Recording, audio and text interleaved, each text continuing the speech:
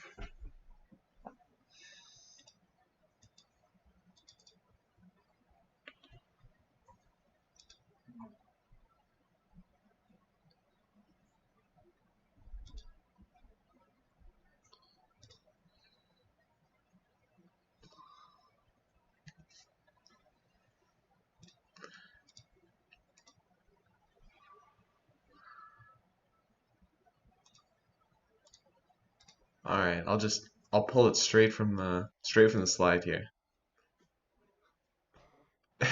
A structural functionalist approach maintains that the amount of deviance in a society depends on whether or not that society has provided sufficient means to achieve the culturally defined goals. Merton defines um, conformity as achieving culturally set goals by ways of conventional approach means. So I guess, yeah. Oh no, that sums it up. That's it.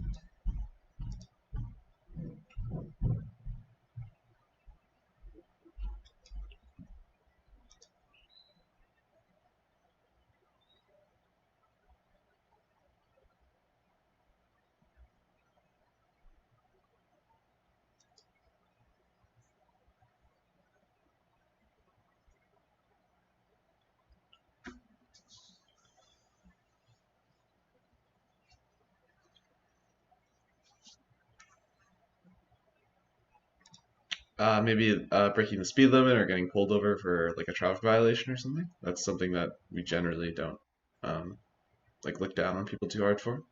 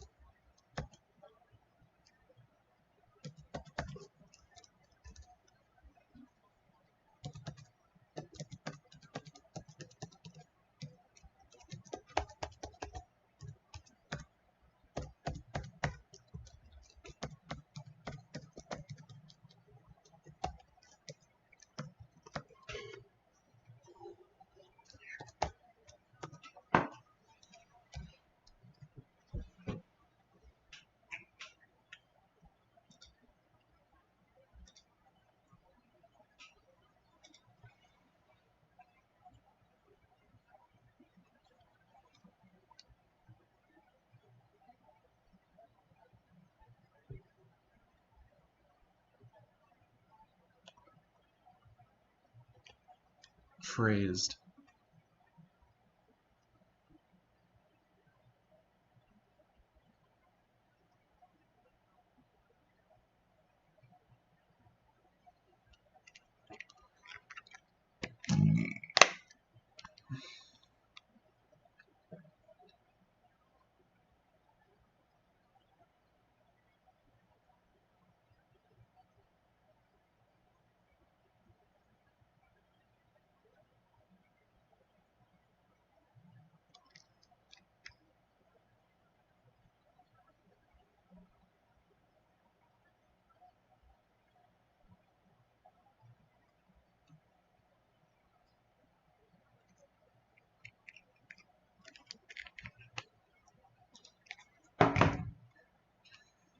I'm going to go drop the fattest. No, why is...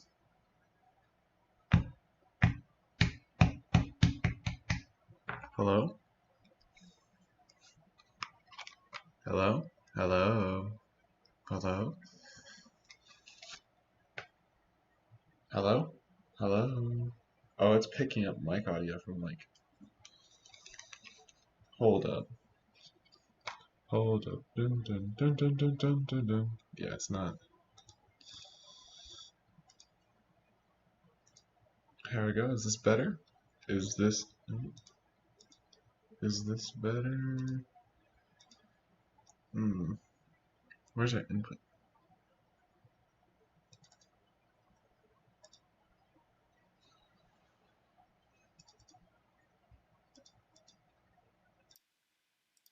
Hello? Hello. There we go. There we go. Now we're girl bossing again.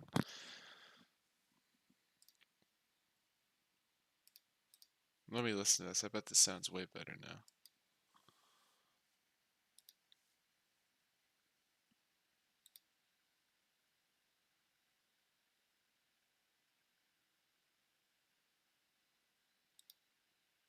Okay, girl boss, 1, 2, 3. Girl boss, 1, 2, 3.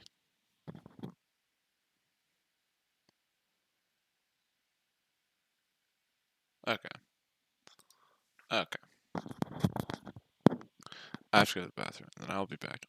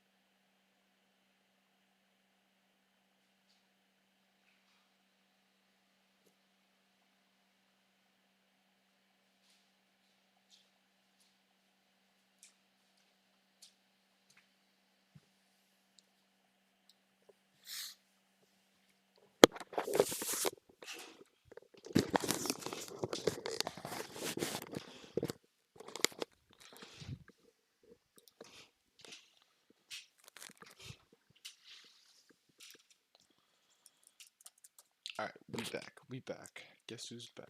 Back again. I'm back. Boom.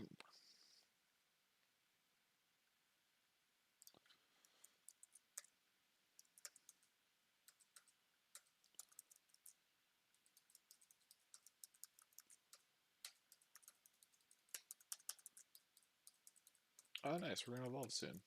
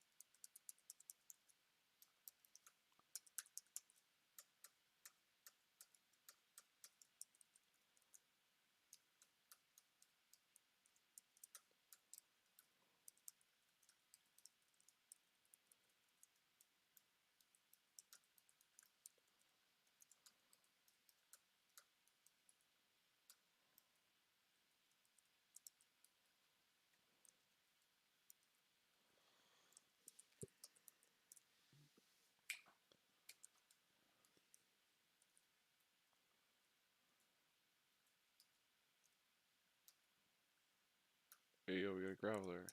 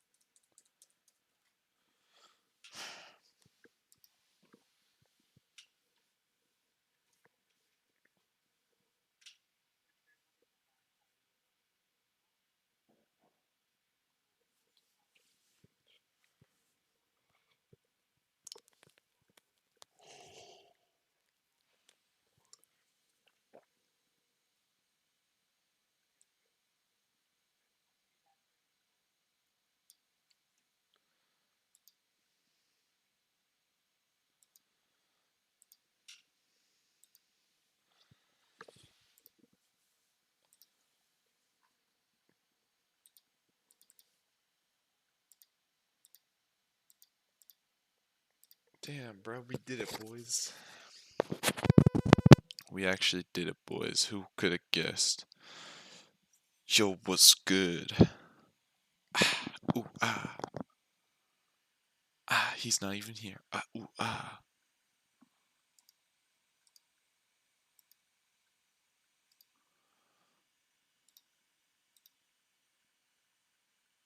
Well, I heard something.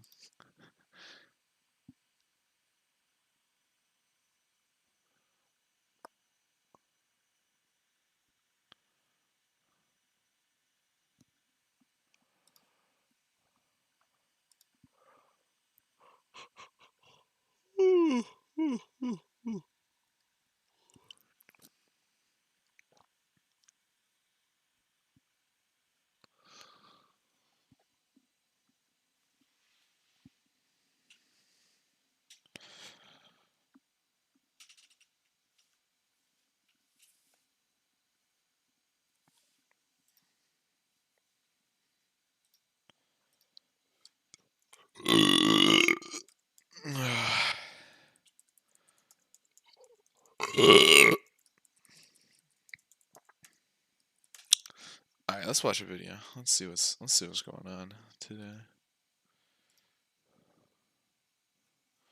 Got a debate. Got a debate we're doing. He's still streaming, huh?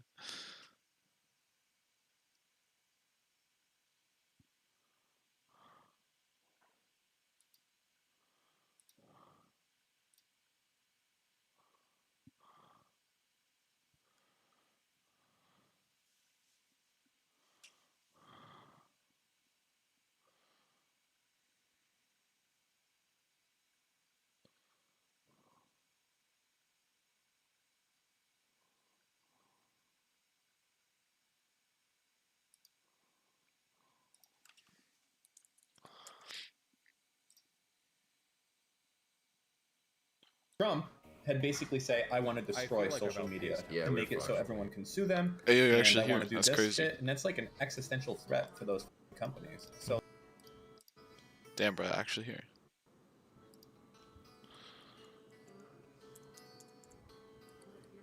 What doing?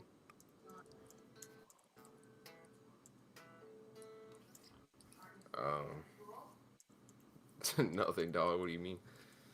True.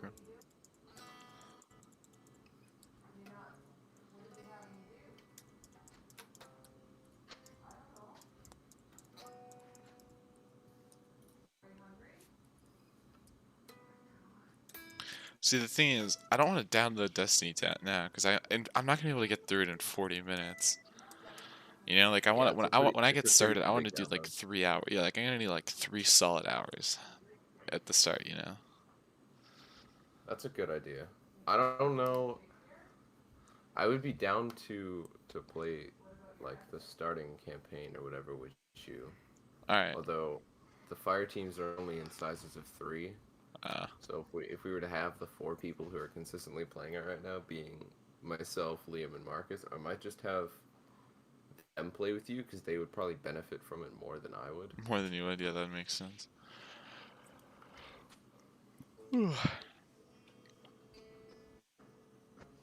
Yeah, like I feel like 40 minutes of Destiny is gonna get me through like the cutscenes and then yeah,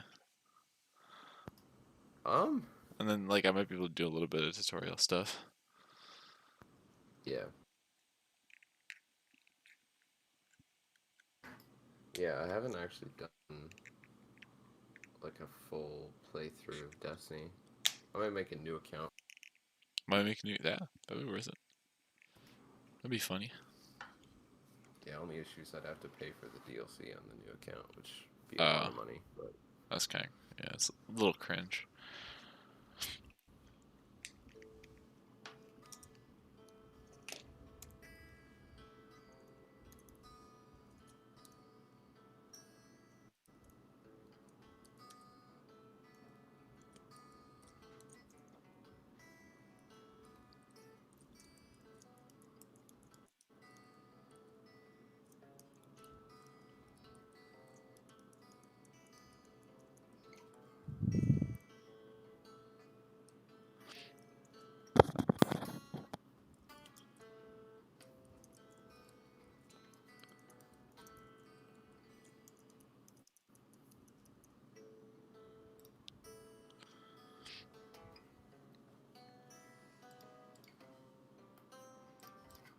like at that point, they have to balance like, okay, do we do nothing and let this guy literally try to destroy our company, or do we say, fuck you, you're breaking our rules, goodbye? Because like you have to keep in mind, Trump had broken all of Twitter's rules repeatedly over and over and over again, and he was given extra chances that a normal user wouldn't get. So you're basically saying he should, I don't know, you know all this shit. It's just, you know, I have a theory on something. I don't like it, but I have a feeling, not a theory, I have a feeling that most, like 90% of the people who did the Capitol riots, I think all of them are going to get off of probation. 90% plus. Well, I don't have anything to back it up. I just, I feel that way. Because I don't know how many like super strong charges are going to get to stick to so many people. They're probably going to target like the biggest ones, and then everyone else will get like plea deals or dumb stuff or whatever, right? That's because that's a lot of cases to prosecute and a lot of evidence. I don't know what the standard of evidence you need to meet for like what they're trying to charge them. Well, I guess if they're just going for simple like trespassing charges, anybody that's got videos inside can probably be charged pretty easily now. Yeah. Do you think that DeSantis will be a more dangerous president if he gets to be president than Trump was? Who? Florida's current governor. Don't know anything about him, so it's hard for me to say. He's basically Trump, but knows how to play politics. Everyone knows my husband, Ron DeSantis, is endorsed by President Trump, but he's also an amazing dad. Ron loves playing with the kids. Build the wall. He reads stories. Then Mr. Trump said, "You're fired." I love that part. He's teaching Madison to talk. Make America great again. People say Ron's all Trump, but he is so much more. Big league. So good. I just thought you should know. Ron DeSantis for governor. Then it sounds to me like he'd probably be more dangerous. Marcus. Where is the Marcus at? I don't know where the Marcus is at, dog. I saw him online, and then he just was not. Oh, maybe it wasn't Marcus. Maybe it was Liam that was online. Oh no, I definitely fucking saw I saw both them bitches. Man, what the f? Man, it's all going to sleep.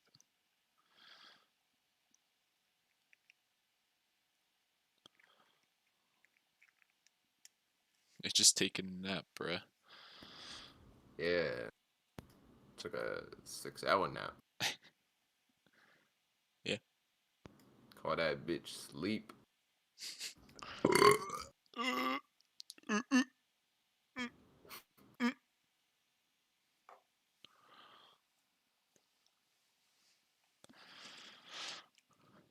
Why do you do that?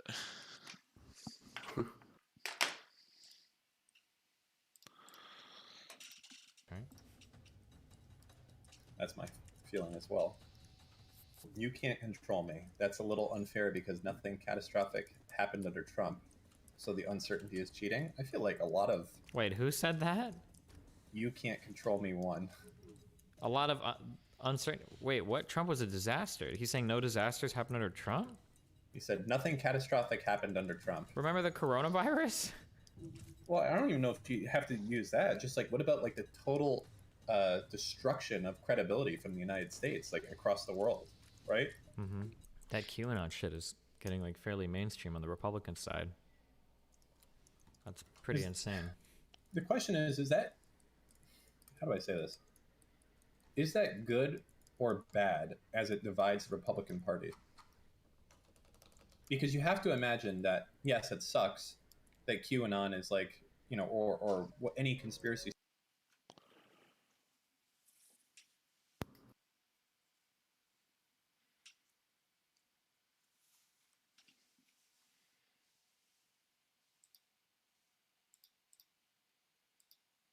stuff is like gaining ground, but it must divide the Republican Party like somewhat significantly to the point where they won't have consensus to win elections. No.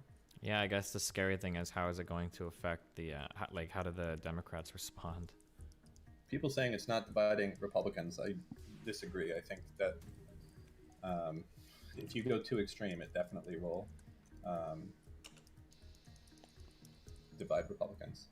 Come on, Destiny. Don't be afraid to talk. Even Dan is okay with us having a discussion. Do you want to talk to this guy, Dan? No. Why not? No, you can. No, I think you should. No. Chat wants you to talk to him. Hold on, I'll be right back. I gotta. Wait, no, wait, Dan. Shit. Here, in her own words, is Congresswoman Green on the lasers from her Facebook post. Quote, "There are too many coincidences to ignore. I find it very interesting that Roger Kimmel on the board of directors of PG&E is also vice chairman of Rothschild Inc. What a coincidence it must be that Governor Brown signed a bill protecting PG&E and allowing them to pass off the cost of fire responsibility to its customers. It must also be a coincidence that the fires are burning in the same projected areas that the high-speed rail project is to be built. And what are the odds that Feinstein's husband, Richard Bloom, is the contractor to the rail project? Then oddly, there are all these people who said they saw what looked like lasers or blue beams of light causing the fires in pictures and videos. Solar space generators collect the sun's energy and then beam it back to Earth. If they're beaming the sun's energy back to Earth, I'm sure they wouldn't ever miss a transmitter receiving station, right? Question mark, exclamation point, exclamation point? What would that look like anyway? A laser beam? Or light beam coming down to Earth? I guess. Could that cause a fire? I actually agree with lack of charitability to Trump, but he brought that onto himself. Yeah, the media fucked up some small things and some big things, but yeah. Like, I remember that, like, there were small things like the pouring out the fish food, but near the Japanese prime minister, and the media tried to make it sound like he was horrified that Trump was being so stupid. But when you looked at, like, Shinzo Abe, whatever. But when you looked at the full video, like, he was laughing. Like, neither of them gave a f. It was stupid. Like, the media was just, like, posting a picture and, like, drawing a really stupid story out of it, out of nowhere. It was dumb as fuck.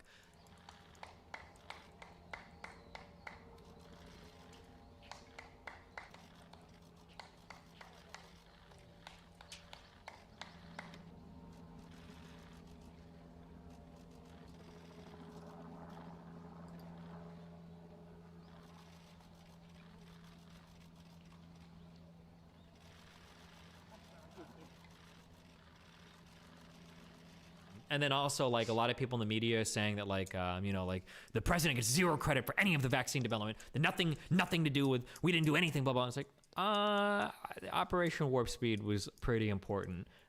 Did it fund the research directly? No. But having billions of dollars in pre-purchase agreements with the U.S. federal government sure as fuck does take a lot of the risk out of if you find the vaccine, like, formula or not. Like, it definitely helped. Like, you have to give some credit where it's due. And sometimes people were too quick to vilify or demonize or gotten to give zero credit to Trump for everything, for literally everything. It's kind of like how, you notice when I'm, like, arguing with lefties and I'll ask a question like, don't you think it would be bad to, like, murder people?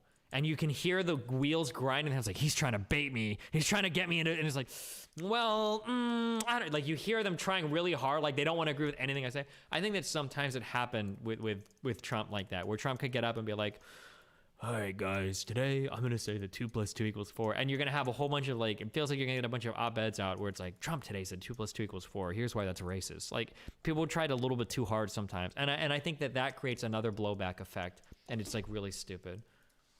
It's so frustrating when people lie about the Trump stuff. He did enough shitty things that there's no need to lie about him. Yes, exactly. I say the same thing when it comes to stuff like Breonna Taylor and whatnot too, right? Where it's like, there's bad things that happened. You don't need to lie. Don't tell any lies. Stop lying about things. You don't need to lie about things. This is bad enough as is. Why are you lying? Now you're hurting everything. I'm not going to give Trump credit for vaccine development. Why should I? Should I credit him for not nuking a country? Wait, what? No, I'm just saying that Operation Warp Speed was a good idea. Trump was a big part in pushing that. And a big part of Operation Warp Speed was getting pre-purchase agreements in place for people that were able to manufacture vaccines. I'm 99% sure that Pfizer did take advantage of that pre-purchase agreement. That's my understanding of it. I could be wrong. Maybe I'm wrong about something I just said, like, factually, but yeah. He didn't even believe COVID was that bad, so it seems well, he did once the vaccine shit started, right? He had to at that point. Please, I'm not giving Trump credit for the way that he handled the coronavirus, because by and large, Trump's handling of the coronavirus was so much worse than I think anybody could have possibly believed. I feel like I've outpaced him. Oh my God. It feels like online has shifted left so much. Like, when I try to think of my major policy positions, like, I'm in favor of a minimum wage that's pegged to like living standards in different areas, or like pegged to inflation or something. I'm in favor of like, at the very least, like multi-payer healthcare or like public option healthcare. I'm in favor of like open borders, like easy immigration. I still support like the vast majority of like LGBT related stuff, like access to trans health and everything. I don't think I've moved right on like any major policy. I don't think so. But like the populist ideas of the left online have gone so far left. Your positions on lobbying should have changed. Yeah, for sure. But it's not like I've gone from thinking that like lobbying is like bad to like, oh my God, corporate influence is base. It's more just like, I don't think corporate influence is anywhere near as big as I used to think it was. If that makes sense. Don't you agree that radical righty ideas have more power than radical lefty ideas? Yeah, probably. That's still probably true in society, yeah. It's just online I'm inundated with these lefty dipshits, unfortunately. Just so... I hate so much that all the right-leaning people got banned from everything, so they're like nowhere to talk to anymore. So it's just dipshit lefties. Do you think the online has moved left? Yes, although I think it's... Maybe. I think it's starting to break apart. BreadTube is pretty dead, the subreddit. Thought it was going to take longer for that subreddit to die. And a lot of the like big... Or like, it seems like a lot of the left-leaning content creators have started to fall out. There's like a lot of like dumb infighting now. A lot of it is kind of falling in on itself, especially in the streamer world, but also in the YouTube world as well. There are plenty of conservatives and libertarians wanting to debate you. It's that you don't want to. It's because none of the mainstream believing conservatives want to. I don't want to debate like Nazi historical revisionists. It's not what it's just so not what I'm interested in. The only people on the right that exist now that want to debate are like these really fringe, like the Ryan Dawsons, like the people that think that the Jews are running the whole world or whatever. And that's just like so boring. Like if I'm going to debate a conservative, that's like finally the time to have like a relevant political discussion. But like it's not. Like it's going to be libertarians that want to argue about like anarcho-capitalism, or it's going to be like Jewish overlord conspiracy theorists. Like so it's I don't know. Oh my God. There's 154,000 subs on BreadTube, 281 online right now. What is my subreddit? My subreddit is at 118,000, so about 2/3. Not really, maybe 3/4. 1.3 thousand online. These are like the top videos. 24 upvotes, 91, 25, and then look at this, like 0 comments, 3, 0, 4, 0, 1, 0, 0, 0, 0. It's like the subreddit is dead as fuck. The purity testing of BreadTube was insane. Yeah, it was. It was. We said it was, right? We said it the whole time. That like there's no way that anybody can survive in these spaces because these guys are constantly canceling each other and like throwing each other out like constantly, always. Like it's insane. I just didn't know the BreadTube would die so fast. So I'm hoping that the aesthetic in general will die as well amongst YouTubers and streamers, hopefully. I know that Hassan contributed a lot to kind of the lefty culture on Twitch, especially as he exploded in popularity, but he doesn't seem to do politics as much anymore, so I'm hoping that that kind of like falls out of fashion as well. But yeah, it's what's happening with lefties on Twitch, like Demon Mama Destiny as well. We saw it recently with the Vosh and Demon Mama discussion. It's never enough. Someone new is always more extreme. Yeah, it's insane. Yeah. Destiny, it's botted. Look at this thread. The video has less views than upvotes. I mean, it's possible people just upvote it and don't watch the video. Right? Biden's student debt relief goes from 50K to $0 in 127 days. Crash 379 views. Burn 1,000 upvotes. Damn. So if you get a video big on BreadTube, because this is probably considered a big BreadTube video, over 100 comments and about 1,000 upvotes, and he has 380 views on his video for it. Holy shit. Do you think in a few years we'll view socialism the same way we view 2010 atheism? Yep.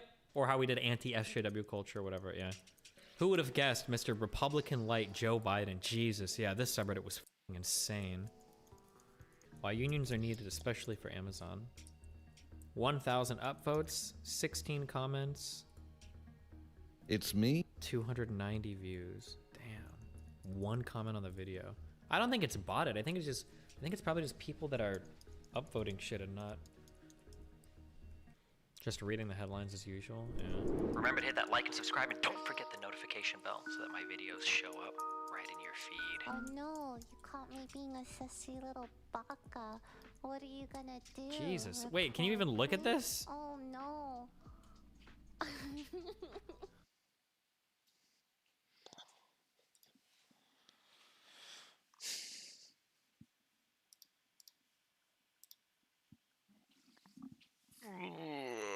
This is gonna be boring. It's gonna be less than level 50 at least. Still, dude.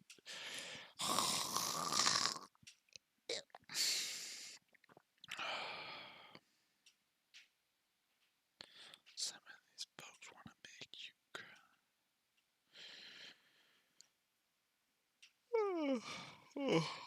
cry. Let's go back. Let's see what's.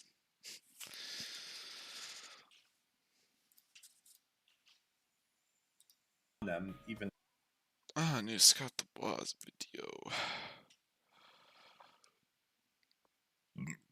Casper Blue.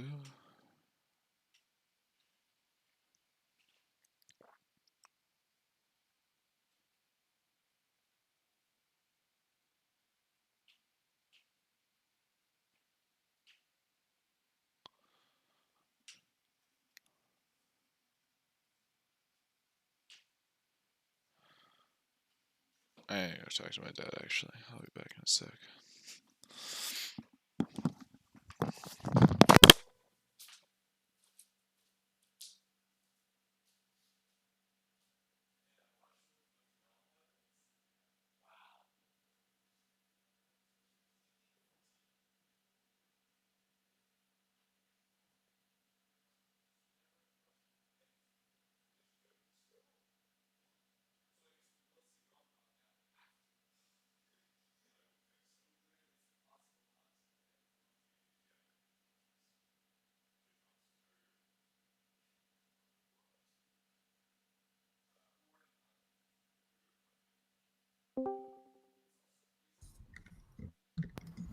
Alright, what's up, Marcus? What's good?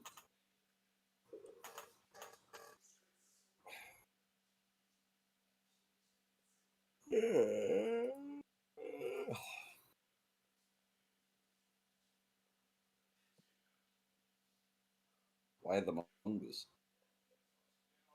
Why the Mungus? Why the Mungus? Simply do not understand.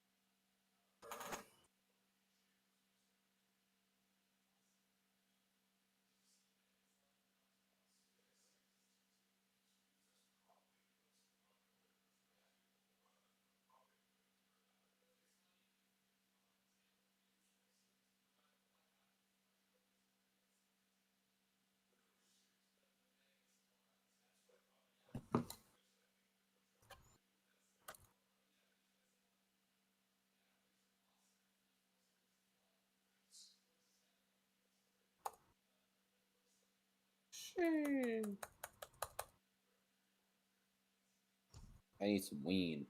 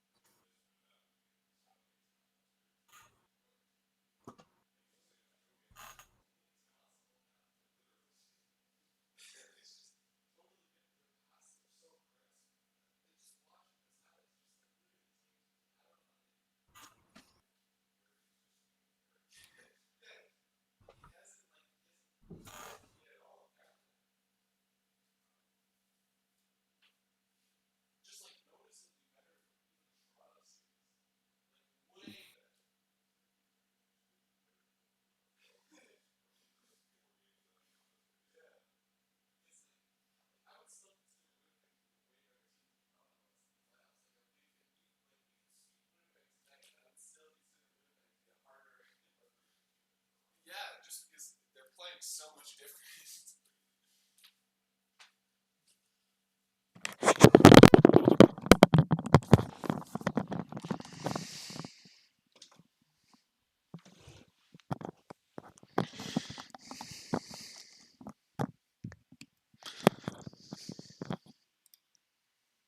Hey y'all, Scott here. You know, The world's a much better place without things. Equity is the worst. I don't want the responsibilities that come with owning a door.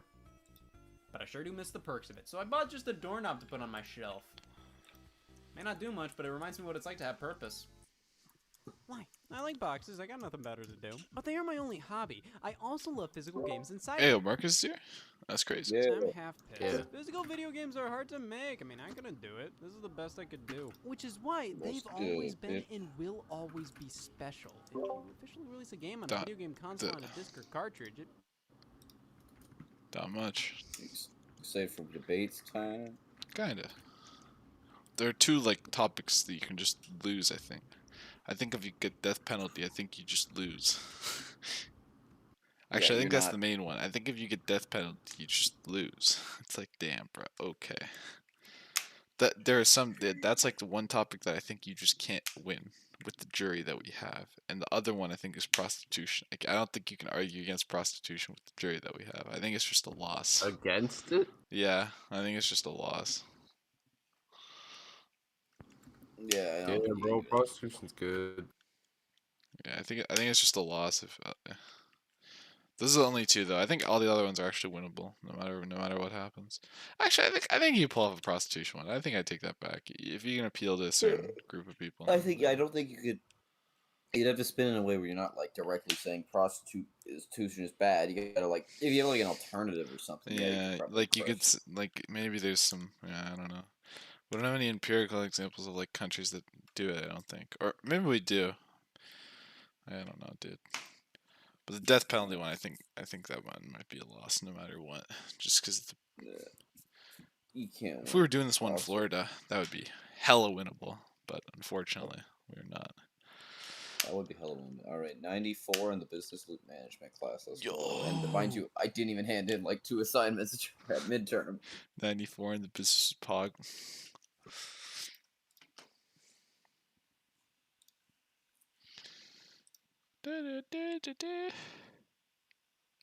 Access denied to my own school email? Bro, what the... Man, I can't... Can't keep doing this shit, man. Get this shit off me.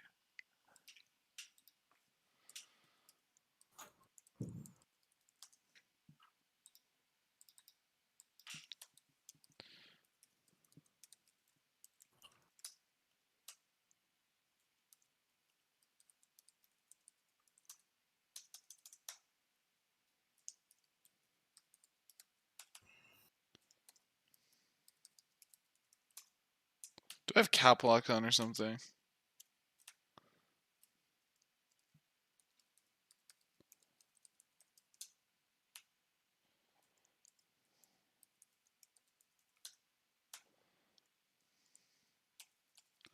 Dude, what is happening? Oh, never mind. I'm big dumb. Damn.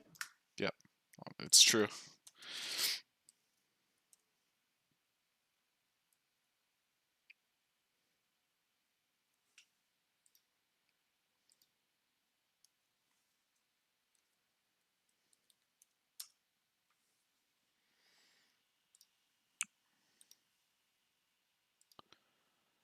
Wow, thank you for the... I love when teachers do like end the number in 9, because that's kind of like, I don't like you. That's like what the message they're sending off. You know? Like if you get like a 79 or an 89, your teacher just doesn't like you. Which I think is pretty respectable. That is true. Like Mr. Tajudsma does not like me, which is fair. Also, maybe he's just a math teacher, so he does that autistic thing where he just like, I'm going to do the calculations and purely the calculate.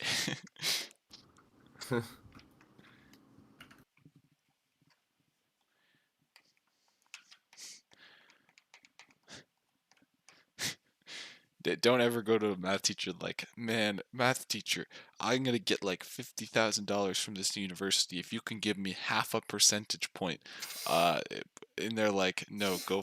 They would be the teacher that says you can go fuck yourself. They would do it. I feel like that would be English teachers as well. English teachers as well. That's true as well. Yeah.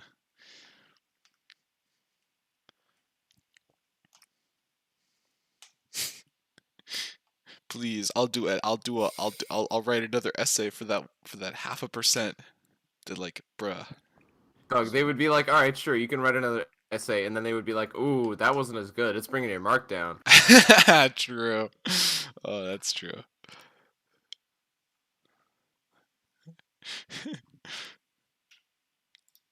They do like the let me play a sad song on the world's smallest violin. That's what they would do.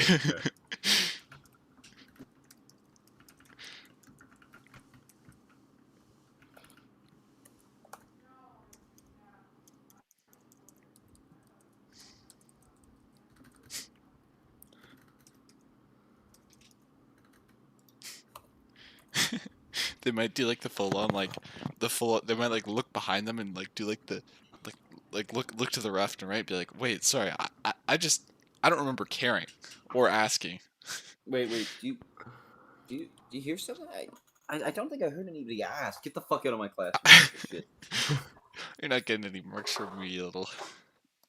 If you wanted better marks, then you should have done better in the class. Dickwad, get out of here. I got turkeys to kill. Get the fuck out of here. Mr. Stutzman does have turkeys to kill. He stays killing those turkeys. But we stay killing.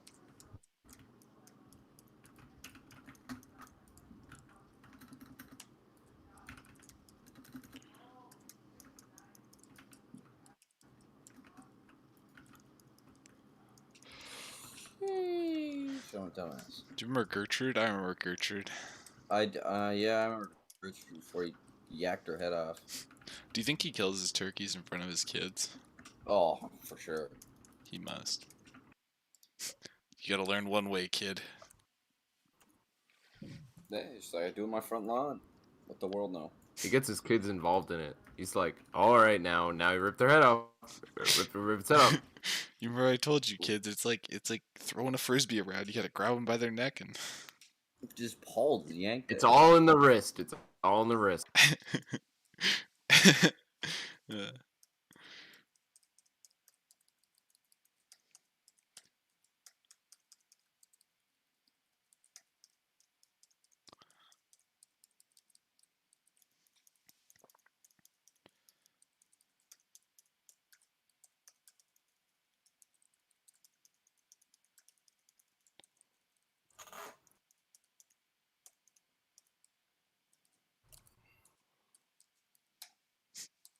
It's a picture of an acoustic track.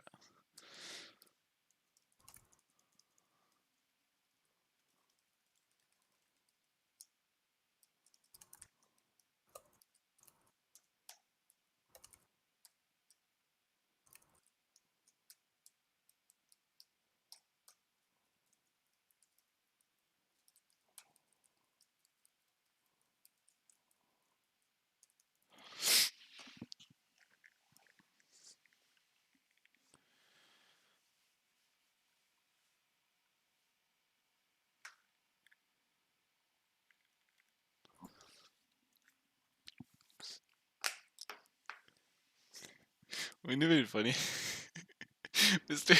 I could see Mr. Torley make his take personality test. I could see him doing it. Oh, for I could see him being into that, you know? I could see him like doing that Yeah, I'm a bit of and then dividing our groups up by Alright, these are everybody who's an intray, alright, you get the nice, fun project. If you're not an intray, go fuck yourself. Yep. These are the You guys like fishing? I like fishing. You guys want to do some? All right, if you like fishing, stand Only over there. NJs are allowed. You don't even have to do the project if you like fishing. You just get to come on a fishing trip. I'll take you to eat whatever you keep. Eat what you keep. I'd love to go. I'd love to go on a fishing trip. Eat what I keep.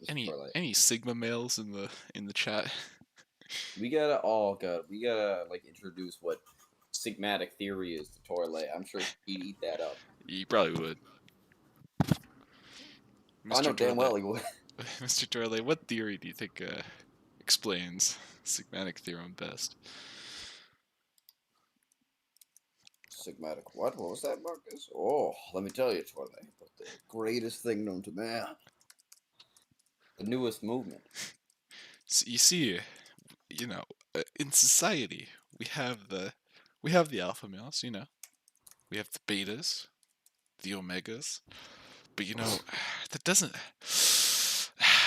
cover a specific group, Mr. Toilet. There's a group of people that we're missing from society. Those that don't play by the rules.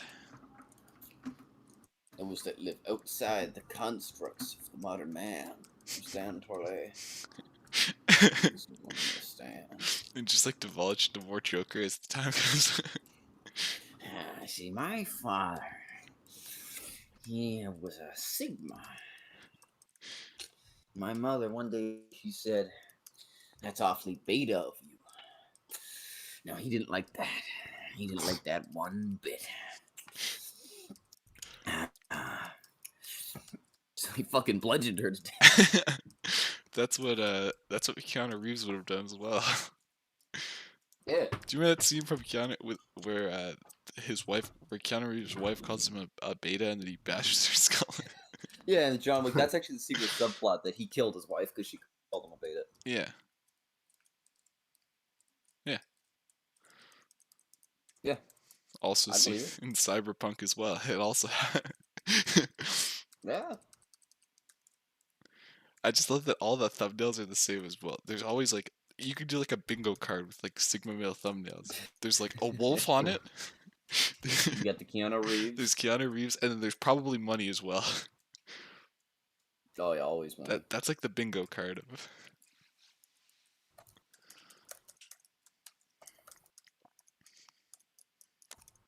There might be a soy jack on there as well, and as in like you know, for a little bit of contrast.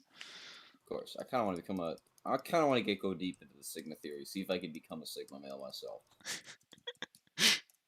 I think I could probably do it. Yeah. Do you think you could live in the woods? Yeah, I could. Fuck yeah, I'm a Sigma male.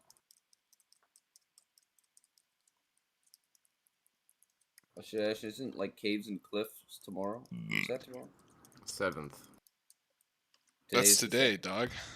Maybe it's the 8th then. It's I think it's the today or 8th. tomorrow. Damn. Okay, I think it's Are we, tomorrow. are we just gonna grind Minecraft for a couple months? I think that'd be awesome. I'd be down. Maybe I should wait for the Destiny arc then. I'll hold off a little bit, you know? Yeah, June 8th. Alright.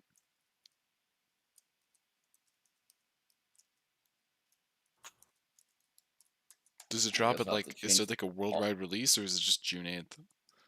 Like, are they saying what time? They're doing that I don't know midnight? if the time's been released yet. Damn. But yeah, like so I have like my realm. I'll just change whatever world I'm on my realm. We'll start a new world so it can generate. Oh, new world, new me, new realm. Damn right, everybody can actually catch up. Ray and I, we were just swagging too much. Base was too banging, and Ashton was too rich. Might have been a little rich. Yeah, you were a little rich. Marcus Well, Marcus had a banging base, but he was broke the whole time. No, you should have been there later half. Ashton developed the most genius strategy of just mining netherite with beds, and we became very. I heard rich. that, yeah. I saw that. Very. Well, you say we. I remember Ashton doing a lot of the bed. Well, he did a lot of it. Braden and I went in there, and we got a lot as well. But we stopped. See, but I also had an entire shulker box full of shulker shells. Yeah, so you could just keep going. We ran out of inventory a lot.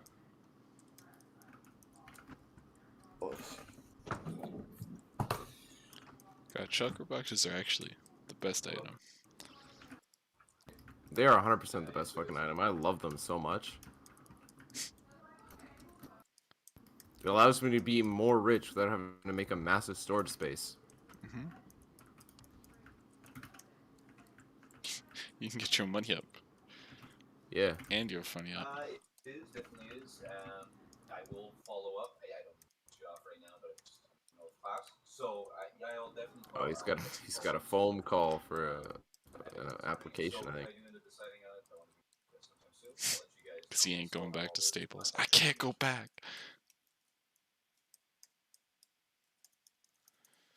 Take me back. Sure, if you want to do that. Yeah.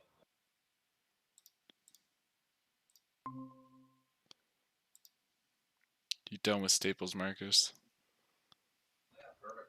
Yeah, Oh, maybe still talking. Yeah, no worries. Thank you. God damn it, TD won't leave me alone. Oh. Hey, do you want to get a student visa? Do you want a visa? Hey, do you want to get a visa with us? No, TD, go No. Why do you think I haven't called you for 3 months? Leave me alone. I'm not getting a visa with you. You should just tell them that. I heard you saying, "Oh, if I change my mind." No, do not give them anything to grasp onto. I know. I have told them. I'm like, listen, I'll do it when I want to, and you know what? Yeah, maybe I'm not being forceful enough. The issue is I like the dude, and the woman who've helped me. When I need them, they're so good. Like it's instantly. So I don't want to be like, yeah, fuck off. And then because I'm like, ah, shit. Well, there goes my one dude who like finish something in 5 minutes. Damn. True. So I'm like, whatever, I can deal with, like, annoying phone calls. Eventually, I might just say, hey, I'd like you to stop calling me. But it's like, the one my boy Kareem, I'm sure he's just being forced by his supervisors, too. But my man, like, I'm like, hey, man, can you change my account and, like, get my transaction limits up? He's like, all right, folks, we'll get this going in 1 minute. My transaction limits 1 minute. with TD, how it's supposed to be is technically at a student account, so I kind of have to have a waiting period before I can spend more than, whatever, like, $1,000 a day. Yeah. He just set it to 2,500. It's like he's like, yeah. I mean, if it doesn't go down to what it's supposed to be, like it's not. Nobody would really know. I'm like, oh, okay, Kareem, my man. All right, my man. Dap him up. $1,000 a day, goddamn. It's still actually quite a bit. I wouldn't. Well, no. What was cringe though is that it was like $100 in store. That was horrific. Oh, that's brain dead. Yeah. Man, I gotta buy like a laptop, and can you boost it up? And it's like, yeah, I can do 500. How about this? I'll change your account right now on the fly, like right here, right now, and I'll boost it up to 2,500. Just let me know if you need like more. Damn, imagine like you're gonna have to like pay it in like cash, like withdraw 1,000, then wait a day, then withdraw 1,000. I mean, like, I don't see why they wouldn't have a problem with you just being like, hey, yeah, I'm buying a laptop and I need more than like $100. Well, that's what you can do. So that's what I went All right, for. let's When run you do through like a big tenants here. purchase, you're like, hey, I want to buy this, so can you boost it up just for now so I can? Emily Anderson, And that's what are he's you doing. here? But I guess he just decided not to put it back. All right, So, Anushka. I mean, it's not the end of the world, right? Like, it's just kind of. No, it's Catherine great. B. It's great. That just means I have no limits. Essentially, I'm not spending more than 2,500 Micah. a day, so I can just. Here. Kaya. Great.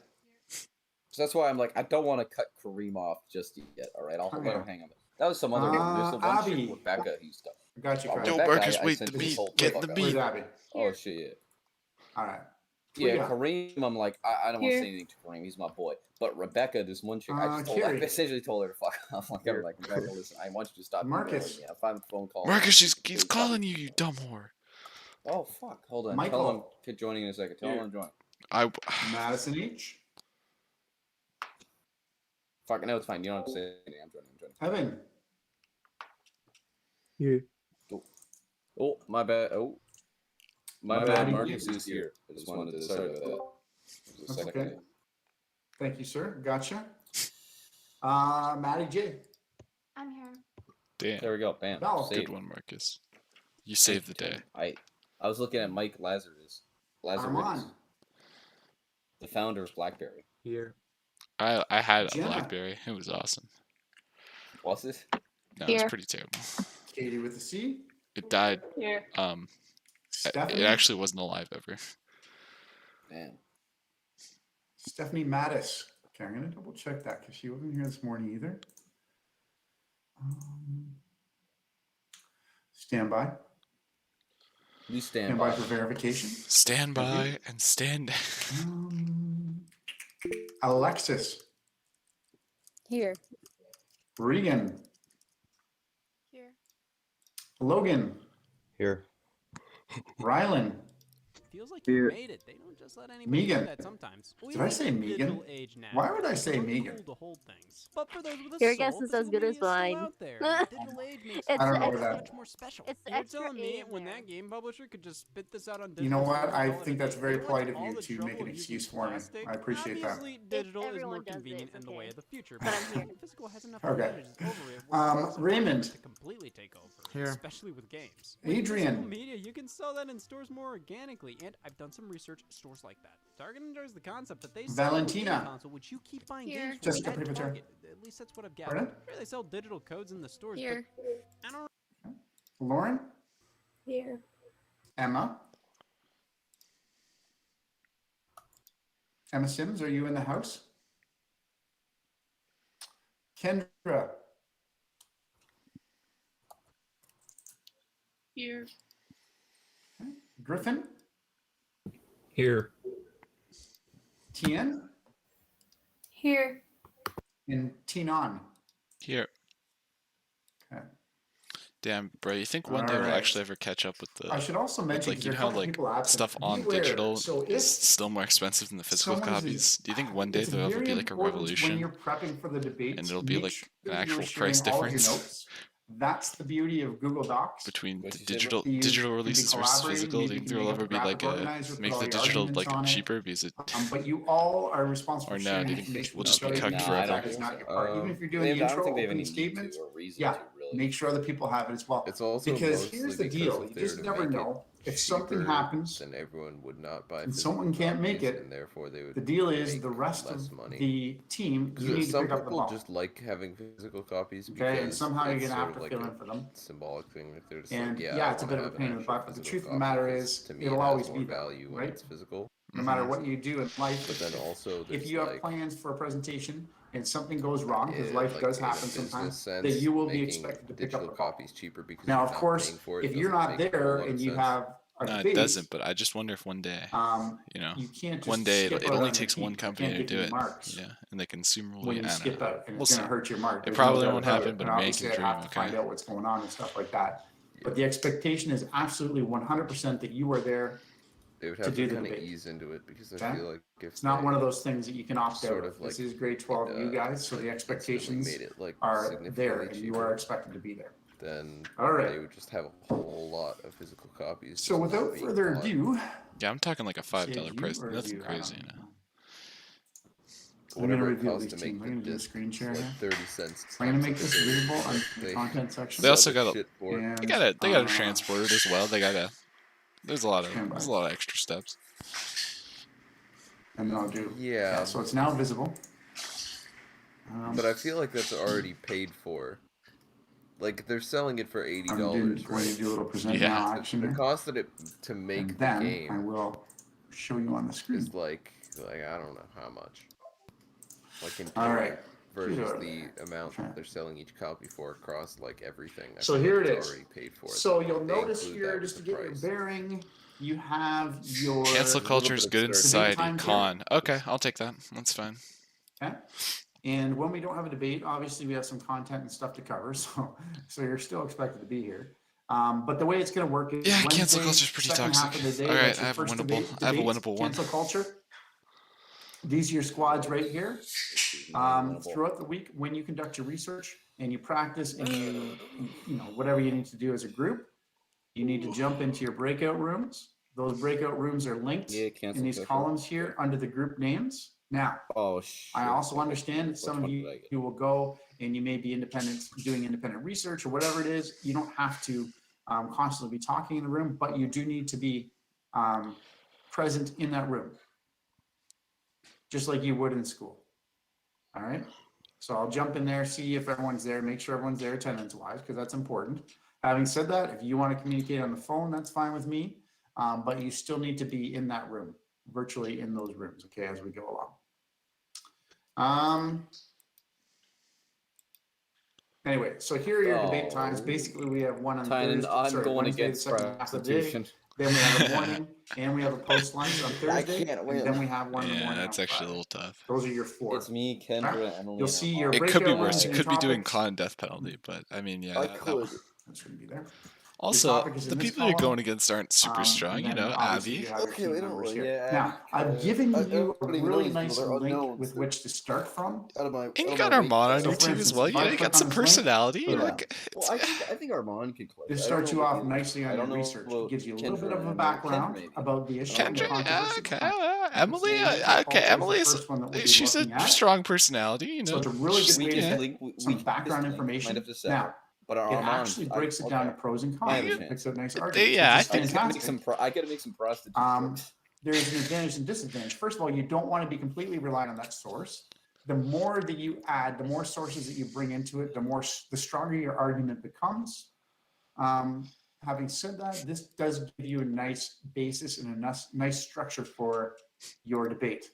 Don't be too dependent on it. You Because just if you got are, you just girl then your boss. opposition knows exactly All what's of these coming. topics are winnable. You just got to girl boss and Now, gaslight. the only real But complaint the I issue have is about mine this goes source against is it's like directly very against girl boss. American. Damn it, Like, I want to make sure that you Canadianize your arguments. Make sure you have a certain amount of Canadian content. Girl boss on Because yes, of course, cancel culture is very popular. I like when topic Quinn in the yesterday said, United "You States, can't but girl also boss in and gaslight Canada. your way out of this." So I would like you to have some Canadian examples. I gotta use that. They'll If give any you of them some try to American. like I'm not saying you can't gaslight me, use them, I'm gonna. but really you need to bring in and make it really relevant for your audience. When we leave Remember, Kaya at the your jury members as At the well. house. Okay, so despite the fact that I gave you this source and I've done it for every one of these topics, We thought you guys had them. That was Sarah's fault. All right, based. okay, I've included I a blame link Sarah. for each I of think you that's to get a you fair started, call. and it's really nicely written, like laid out for you, the pros and cons. Okay, but I do want you to add extra sources to that as well.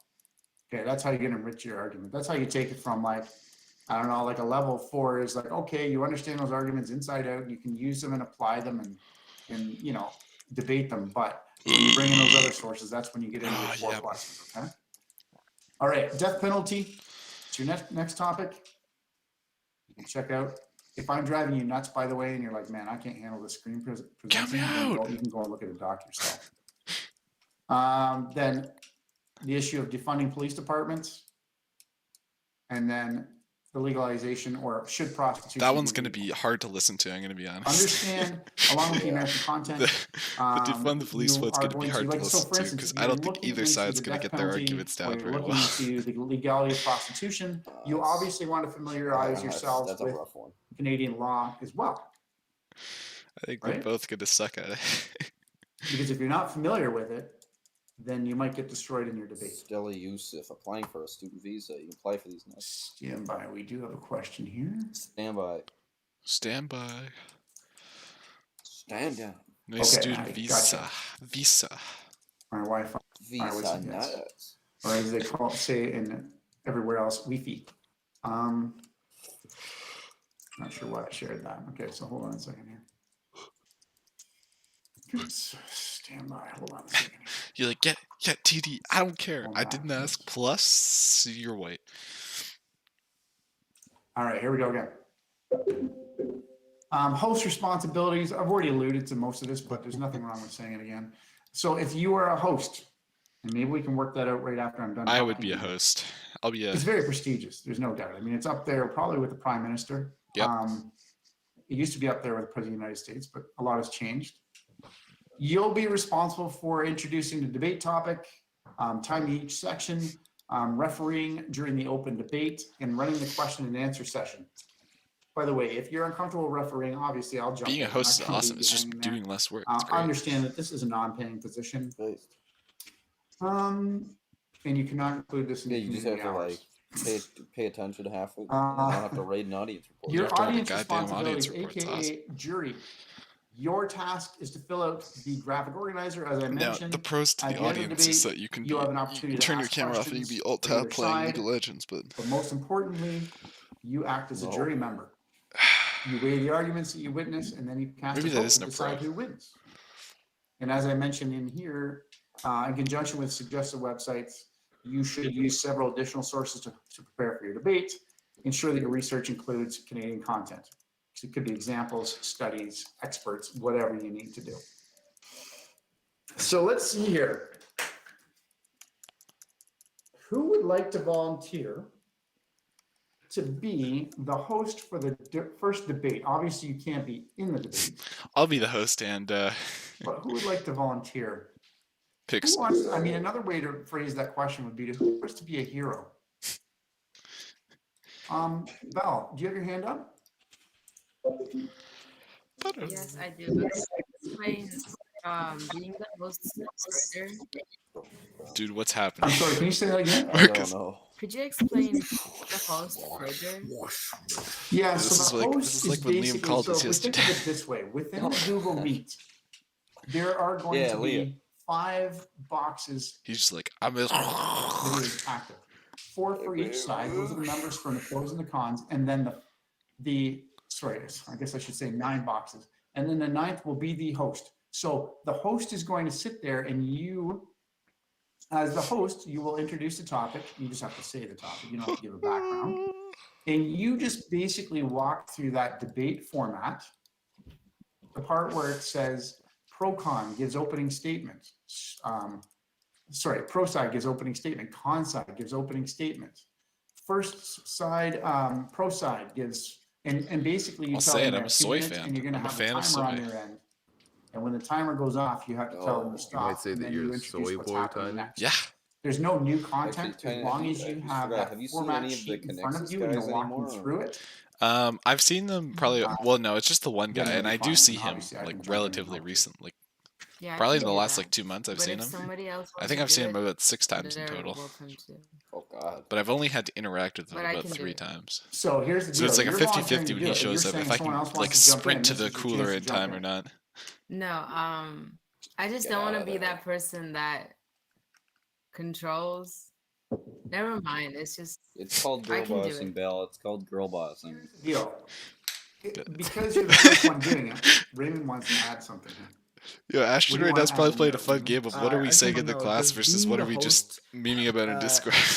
Does the host Because get like Marcus any could have said that out loud. It's incentives for possible. taking upon I this kind of wish I important did. responsibility? And by incentive, I mean extra marks. I was working on a project. Well, by You see, incentive, I Belle, thought you meant in the sense that you would get like it's a warm called feeling in your girl stomach, and you bossing. would just feel good that It's not basically you cringe. It's keck. were A new service to your form of community. keck. No, I don't think that's enough. Ash, Well, look at the Raymond, Destiny Instagram. what you do get is the fact you do get that feeling in your Girl stomach that you bossing. did great things, but also you don't have to fill out one of those sheets, those draft organized. You don't Yeah, have to should follow we? the Oh arguments, wait, fill them Tynan out hasn't as a downloaded member the of the game yet. I jury. was gonna say I'll add you into the chats. That's your incentive. Sorry, buddy, I can't throw you marks Okay. for that. Isn't that nice, Belle, that I know that he was advocating for you. I'm sure it wasn't for him. Of course. Why would I? I'm not that selfish. You know? Okay, so Belle, I'm gonna put you in, and don't worry, I'll walk you through it, especially for the first one. No, it's not because I can't do Who's it. that? Sorry for shouting. It's not because I can't do it. It's just because I feel like it's a Who weird is feeling that? I can't even explain. It's the founder of BlackBerry. Those sound like lyrics of a love song. I from like that you 1960s. compressed it. Very compressed image of him.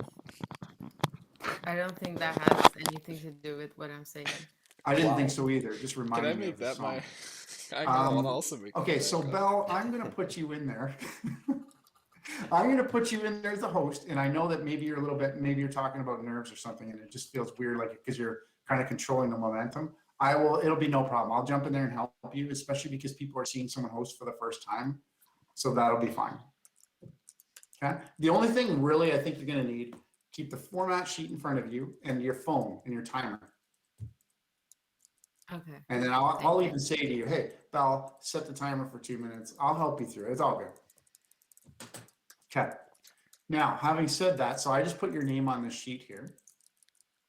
Do a little screen action takeover again.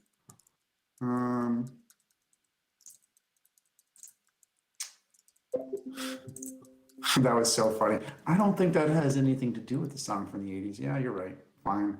Girl boss. Fine. Okay, who would like to be a host here for the death penalty? That sounds weird. Actually, would you like to be the host of the death penalty? Let me just put up their hand here. Host? Tynan. Okay. So Tynan. Tynan's the host for the death penalty. Put in brackets. Thank you for volunteering. Tynan, why would you volunteer to host the death penalty? I will host the death penalty. Maybe I should host. Oh, I was gonna say host prostitution, but I am prostitution. How about the next one? At this stage, you've seen two I'm against. Yo, I'm against. Evan's in the game. He may have slept in this morning. You are but man, literally he is prostitution. on fire. Well, no, now. I fight against it. It's gotta go. Pretty good chance he slept in, but I'm just. It's a good class, Ash. It's a good. Thank you, Evan. Oh, wait a minute. Oh, Evan, yes, okay. I did notice that you chose the second half of the day. That's probably. I am the death penalty. It's a good strategy. See, I can't see. I don't know if you're smiling right now or if you're like Probably angry. You're like, oh, I can't believe he used a sleep-in joke. Why would he do that? Okay. What about the last one? Sigma. Katie with a C. All right, good. So I'm going to put you in there, Katie. I appreciate you volunteering as well. And it looks like we are all set. The world is good. Imagine everyone who volunteered actually was sent via mail a check for $1,000 towards the future. I'm not saying it's going to happen, but that would be kind of cool. I mean, Okay, I'm if gonna that's stop. happening, can I Yeah, I volunteer? mean, provided a hypothetically, fit. do you know our Well, addresses? If it was gonna happen, do you know, like, I can throw it in chat if you. I do, can and put my- it may happen. I do know that also from Raymond's account, his bank account, he may notice that there's a withdrawal for $1,000. I'm pretty sure that's illegal, but okay. Pretty sure. It's on the, it doesn't even matter. Okay, here we go. Yes, we will take Raymond's bank account, we will withdraw, and we will distribute it evenly among the four Damn, hosts. that's Mr. Torley stealing Okay, from a student's so bank account. does anyone have any questions about what's happening at this stage? I am giving you the rest of the, How much you we're get gonna though? meet at the very end, I'm gonna do a 1,000. little check-in here, but I'm Yeah, gonna that's give bad. you the second half of the day here to, Oh shit! you know, Now I gotta introduce talk about yourself prostitution and why it's bad. to your group if you don't know them already. Armand's cool. One of the first I know things he's I a would do fellow maybe is prostitute determine hater, who's but doing what, put your races in your places. Stay flexible. As I said, you may not, if someone is during the debate and they want to jump into another section or part of that format, then that's fine as well. But just be open to changing things around as well. It's a consumable Understand that when you're destiny working where in a you group, can- obviously you have to carry your weight. increases People your are chance of depending on getting a you. weapon from encounters in the Okay, pit of heresy. it is. It's just very important. Such an important skill to develop, and I'm not just talking about this course. Like, believe me, I'm later in mentally life, challenged. not only is it a skill for you to kind of pick up the ball if someone is kind of disappoints you, but also as a member of a group. And sometimes maybe you don't feel like putting in that work, but when, especially when people are depending on you, throw everything you have at it, guys. I want to see lots of effort here. Okay. All right. We should be good. Are there any questions before? So what's going to happen after I'm done talking here is you're going to go back to the content section, to your group, boom, click on the hyperlink. You're going to end up in your breakout room. Then we are going to meet back here at 12, we'll say 12:30 Eastern time. We will meet back here quickly just so that I can answer any questions, because sometimes after people start the process or whatever, sometimes they have some questions. And just so you can plan your time, yes, you have the rest of the second half here to work on that. You will also have a chunk of tomorrow. If I were to guess, maybe you have 2 hours tomorrow. And then I'm going to reassess where you are. And I will also give you some time on Wednesday morning. And then boom, we're right into it. Are you guys down? I think I speak for all of you when I say you. Okay, I will see you here at 12:30, okay? 12:30. See ya. I'll be right here. God damn, dude.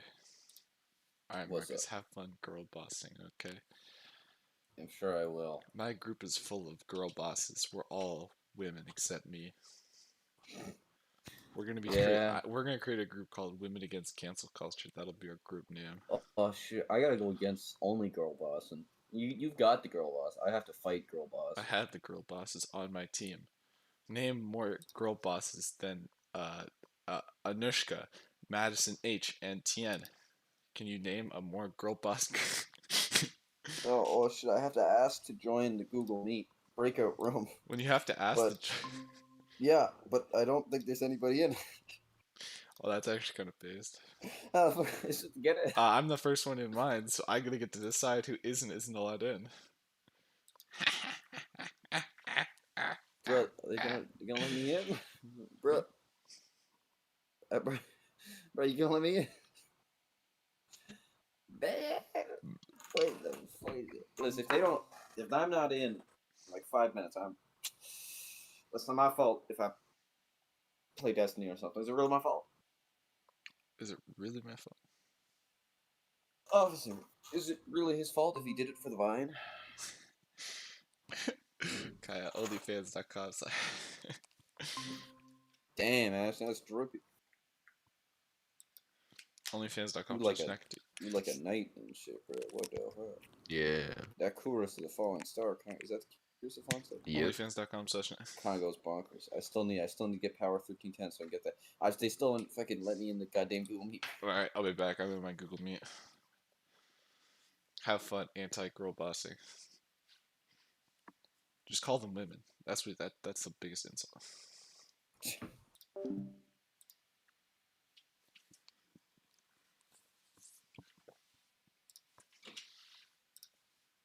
All right, are we ready to get started? Is everyone here?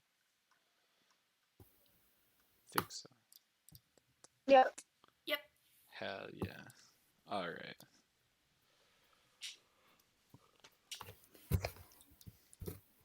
So cancel culture is good for society, and we're saying it isn't, right? We're saying, nah, that stuff is Yeah. lame. That's what we're gonna say. I literally don't know anything about our topic, which is good. I didn't want this one.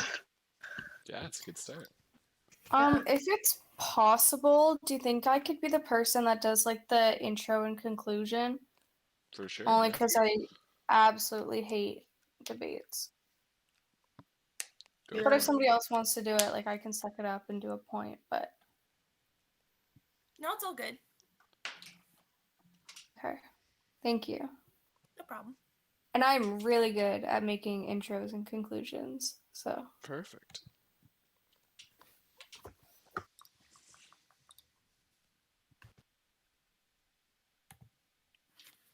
And we're against. Okay.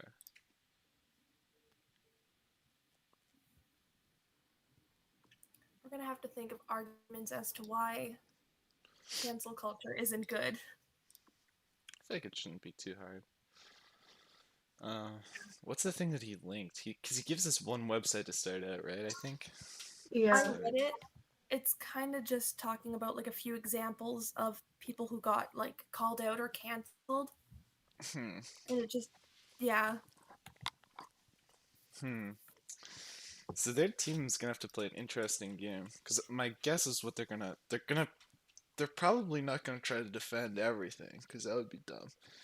They're probably gonna try to say that like it sort of started out of, well, it did start out of like Me Too stuff, where like it was harder to get people criminally prosecuted for stuff that they did due to like a lack of evidence for like sexual assault stuff.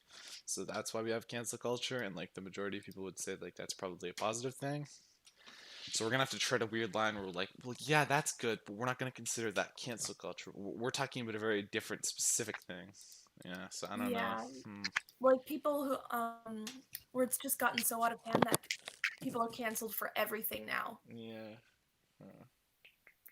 We just sorry, we have to be like super careful in like what we defend, if that makes sense. Like, yeah, because they're gonna 100% they're gonna talk about like influencers like being racist, and like we just gotta be careful to not defend. Yeah, obviously. No, Yeah. people I see where you're coming from. Canceled. This is what I hate about debates. I think. But then in some cases, it's like 13-year-olds saying like the N-word, and then they can't go to college. Yeah, or when they're like 20 or something. Yeah, that's like kind of crazy. So yeah, we're gonna have like weird. We're gonna have to find. We're kind of have to find like we're gonna have to like poke around a little bit and see where they actually fall on on this topic, and then once we figure it out, I think in the open debate we might be able to like get a few good ones on them. Yeah, because I'm pretty like they're gonna say things like it's good. The cancel culture is good because it calls people out who did something bad, so they're not hiding. Like, let's say I'm gonna use an example: Donald Trump, right? He's pretty well known. He's done some things, and he was called out for them. So they're probably gonna say things like that, and if he wasn't called out, it wouldn't be very good. So we have to try and defend the fact, like, why it's not good. So I would say, like, it's just got, like, one of the arguments can be it's gotten out of hand. Hold on, I'll create a doc for this. I feel like we need like a big, yeah, big spot where we can throw our ideas.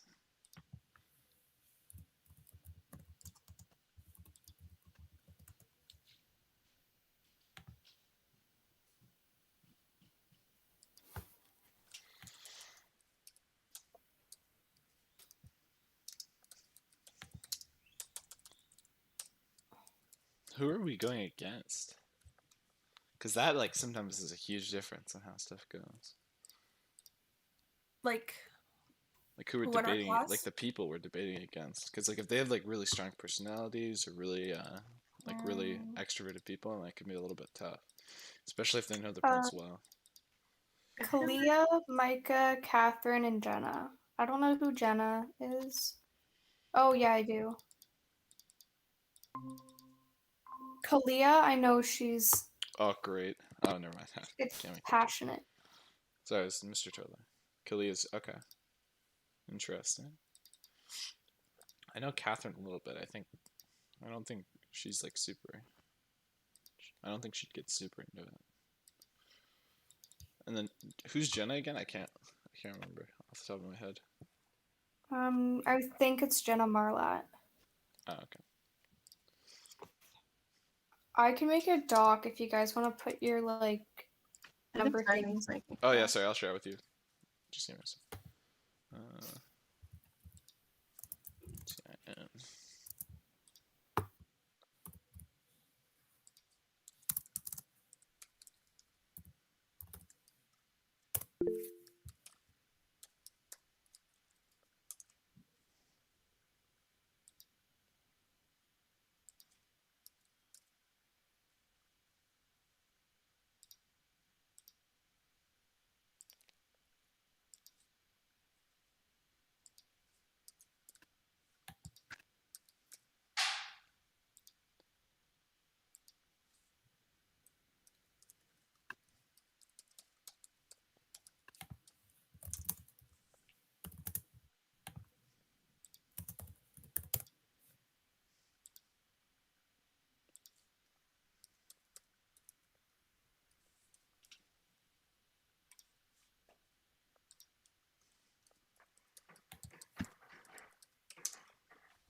Okay, I think I have everyone. Okay, you should all have it now, I think.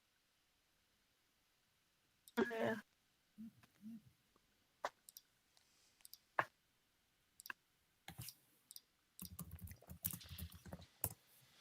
Okay, so let's just make like an ideas heading. Or no, we need 3 points, right? That's the first thing we have to do? Yeah, I think we need like 3 arguments. Okay.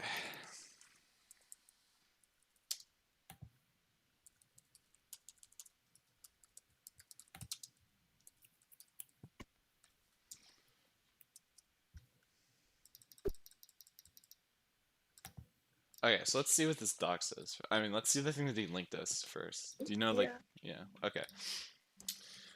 Is cancel culture a call out or a call out for society a good thing for society?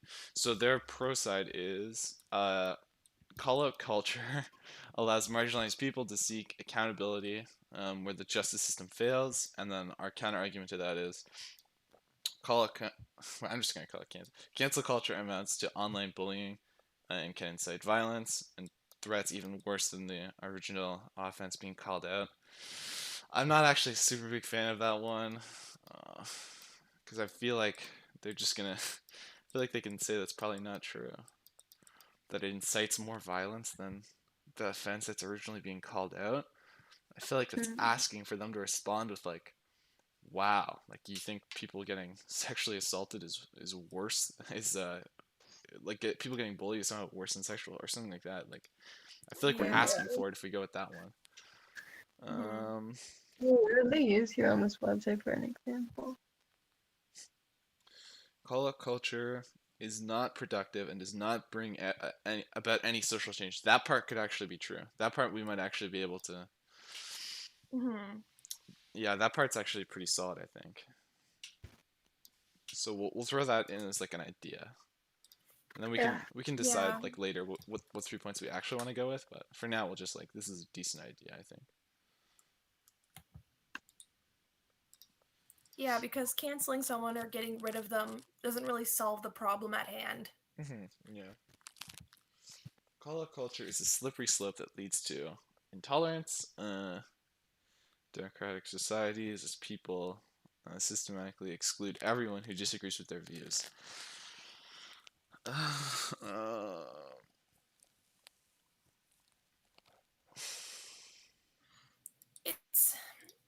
like I could see why that is a con, but they can come back with a hard throw at us from that one. Yeah, exactly. Damn. Okay. Those are really the only three he has down? Oh my god. Okay. Okay. Hmm.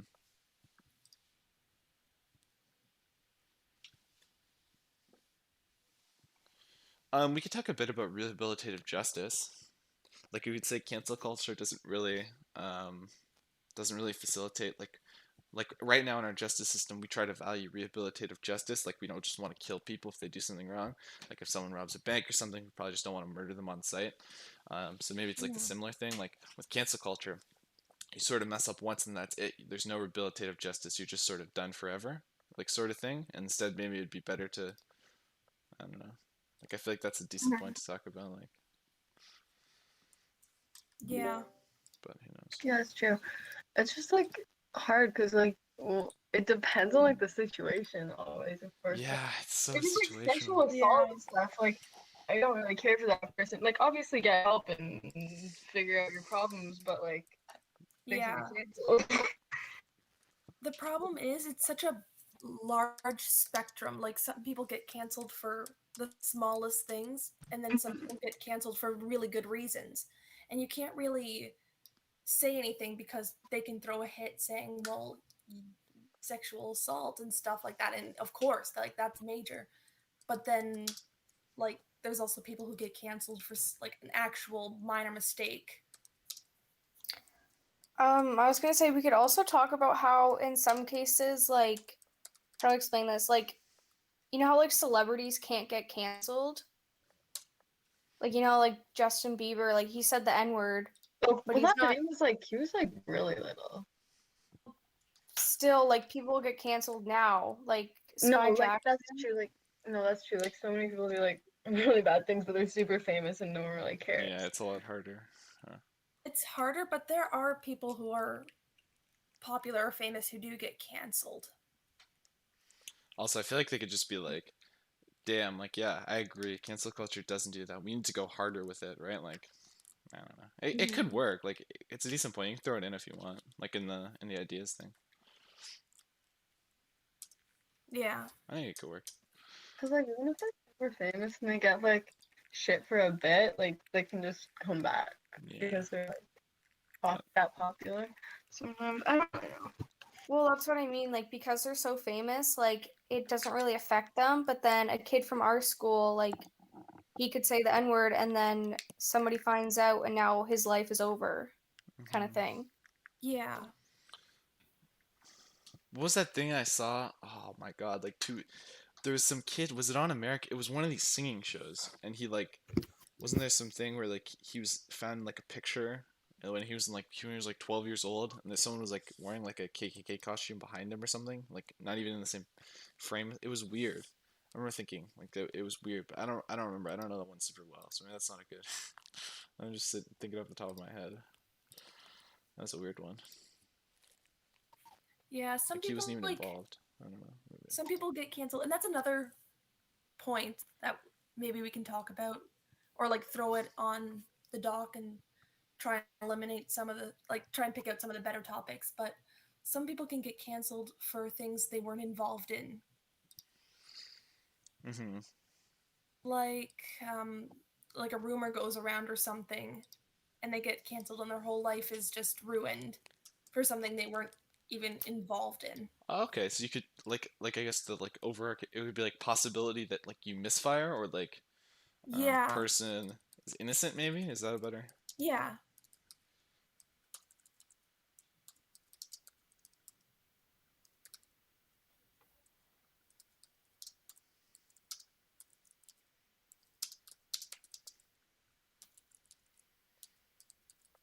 Okay. Man, I really don't want this to devolve into like in the 5 minute stuff. If this devolves into like 5 minutes of us spewing examples at them and them spewing examples at us, I feel like that's just gonna suck. Yeah. Debate's stuck in general most of the time. I like debates, but Like, they're fun. They're fun to watch. They're just not fun to be a part of. I don't like the topic. What? I just don't like the topic. Yeah, it's a difficult topic. Like, debates can be fun, but you have to be, like, really careful what you say because people can spin that and change, like, the context of what you said into something bad. Mm-hmm. The one thing I'm glad I did, the only topic I'm glad I didn't get was death penalty. Thank God, dude. If I got con for No, death I wanted penalty, to do that one. Oh my god. if I want, you want to do con for death penalty, like No, not or con. I would be so mad if I got con for that. I want to do pro. You remember like global? That was so that was fun. heated. Yeah. It's fun. It's just like it's not fair to the people that have to No. defend the death penalty. It's just a losing argument. Kind I of know. sucks. Well, actually, there is like a lot of points, but like I would hate to be on the con side of one that I really believed in. Like this one, I don't really, you know. It's also So like it's fine. this the jury as well. Like I don't know how you win the, Oh, the yeah. death penalty one with the jury we have. Like, I don't know. Isn't it like cancel culture? Like lots of people tend to like pile up on the person if they're getting like I don't know canceled when it's like not necessarily true and stuff. Like just to like be like all on the bandwagon or whatever. Yeah, like, because it's trending, even if they don't know, like, the whole situation or the whole story, they'll still gang up on that person because it's trending or something like that. But I don't know how if we can say that because they can throw a hard punch at us for saying that. Unless we, like, word it really carefully.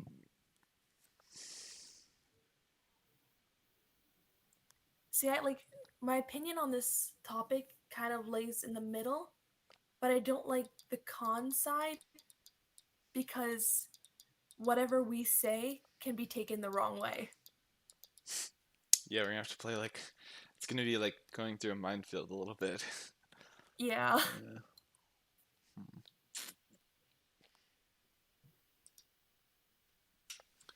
Yeah, because the whole thing is just gonna be they want us to defend a bunch of weird stuff, we want them to defend a bunch of weird stuff, and then neither of us are.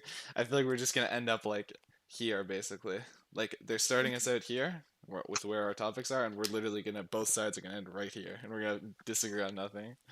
That's lame. Yeah.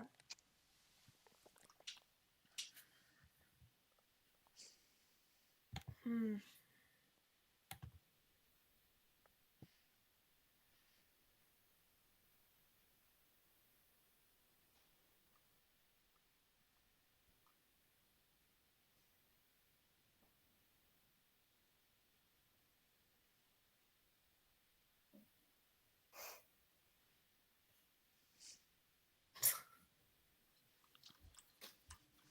I love how I'm researching some different websites and sources, and the first thing that comes up is popularly performed online amongst Gen Z and millennials.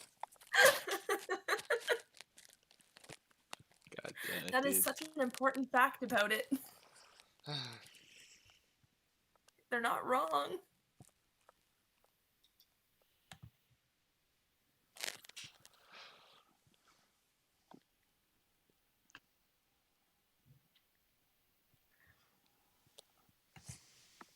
The funny thing is, I didn't even know like it was called cancel culture. I didn't know it had an actual name.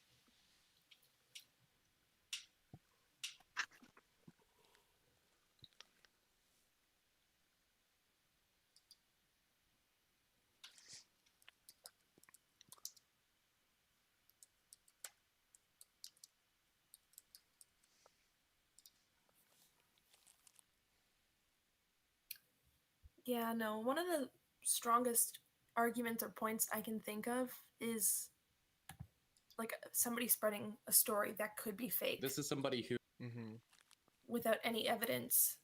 Who produce media that is just And I categorically can't see racist. them like I'm if not we saying word like it's that on the carefully. I can't see line, like them saying it anything says. that could make us sound bad because sometimes stories are false. Do you Yeah, cancel that's true. people for things that happened a long time ago while those things were somewhat of a norm? So, like if Eminem.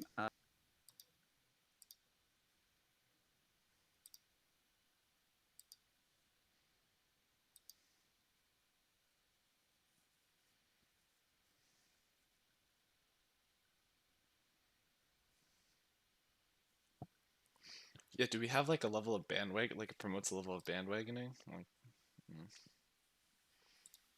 What? I didn't write it on the document. I just didn't yeah, know how to that put was it. I think that was a pretty good point. Yeah. All right, yeah, you can write that down if you want. Go for it. Said the F slur 10, 15 years ago. Do we cancel him now, even though he's apologized for it and moved on? Do we cancel Dr. Seuss for racist ideas or racist things, even though that was somewhat of a norm back then?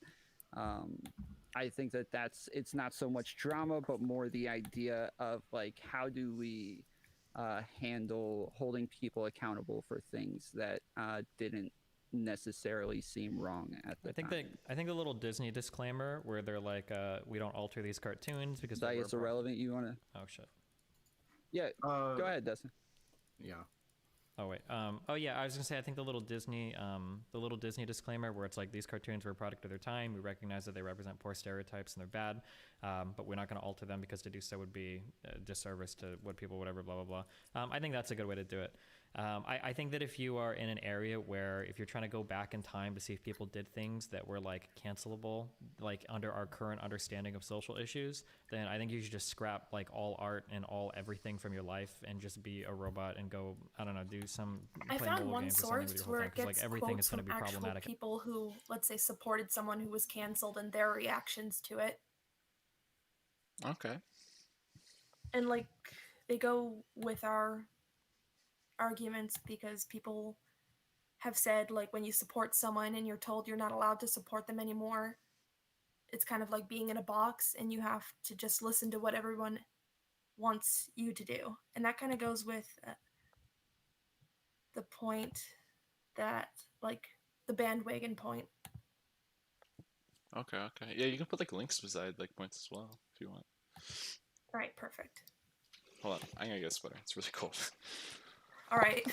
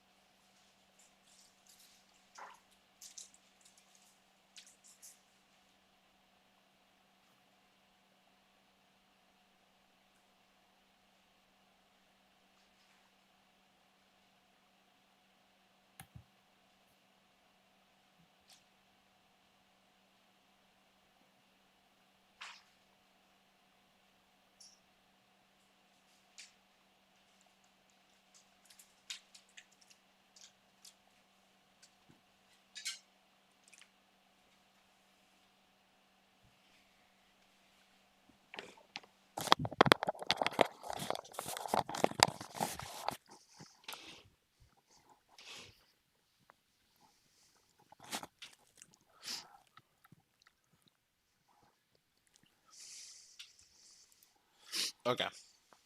I think I know what we need to do.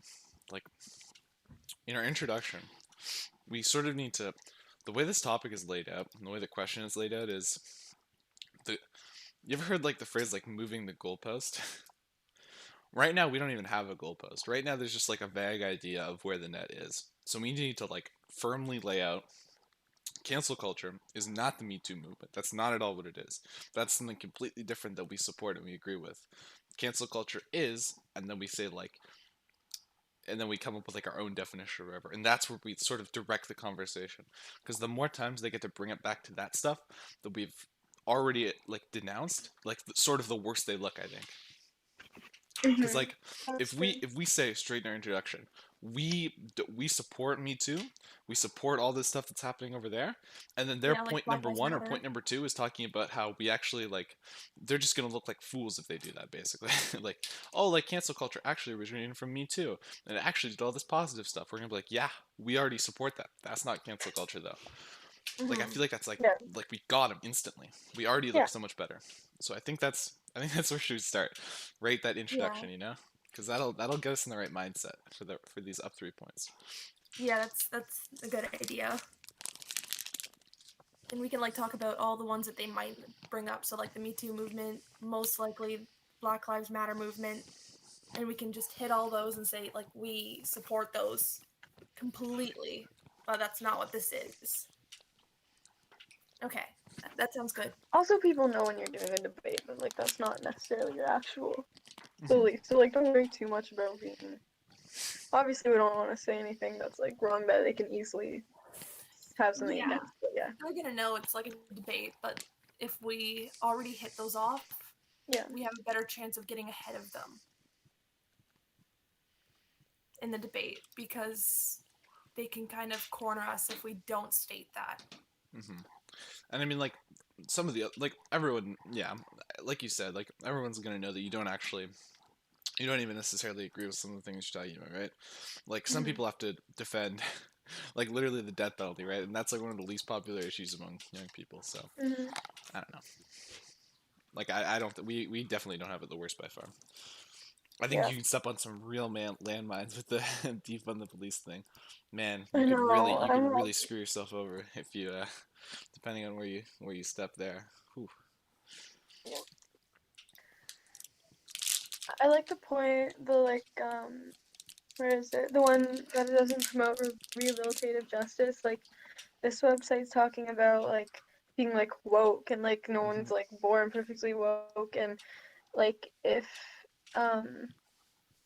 you need to, like, have a impactful dialogue for change, and, like, that kind of stuff. Like, someone might, like, be willing to, like, change and learn about it, but they, like, don't know, so that could be, like, the reason they're saying something stupid. Yeah, exactly. Yeah. And you could phrase it like when you're trying to when you're a teacher and you're trying to educate someone that's doing something stupid, or like when your child like let's say your child like punches someone or something, right? You don't just go and like you don't just take that child and like completely crucify him. Like you talk to him for a bit, you maybe send him to the timeout chair for like 5 or 10 minutes. You say, no, like this was wrong. Like I know you didn't know, but like this is why this is wrong. This is why we don't do this in society. You don't just like you don't just send him to the timeout for no reason and then let him sit there until he's 80. Okay? Yeah, doesn't know why he's in trouble. Yeah, he doesn't even know why he's in trouble. You don't ruin his whole life. Yeah, exactly. Because like there's a lot of people that are just so ignorant and like yeah, it's somewhat their fault because they're not like making an effort on their own to like learn about stuff and like have good views, but then also like they may be willing to learn, or like when they hear about it, like they can change. Yeah, and I agree with that completely. Like when somebody makes a mistake once, then if like they can learn from that easily. People make mistakes. But if they're like doing it multiple times, then maybe look into it more. But people tend to cancel people like the first time they do something wrong. But also, like, I say we use that argument, but like personally, I do believe that. But then also, like, if someone's just like a Trump supporter and they're like, "Oh, it's how they were raised," like, I don't know. Anyways, yeah, that's why I kind of sometimes it works, sometimes I don't like it. Yeah, but it's a good point still. that's why I sit normally in the middle. I kind of agree with both sides to an extent. It really depends on the situation. Yeah, it depends. Yeah.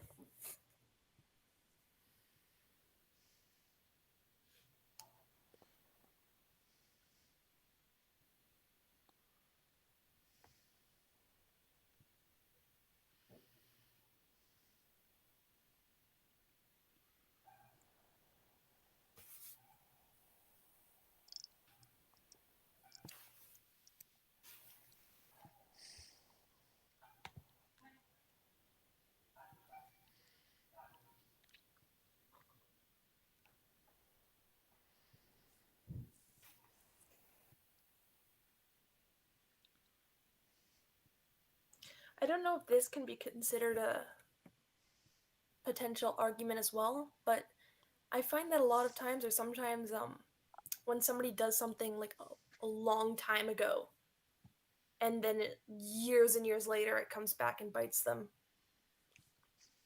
Yeah. So something that could have been like not considered good back then, but not looked upon as it is today.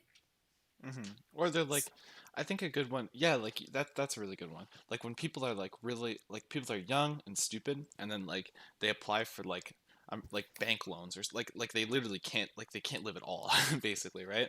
Like they do Yeah. something that was pretty dumb, that we would probably that we would disown or whatever. But then like years down the they were like 15 years old or whatever, and then like they're trying to get or, no let's they were like 12 or something, and then they're trying to get into like university or something, and they're getting like all their university applications declined or something like that because they said like or did something stupid way back then, right? Like that would be kind of dumb. And it's not just like age, but I'm talking about like also Like generation, a different generation with different views. Yeah, because like people didn't really like care as much. Like it, yeah. I see Yeah. what you're saying. So like, it's kind of like I'm just like thinking about like Trudeau when you say that, but yeah.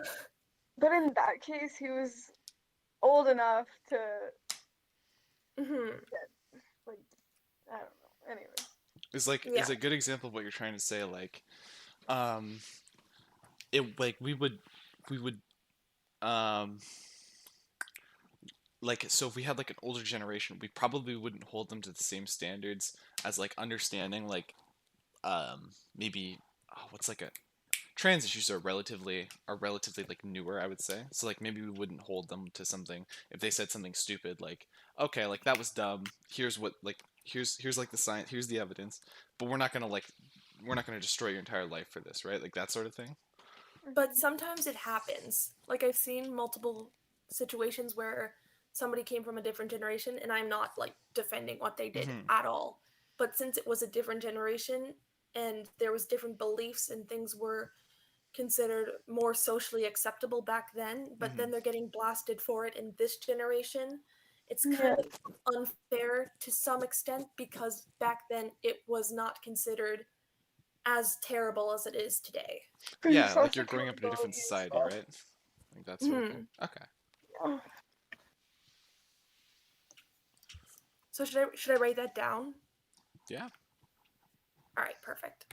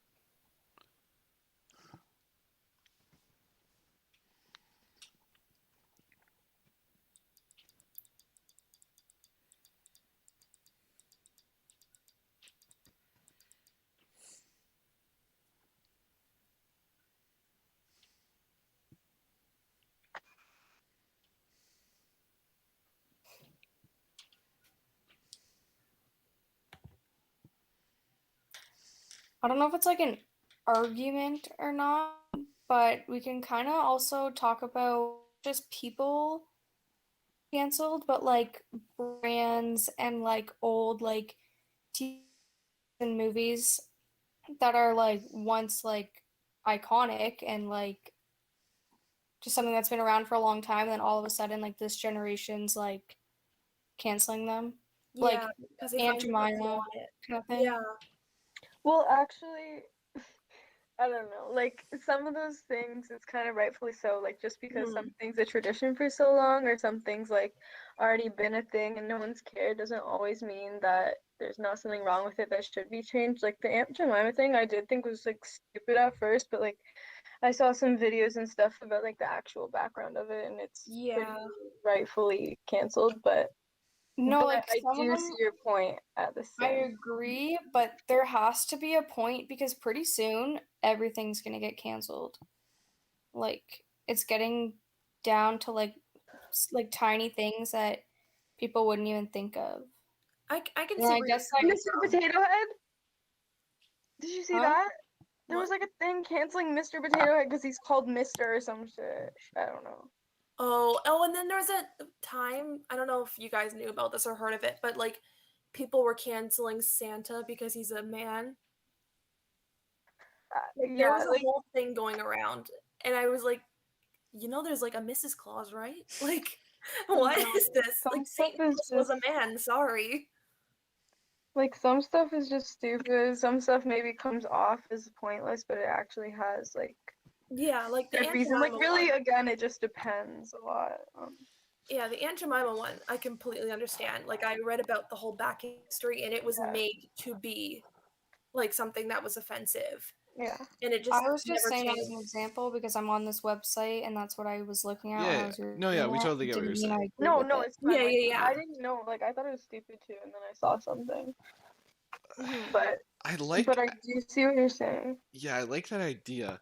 The only thing that's like kind of sucks about it is I think it gets us back into that like where we have to like define like stuff we agree with and stuff we don't. It's like Yeah, damn it, because dude. Like we're just gonna end up like right beside them anyway because they're gonna say like no, obviously. I don't know. I don't know, dude. no, I know what you mean. Like, oh, it's so hard because it's like so broad. Like Yeah.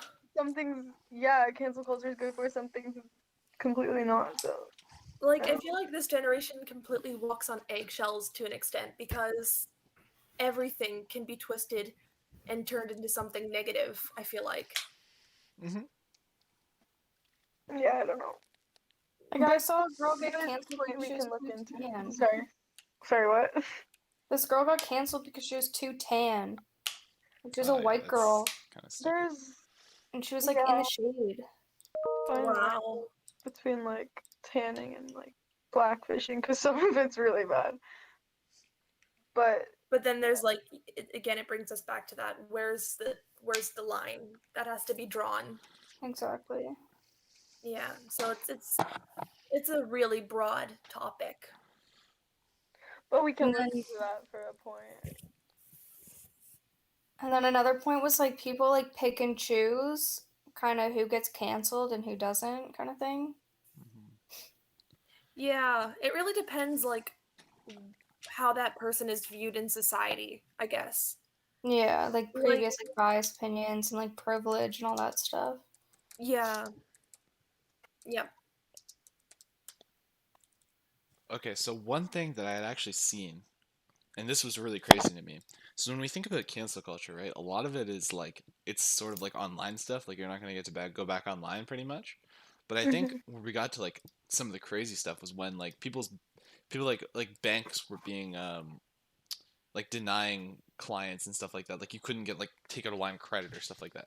Like once it starts to like enter into the real world, then like stuff gets real. Oh. So I think it's interesting when we go down that line of like so you support like this level of cancel culture. Like you think this person like basically shouldn't be able to take out a mortgage. They shouldn't be able to like rent an apartment. Like where does this person even go? What do we do with them? Like they're at, like it's almost at a point where they're like worse. It's worse than prison because you can't you don't even have a house, right? Like I think depending on how much of that stuff is actually true and to what extent, like I knew. Yeah, I didn't know about that. That's That's excessive. Yeah, I'll have to check them because like Because when you now start you're pressuring, causing. yeah, when you start pressuring brands, like you can pressure brands in like a pretty interesting way, and I think that I did see some banks that were folding in a little bit, which is interesting. Yeah, because I can't imagine like going like actually bankrupt or homeless Yeah. for something like. It, Like I'm reading something here. It says Sky Jackson. She's like the girl who played Zuri on yeah, Jesse. Jesse. Yeah.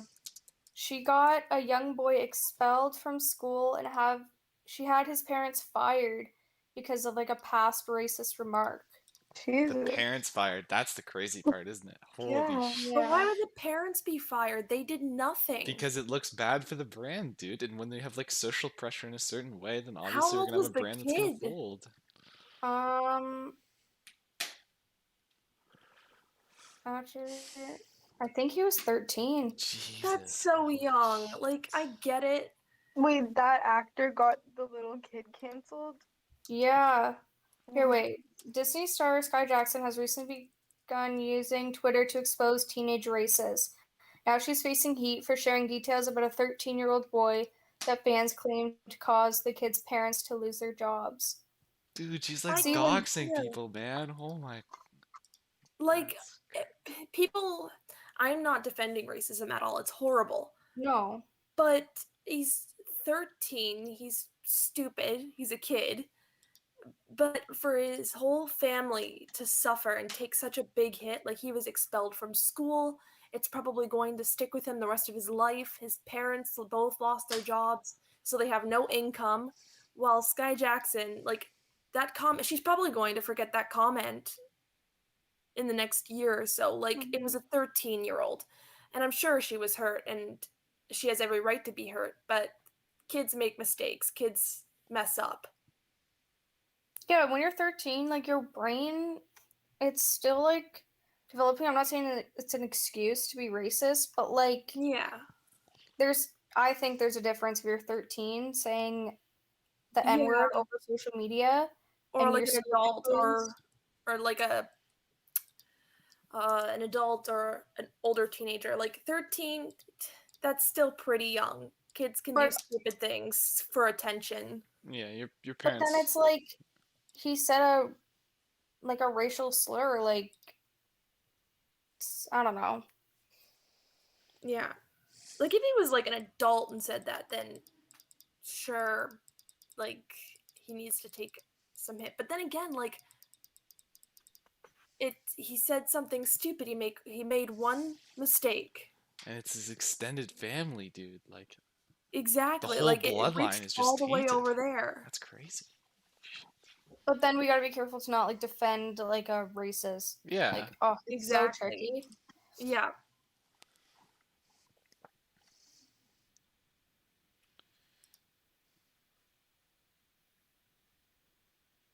Yeah, like the only way I view something like that, I look past the situation at hand. But like, let's say like Sky Jackson made a mistake and she said something stupid. Let's say about the LGBT plus community. She slipped up and said something bad. I don't think she would want her whole career and her fame to end because she made a mistake and said something bad. Like people say things that are bad, no matter how popular you are, no matter what age you are. People mess up all the time.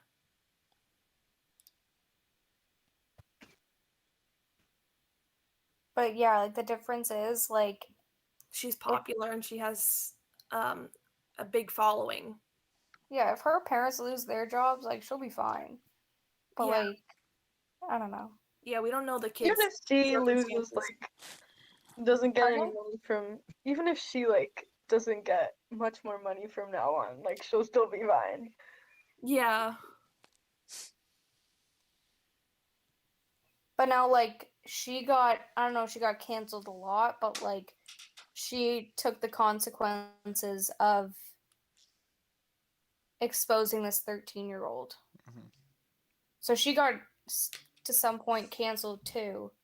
Yeah. For trying to cancel somebody. Yeah. It's meta. I saw like an actor. I think it was Jack Dylan Grazer. He was I forget what he was doing. love him. Me too, me too. I think he was vaping or something, or he took like a hit off a joint. And okay, teenagers will be teenagers. Like I don't know, but he got so much hate and actually had to come out with an apology video. I'm like, dude, Are you kidding? How old it's is he? not Remember, even. remember the whole like Charlie vaped thing? Like the little kids are going crazy. Yeah, like people do it. He's not hurting anybody. Like it's his choice. Why are you canceling him for it? Weird. Is he like 13 or something? How old is this person? He's like our age. Why do they care then? Why does anyone Exactly. care? Exactly. God, Like it's that's so that's my point. worthless. What's the point of any of this? He's not hurting anybody. See, like people just like cancel people to cancel people. Yeah, Like it's ridiculous sometimes. Like I agree. Like some people should be canceled, but I feel like it's gotten so. The cancel culture has made its way into our generation so much. It's just such a normal thing now that people get canceled for everything. yeah, like you can make the point like it's gone too far. Like people like to pick at any little thing, and then like if people are doing that, then it's makes it less significant to like care about actual bad things that people do. You know what I mean? Yeah, Like, and it's turned social media into such a negative place. Like you go on social media and you'll have anybody and you'll read the comments and they're just horrible. Like I saw some mom, she just lightly threw a little piece of food onto like those chairs that babies sit in and it has like a little table on it. She just yeah. threw a piece of food on that in the comments. Like they were calling her abusive. And I'm like, what? Oh my god. Oh, there was a video of this like puppy. It was just a cute puppy. And he had like a cone over something because he got it like ears clipped or whatever. And Yeah. people were like all mad. Like Sometimes you have to clip their ears for like health reasons because it can get infected easy. oh my god, like it's just stupid shit like that. Yeah, like it's stuff like that where it's like, no, the cancel culture needs to be canceled. But like, it's again, there are like Donald Trump for sure, get him out. But it's gotten to a point where nobody can do anything anymore. Mm-hmm. Even when it's like not bad. Like throwing a piece of food or like clipping a dog's ears, like how is that affecting people? I don't understand it. Like if a dog was being abused, yeah, okay, but that dog was fine. I don't really think it affects people. I think people are just bored and want to be a part of something, whether that's canceling somebody or whatever. Well, the thing is, you can technically cancel somebody over anything. Like people who don't eat meat can cancel people for eating meat. It's all viewpoint and opinions, and it's just even if it doesn't affect that person, people feel that people kind of. I think a good point is people forgot what the cancel culture is for. Like it's for bringing bad people into light, like people who have messed up so bad or done something horrible like sexual assault. They kind of lost track of the whole main idea of it and just went on to their own definition of it, kind of like feminism where they twisted the idea of it. Well, for the purpose of our argument, it isn't. But yeah, I know what you're saying. Yeah.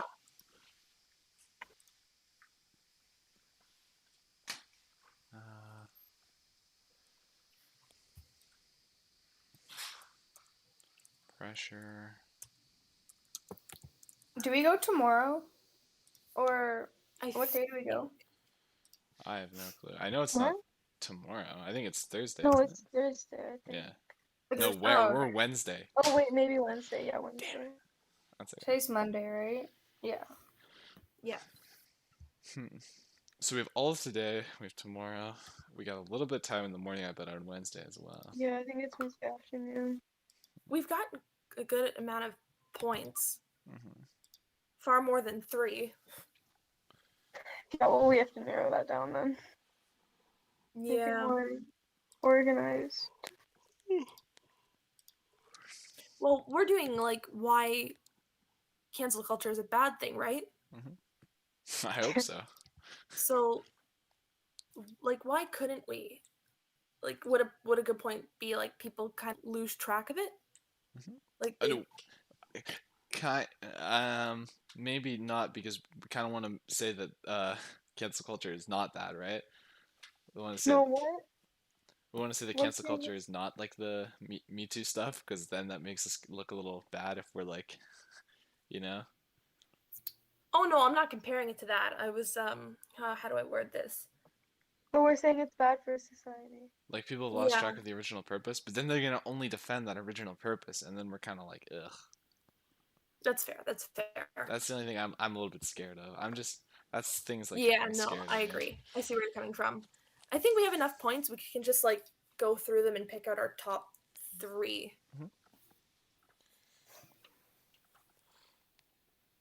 Okay, because we have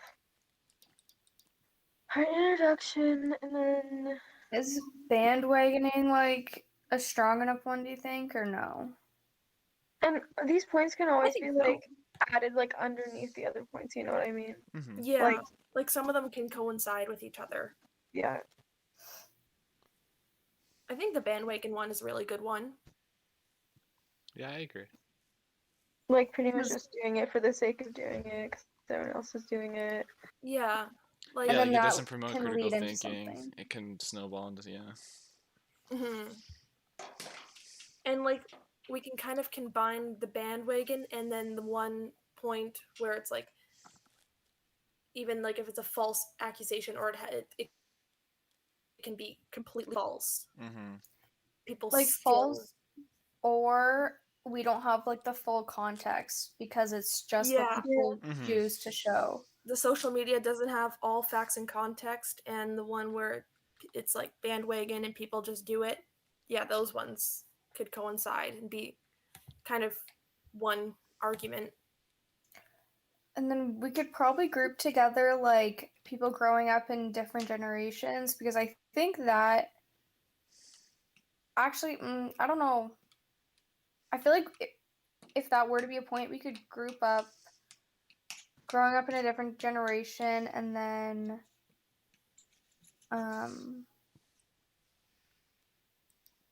something else. I just had it. Never mind. Can we do like ruining people's lives like mixed with like rehabilitative justice? I think that's an okay one. Like when we talking about like these are all the things that happen. We think that like you shouldn't just be, if you mess up like one time in your entire life, you probably shouldn't just be gone forever from every social media platform, from like potentially banks and stuff, from and then air travel. I think for that we could probably give an example of like the Sky Jackson. Yeah. Or I don't think you'll like I think you have like a, if you go to like prison and you come, it's sort of like going to prison, like you know how when you go to prison you can probably come back and get a minimum wage job. The way that we like search on social media, they might not even hire you at like McDonald's anymore. Like that's how bad it can get at some points, right? So like you can bring up like that sort of thing. Like there's no Which like is nobody wants to ridiculous. touch you if you get popular enough. Exactly. And what they did wasn't even bad enough to go to jail. Yeah, exactly. Otherwise they So would be in jail. You're right.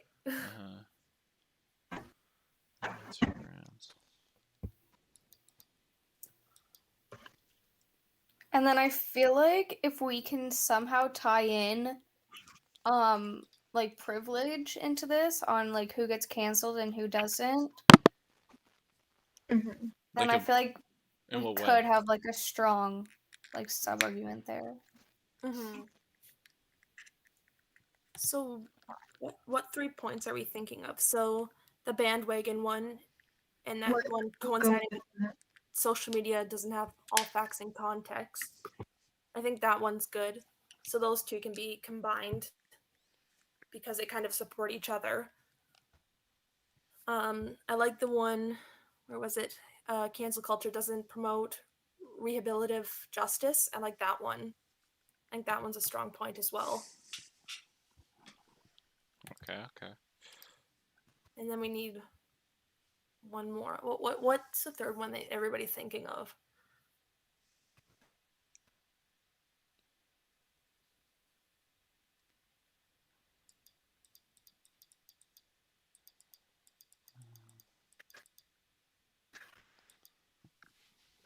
Yeah, like, so in the rehabilitative, we're talking about ruining lives, so that isn't there.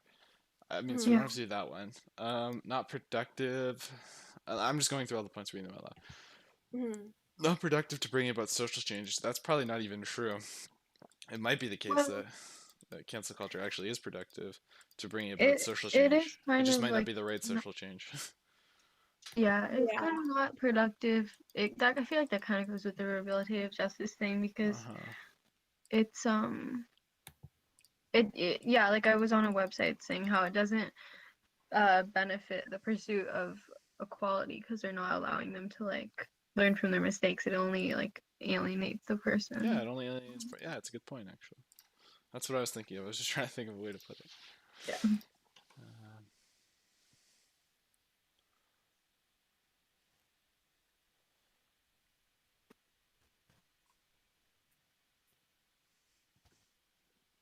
Yeah, so that's actually, yeah, you can write down that for number 3, like alienating people, or yeah, like that's a good one. Wait, but then that goes with like ruins lives. I don't know. Wait, isn't Ruin Live? Isn't Is that this number? the second one? Yeah, it's the second one. Yeah, I think that's a really good third one. A good like third final point. We can also change the order too if we feel that like one of them packs a punch a little bit harder. Then Yeah. But yeah, that's a good final point.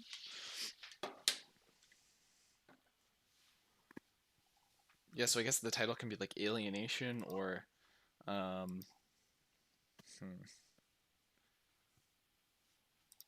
then does that like is that too close to like what we're gonna talk about in the second one?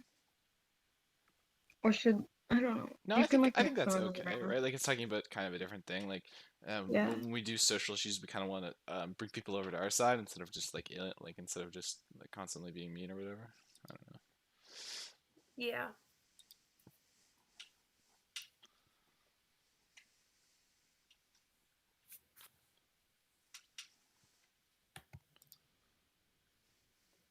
We should also keep some of our points, like don't delete them. Yeah, the ones don't we delete came up Yeah, with. just leave that up there.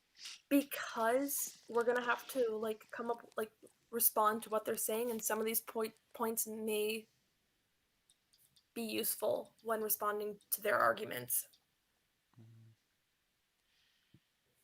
Depending on what they say for their arguments, of course.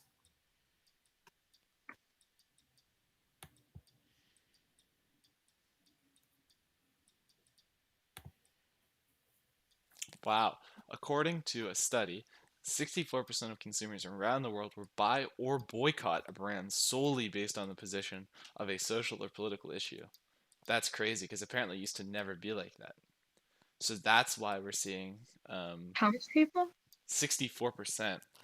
Oh, That's a pretty wow. insane number. That's like way over half. Yeah. I didn't think that like boycotting was that effective because I thought like lots of people just wouldn't care enough. But I guess not. No, it's really effective apparently. I think part of that is like we could see in the last election. Sorry, I just got. Okay, I don't care. In like the U.S. election, like typically if some of those bigger brands, I think you'd see a lot of like it probably a bigger brand would be more benefited by like Trump's tax cut policy, but they still had to endorse Biden because the loss that they would gain from endorsing Trump would be so much greater than the loss that they would get from like that tax cuts or whatever, or tax raises. I think that was something we saw a lot apparently. Like a lot of the brands, when they have to like start backing people financially or whatever, that's when they sort of like, oh, like we can't do this anymore. We can't keep backing we can't keep backing the rhinos because they're gonna screw us over in the long run.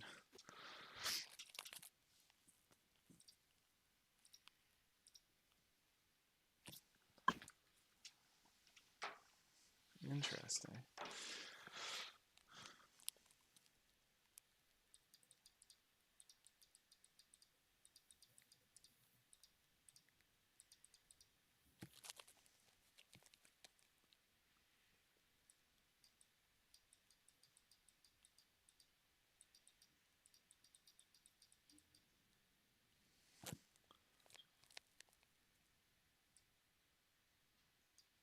Okay, wait. I feel like how do we the second and third point are kind of similar. Like, how should we split it up? Because Yeah, I know what you're saying.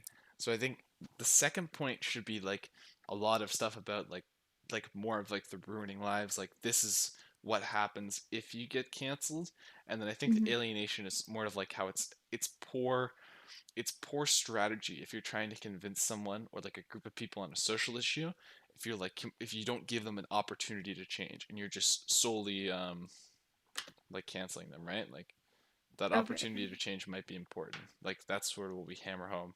And where the other one, it's more of just like examples of like this is how your life gets ruined. This is like something that someone did, and then their life got completely destroyed, or something like that. Or like brands are now sort of to conforming into this, so you can't get a job if you did something one time, right? Like that'll be what number 2 is, and the number 3 is more about like it's poor strategy. okay, yeah. If you have any other ideas, that like go for it. I'm not sure if my ideas are fantastic or not, so it's up to you guys. Yeah, we can always change it around a little bit, but like this is pretty good, I think.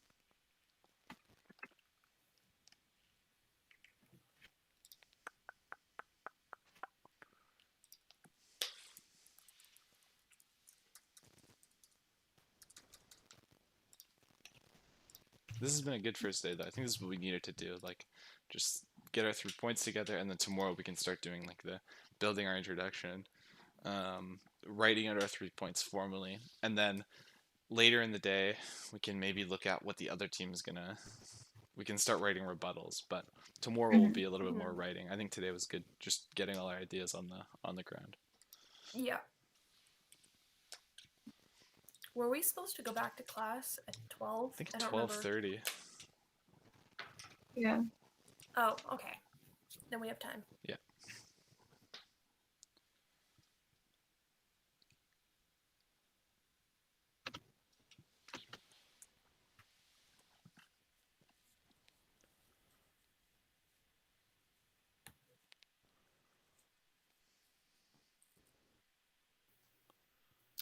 Is there anything else like we should do, or like can I go grab a snack before we go back to class? Yeah, I think we can call it here. I think this was a productive day. I think I'm gonna probably Yeah, do I the same. think we got a lot done.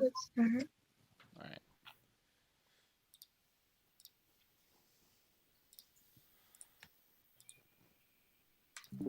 Yo, what's good, Marcus? What doing? What's good, Tyne? Josh, how's it going? Oh, welcome back, Tynan. They wouldn't let me into the. Nobody was in the Google Meet, so I couldn't join it for a while. That was good. Did you finally get in or no? Yeah, we got in. Okay. So it's good. I mean, I ain't gonna lie. Armand, he's going at it, right? He's girl boss a bit. Yeah, the group's pretty good actually. It seemed like we'll be all right. How's your group? I'm pretty happy just because I don't think the other group is strong enough to take us down. All right. I think we're gonna. Our plan is sort of to set the goal. Like, our question is cancel culture good? And we're saying it isn't good, but we're gonna have to kind of define what cancel culture is. That's sort of our goal. So when we like start out, we're gonna say like, whoa, whoa, whoa. Me Too, that's not cancel culture, right? That's a whole different thing that we support and we think is cool. Now, all this other crazy stuff, that stuff is not cool, and we don't support that. So when they say like their first point, and it's like, well, actually, cancel culture originated from the Me Too movement, we're gonna be like, wait a minute, we just said in our intro, you dumb fool, we don't support that. We support that stuff. We don't. We think it's cool, but like, dog. Well, then that's perfect, because then they're gonna go off script, and they ain't gonna know what to do, bro. Yeah, then they're not. Yeah, so like that's sort of what we want to do. We want to like steer the conversation into like we're just mad that like a 12-year-old there was like a picture of him, and in the background of the photo you can see a guy that might be wearing a KKK outfit, and now he can't get a job at McDonald's when he's 21 years old. Like that sort of thing. Like that's like the extreme we want to go to. Like sort of Yeah, stuff for us where it's like we're going against prostitution. We have to make it very clear. We don't hate. We want to do this to protect prostitutes. All right, this is to help them. This is to help them. The other thing is, I'm trying to do your tactic like you did for our one from the remember the drone strikes debate, where you made the reads. You knew what they were gonna say before they even said it. Yeah, you have to do that so hard. Yeah. Yeah, So I'm trying to get those arguments going because it's just, I don't know, we kind of, yeah. I think I don't think they're gonna put much of an argument, honestly. I don't think so either. You got a weak competition. Trash. I use some psychological warfare on them. I think the one point is they're gonna be is I think it'll be like something along the lines of like it's gonna happen anyway, so we might as well make it legal because that way we can regulate it so it's safer. But I think you might be able to get around that. You probably look some stuff up about it. Yeah, if I can find something. That one's like a big one. Or you can do the Chad play and bring up like and like just completely gaslight the be like, wait a minute. Chad strat. Yeah, you're like, wait a minute. You're saying just because people do something, we should make it legal, or like completely gaslight them. What are you saying? What next meth is gonna be legal? Yeah, heroin too. Yeah, like wait a minute. You think we should? And then murder? they say, "Oh, you think we should make all murder those safe people?" injection sites. We're not talking about safe. What the fuck are you going on about? You're like, wait a minute. Prostitution. Wait a minute. You think? Hold on. Did I get this? Did I understand your argument correctly? You think that we should open up child raping facilities because it's something that people do, and we can make it potentially a little bit safer and reduce trauma if we open up child raping facility? Is that really what you're saying? You need to say that. You need to say that exactly. You know what? Damn well. That's the. That's such a Sigma statement. Just gaslighting the fucking shit out of them. It's so funny to do that. Gaslighting, girl bossing. Gaslighting, girl. You're girl bossing the girl bosses. How do you feel, Marcus? Oh, feels good. There are black people on their team. God damn it, dude, they're gonna win. Oh shit. What? The team's black for you guys? Yeah. What is this, a relay? What the fuck are you talking about? We're arguing. Whoa! Whoa! That was a pretty good one. That was alright. That's. Do you remember do you remember grade 8 relay team, Ashton? You were on the relay team. I remember that was funny. That was really funny. I didn't even fucking want to. They were just like, yeah, all right. Like, now you're going. Yeah. Dude, our relay team was kind of funny. It was like you, Eve, and then like Max. Yeah. It was really funny. What was even more funny is how the fuck people do that shit for like fun. They're just like, yeah, I want to realize that, man, you gotta rely on. I took time out of my day. It was raining. It was raining. Why? I was inside. I remember. I was watching inside. I was like, I ain't gonna be outside for this, dog. I'm going to high school. Like, I don't know why the fuck that, like. You missed school. That was the only part that was kind of cool. Yeah. Because missing school in elementary school is so different than missing school in high school. You miss a day in elementary school, basically nothing happened. Yeah, people always act like you've like committed a sin in middle school, whereas in high school you miss a day, it's like, oh, whatever. But also you just missed fucking 4 projects. Yeah, but also here's the 8 projects you have to do. Yeah, that's fucking mega cringe. Yeah, but in high school, in elementary school, you miss a day because like you had to like for a legitimate reason. They're like, oh hell yeah, dude, we did nothing all of yesterday. You have nothing to catch up on. That's every single day though. Yeah. Well, that's why there's some pros and cons, but like I kind of like the week on week off if you're there, because if you're there, you can get so much work done. But if you miss a day, guess what? You are uber. If you miss a day, it's over. In middle school, you could miss like 3 weeks and be like, all right, yeah, here's like 2 projects, maybe. But if you miss 3 weeks now, you miss the whole goddamn semester, bro. It's gone. It's over. That shit's done.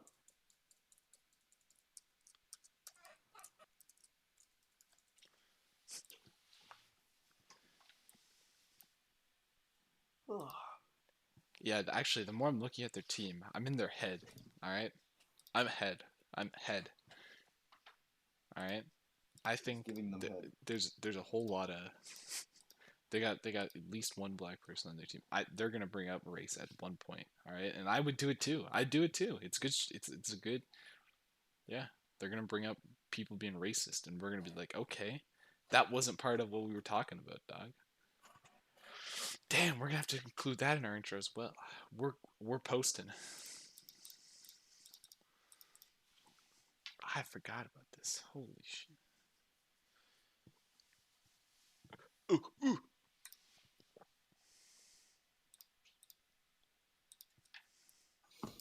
Do this for McElroy. I can't let him down.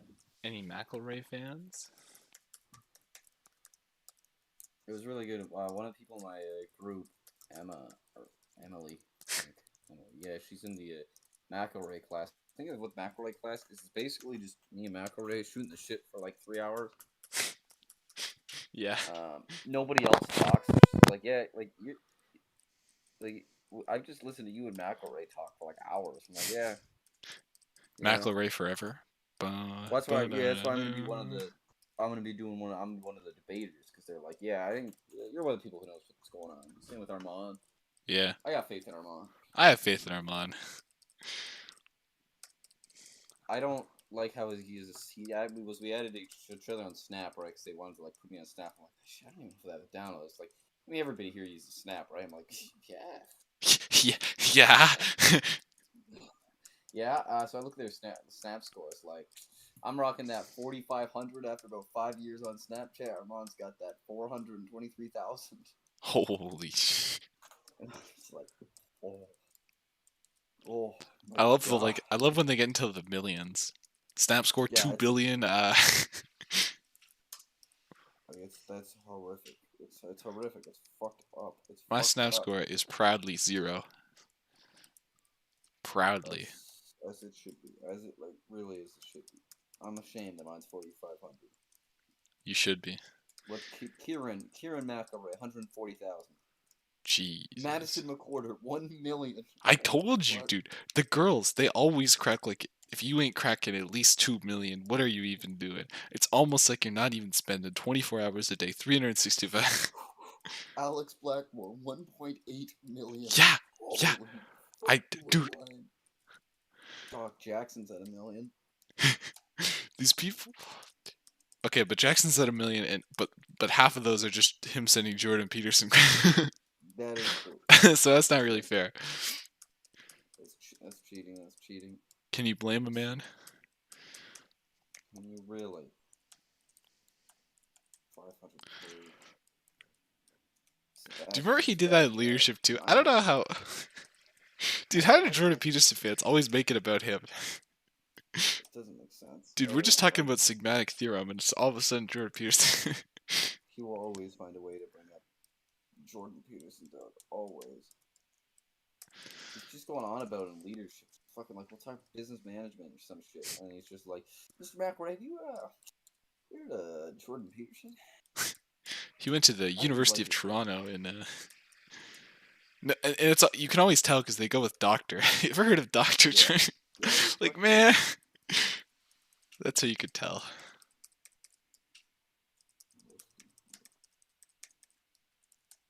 Yeah, I think 1.8 is the highest. 1.8 million is the highest I've seen so far for Snap score. That's fucking horrific. I've seen some 3 millions in my time. They're up there. They're there. God, I wish. You just gotta check the global one. Check the global group chat. Everyone there is gonna be like close to 2 million, I bet. Shit, I remember this girl. Maddie, we met. I remember that from Coburg. That's crazy. Coburg? Still never gonna talk to him again, but whatever.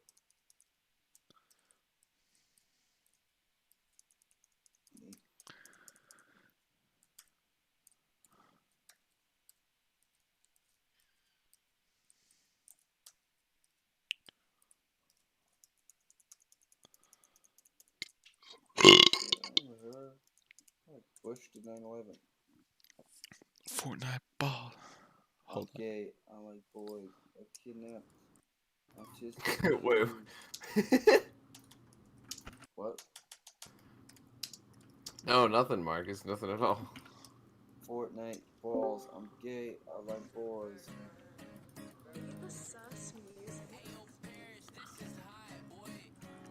That beginning. Oh, this is bear. This is hot. Boy, kind of gets hard.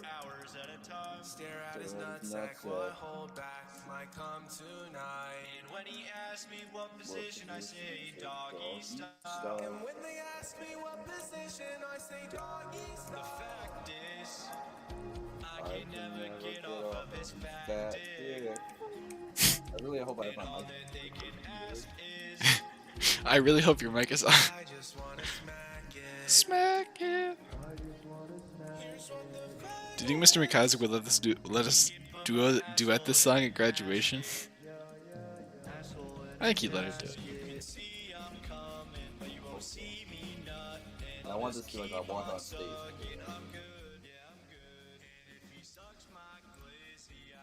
My glizzy.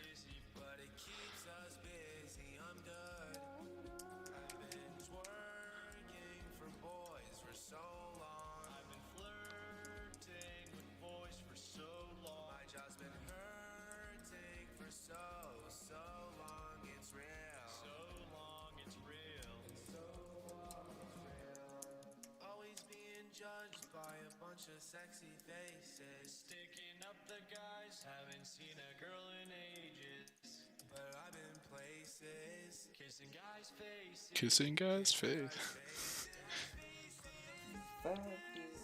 I really like that you typed that line at one point and I knew what it was from. At one point you typed kissing guy's faces in one of the chat and I was just like, yeah, that's a good.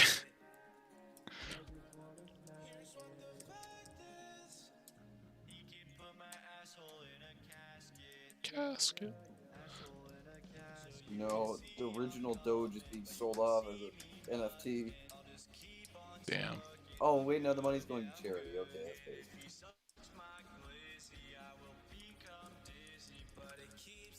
How much is that gonna? That's gonna make like what? It might go over $1 million, don't you think? Honestly, I could see it being I mean, when the Among Us chicken nugget goes for over $100,000, that's going for $1 million. Yeah, you know what I said. If at least $1 million. It's got to be multi-million. So I swear.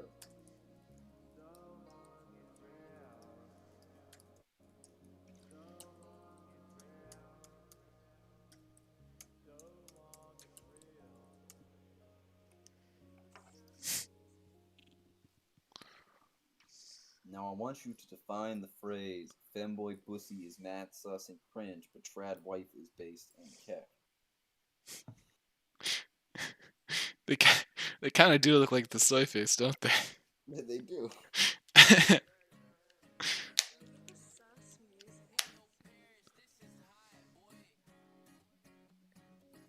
suck his dick with a smile for hours at a time. Stare at his nutsack while I hold back my I want you to define the phrase.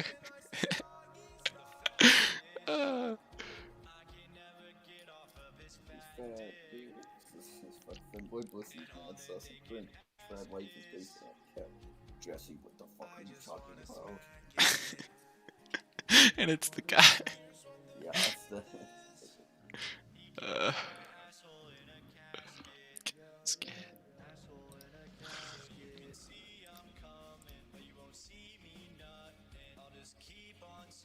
I'm good. Suck my fizz. Come dizzy.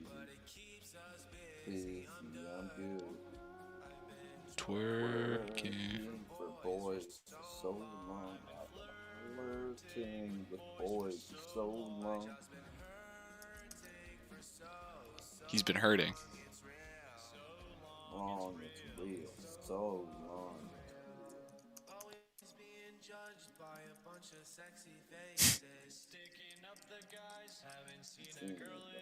Ages. Kissing guys' faces. Kissing guys is all that I have practiced. Sucking blizzies while I'm on my mattress. It doesn't just has a case, it's already won for the debate on who's the better song. The original one or this song? It's no contest. Let's get Fantano in there here for this one, man. He's got a. You gotta get a review on the Sus Remix, Fantano. I know you're gonna like this one. He's already shit on the original. I'm sure he'll love the Sesame Mix. I know he's gonna like this one. This is the good one. It's lyrically more original.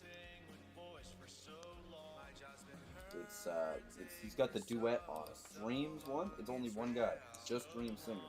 This, you have the backup vocals, you got multiple dudes, they like harmonize. I legit like it way more than I like the original. It's interesting to me that at the start they're not really trying, you know, but then by the end they actually have they have pretty good voices. Yeah. Like a legitimately good singing voice. Like I'm telling you, when they kind of go into that, there's like the ethereal and they're like duetting each other. It sounds so good. Like that, I like that. This fat dude. But that sounds so good. This is their first song as well. What song are they gonna do next? Hell, I want more. I need more. This. Asshole in a casket. Then it. Steaming up. Yeah, their channel's called We the Sus Music. The first song they ever made. Oh, they made another one from his other song that he has. Damn, I gotta listen to that one. Toss it on the rhythm. All right. With boys, so we gotta rejoin the Google Meet. Oh no.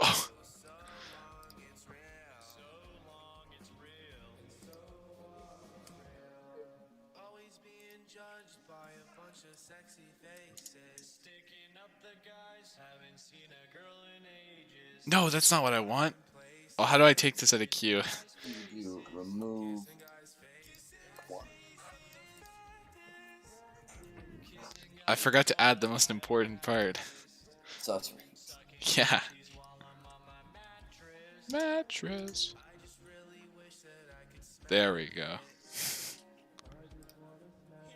The fact is...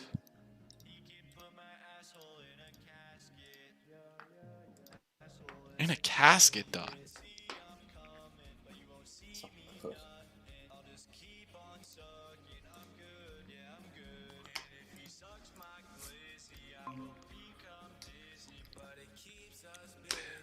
I'm good. Flirting with boys so long. Boys for so long. Flirting for boys for so long. It's real. It's real.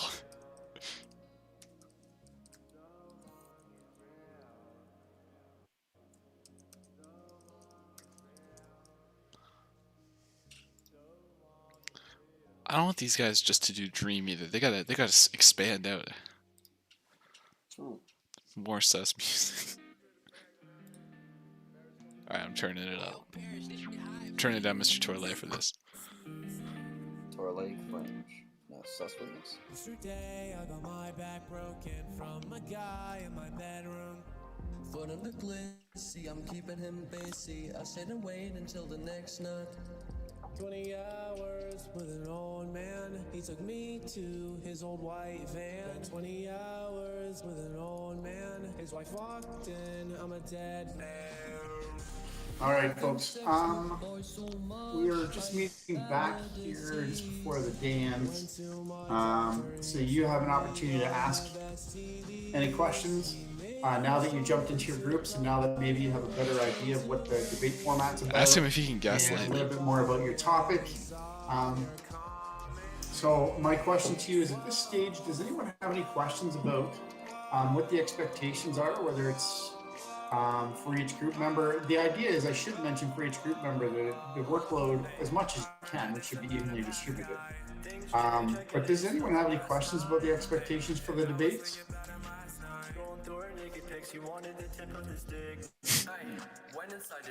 Yeah, so I mean, a couple of tips. Again, make sure you have that Canadian content. and make sure that your arguments are dynamic in the sense that you take into consideration what your opposition says.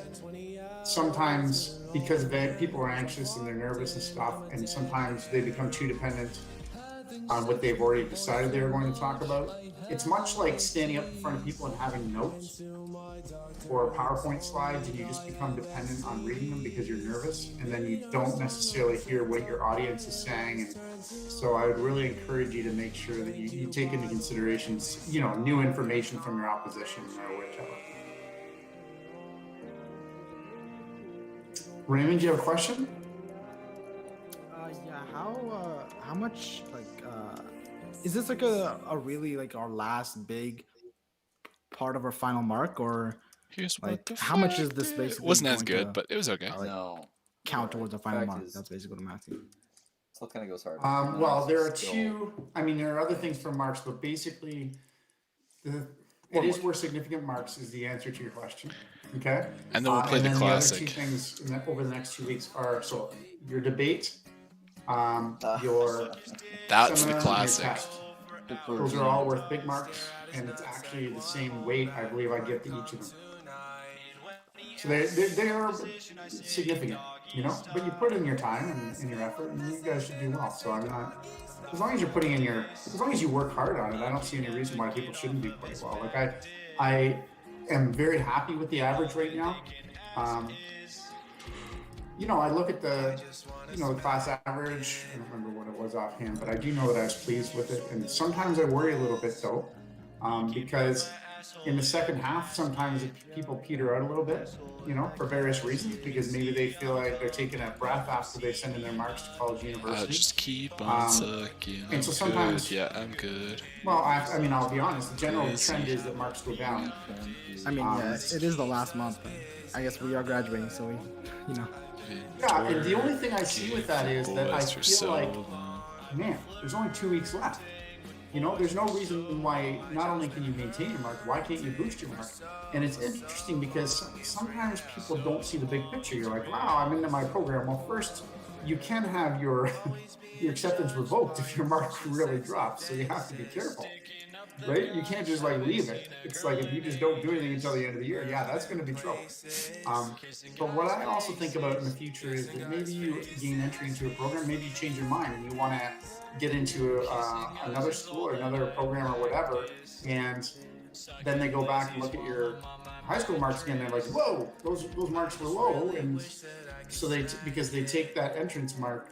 Anyway, just stay in the zone for 2 more weeks, walk out of here with great marks. I don't want it just to be hey, I tried everything, I tried my best until midterms. No. Ensure that you keep your entrance by keeping your marks up, but also that you keep a whole bunch of doors open in the future that maybe you just haven't considered yet. That was a very long answer, really. I kept going, but I think it's important for me to mention that because I just know historically, not with everyone, but there's a bit of a trend down, and so you have to be careful. Bella? A trend down? A trickle down, if you will? So it's possible that people who work harder than they have for the first Man, every time Bella talks, man, term, I'm just... like this term, if they I work just zone harder, out. they can boost their I haven't listened to a marks, single thing she said all goddamn year. Absolutely. Yeah. All right, thank you. Oh, here we go. You're welcome. I think that everyone's working to their ability first half for sure. I don't have any problem with that. I worry that people may, it's nice out and people start to, maybe they don't put as much effort out as they normally would and stuff like that. But yeah, on the other hand, if your goal is to raise your mark, absolutely. You have every opportunity to. You got, in fact, this debate plus that seminar plus the test, those are perfect opportunities to do it.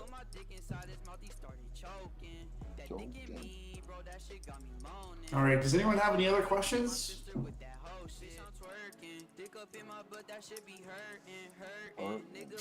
All right, so we will be, please make sure that you're, carrying your weight in your groups. Like I said, I worry a little bit about that. However, if you don't, obviously I'm going to find out about it in your peer assessments and stuff.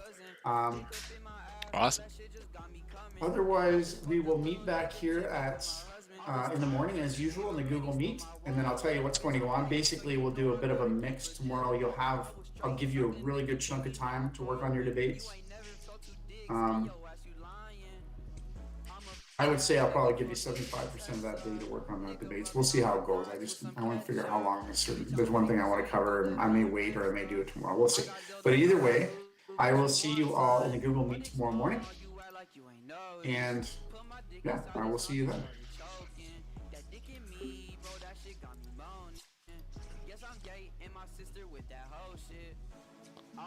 Oh.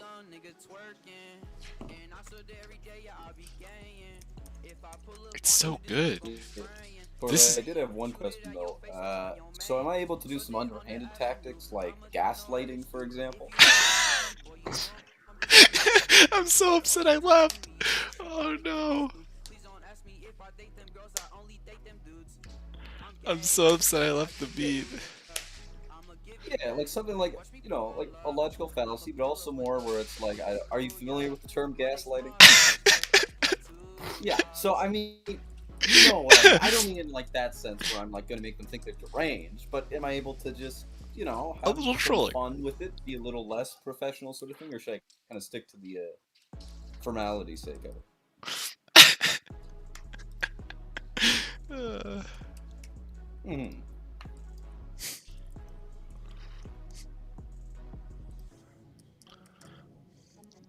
Not the gaslighting? Yeah, okay. Yeah, no, I'm not necessarily saying, like, I'm not going to be, like, making fun of people. That's fine. I'm just saying, I don't know, is there kind of room for that sort of thing? How long are the actual, kind of back and forth? Like, how... Yeah, okay, I'll have to peek in. Your Honor. Okay, so not much gaslighting.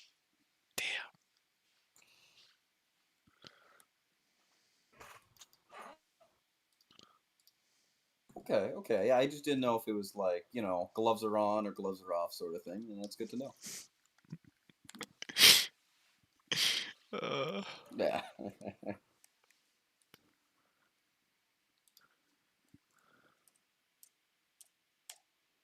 Okay. Yeah, for sure. Okay. Thank you very much. Adios, amigo. Have a great night. So, yeah. Okay, so Torlay is fine with gaslighting. He's fine with it? Well, I just have to be like, I can't just say you're a stupid bitch, you should die, but I can be like, maybe you've been wrong from the get-go. I mean, who says any of the information you had was correct? Who else was still in the meet? I laughed. It was me, Armand, and Emily. Oh, that's good. I actually do have a question, Mr. Do you ever heard of gaslighting? He has heard of gaslighting. Have you ever been, Mr. Trolley, have you been girl bossed before? Yeah, are you familiar with gaslighting, Mr. Toilet? Yep. Okay, Yeah, okay, good. Good, so I don't have to explain this. Is that okay? Yes. Alright. So yeah, I need to go eat lunch. Alright, I'm gonna finish this project and then go eat lunch, baby. Woo!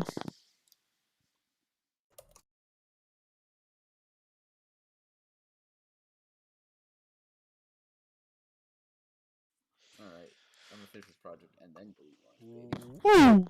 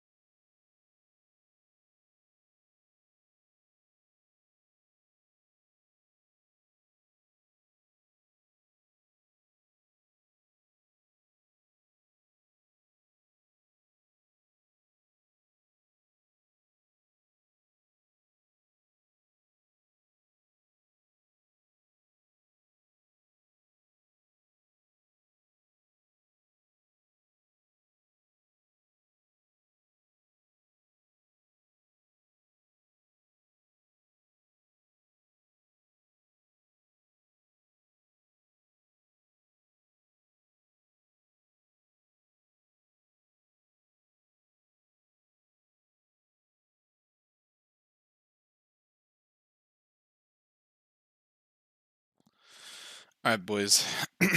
We're back in business. Back in business. Everyone else is gone. Alright, boys. We're back in business. Uh-oh. Back in business. I can hear myself. This is not good. Everyone else is gone. Alright, boys. Oh, no. Whew. Okay, we're gonna loop for a bit there, but, whew. Sorry about that. 5 hours already. Jesus. I don't really get it. Little game download cards like this don't even have the codes on the cards themselves. They print them on your receipt. So if you get a download card as a gift for somebody, you have to include these both, which is frankly just clunky paper use. That's the only scenario these make sense in, as gifts. Because if you have a gift card to a store and want a digital game, why not just buy an eShop card for funds? So that's another reason physical makes sense. Gifts. It's way more fun to open this as a gift compared to this. Digital codes just aren't exciting. Couple that with the fact that going digital only means you're gonna fill up your console's storage capacity faster than if you have a sex wall. Downloading games takes a while. It requires internet, a lot of storage space, and it's just not as fun. It's an adventure to buy a physical game. I fell on the way to the shop, that's a story to tell. Downloading a game, I still felt, and that's just embarrassing. However, it is a lot more convenient, and with consoles becoming faster at loading up titles, it makes digital a lot more enticing. Back on the Wii U, can you tell why I didn't go all digital? So digital has its advantages, like a vasectomy. But games are so large, they take forever to download. You kind of almost need a physical option. These aren't like movies or music. These things can be hundreds of gigabytes in size and are too complicated to stream as easily as other mediums. Plus, digital games, if they get yanked off online storefronts, they're a goner. It's hard to preserve these things. With physical, these issues aren't nearly as prevalent, or they're completely non-existent. But man, printing those physical games can cost a lot for a company, especially compared to just putting it out digitally. You have to be fairly confident the physical copy will sell well to warrant a release like this. It usually boils down to the cost of printing the disc or manufacturing the cartridges. So, you don't want to take the risks of releasing a physical game, but still want a presence at retail and satiate customers who want something physical. Nobody wins! Except for Satan. A cheap alternative to releasing physical games, some companies have discovered, is what I call a digital-only physical game. It comes in a box, you get artwork, the console branding, the whole 9 yards. Everything you'd expect from a physical release. Except the physical release. Instead of a disc or cartridge, you get a download code, because I really needed 16 more characters in my life. Once you redeem the download code, why do I own this? This is pointless. It's like the companies that are releasing these things are going, oh, well, this is good enough. If people who want physical versions of our games, they're too fucking stupid to realize that we're taking the easy way out, and besides, all they want is the box anyways. Yeah, maybe a dumb bitch who overly values packaging. I get overjoyed when there's a random blank piece of paper included in the box. But you see, I may enjoy the box. When there's nothing inside the box, what's there to enjoy about the box? God! This is one of the stupidest trends of modern gaming, and this isn't only like a 3-game deal or something. I didn't see one game do this and start proclaiming the truth. No. Look at all these! It's more than 3! The first game I can recall doing this was DuckTales Remastered. Well, it was digital only at launch. Capcom released this boxed version only on PS3, and it didn't even come with a disc. You got an exclusive pin and a cardboard disc, so why am I bitching? This was a weird release considering this digital copy only box was exclusive to PlayStation 3. The game came out for 360 and Wii U alongside that console, so why they made this retail edition that didn't even come with a disc exclusive to one console is beyond me. I will say though, at least putting a cardboard disc in here, that's kind of cute. The pen originally came on it, though I think it would have made more sense if the digital code was printed on it. That way, I mean, the game would be on a disc. But I think what makes this really stand apart from the rest is the fact that it did get a physical disc release, and they announced it a month after the game released digitally. It was for all platforms too, and the box art is basically the same as the original digital-only copy. I guess Capcom wasn't optimistic about the game's potential sales, and then immediately afterwards they went fucking oops. But if you weren't optimistic about the sales, why even do the digital-only physical to begin with? Like really, if you were worried that the game wasn't going to sell well at retail, why would you release a pointless box copy that has less value than a standard release? Oh wait, it comes with a pin. Nintendo did a similar thing with Mario vs. Donkey Kong Tipping Stars, those bastards! So this game released simultaneously on Nintendo 3DS and Wii U. I remember many saying this was their big cross-buy experiment. See, only on Nintendo platforms do you have the luxury of buying Super Mario Bros. 9 times. Over on the PlayStation console, Sony was offering loads of games you buy once and you can play on your PS3, PS4, Vita free of charge. Sometimes they weren't even legacy titles, but damn it, I chose to buy Clue Clue Land twice. It was just odd that Nintendo had two systems getting NES and SNES games released on them at the same time, both on storefronts called the Nintendo eShop, yet buying Mario 3 on Wii U meant you still had to buy Mario 3 on 3DS. This Mario vs. Donkey Kong game works across both systems, so Nintendo tried this method where if you bought one version, you'd get a download code for the other. Yeah, even though this was a modern idea, it still had that classic Nintendo stank. You'd expect to just buy it on Wii U, then go to your 3DS and be able to download it from the eShop with your account, but no. They love these download codes so much they decided to celebrate them with a box copy. Over in Europe, digital-only physical copies were released for both Wii U and 3DS. What a waste! So these boxes just contain a download code for said system, then after redeeming said download code, you get a download code for the other system. But why not just have both download codes in the box? That way you could just release the 3DS case with the download codes, or the Wii U case with the download codes. Not both. Instead, they released both Wii U and 3DS versions of the digital-only boxes, where both basically contained the same two games, even though the Wii U case uses up much more plastic and space. Like, not only is that a waste doing that to begin with, but they did it in the most wasteful way imaginable. It's weird because Japan got physical versions of this game. You get the disc or cartridge and the download code for the other console. So Japan was apparently the one market Nintendo felt confident releasing a physical copy of this game in. North America, we only got the game digitally, so they thought there was not a single American who wants to feel this thing. And Europe? Well, let's just assume they f***ing hate Europe. If they just didn't print physical copies in general, I would understand. But they went to the trouble of printing discs and cartridges in Japan. But Europe? They felt confident enough to use game boxes, print cover art, create all these download code slips, ship them out on trucks, take up shelf space in stores, but not print the game on cartridges. Too far. During this generation, a hot trend was the episodic releases of games, spearheaded by Telltale. You just put out the first episode of a game, then finish it throughout the year. Of course, they wanted a retail presence, so usually around the time the first episodes of their game released, a physical copy came out as well. These confused me at the time. They didn't say episode 1 or anything, it was just, yeah, the game, the full series. I'd see these in the store and think, isn't this game ongoing? Isn't it not finished yet? But in fine print, it's clarified, this is a season pass disc. While it is a physical game, the disc only includes the first episode and grants you access to download the rest of the episodes as they become available. I think what annoys me about releases like this is, what's the point of a physical release when you have to download so much of it? Like, yeah, it's still on a disc, but barely. Is a disc really worth it at that point? You have to download 4/5 of the rest of the game. That's a lot of hard drive space that's going to be taken up by this game, and you still have to get up to put the disc in. At that point, it's taking up that much storage space, why not just download the whole game? I almost feel like the download code in the box would have made more sense for games like these, at least for when they're not finished yet. But no, they did releases like this to almost fool people walking through a GameStop into going, wow, a new Batman game?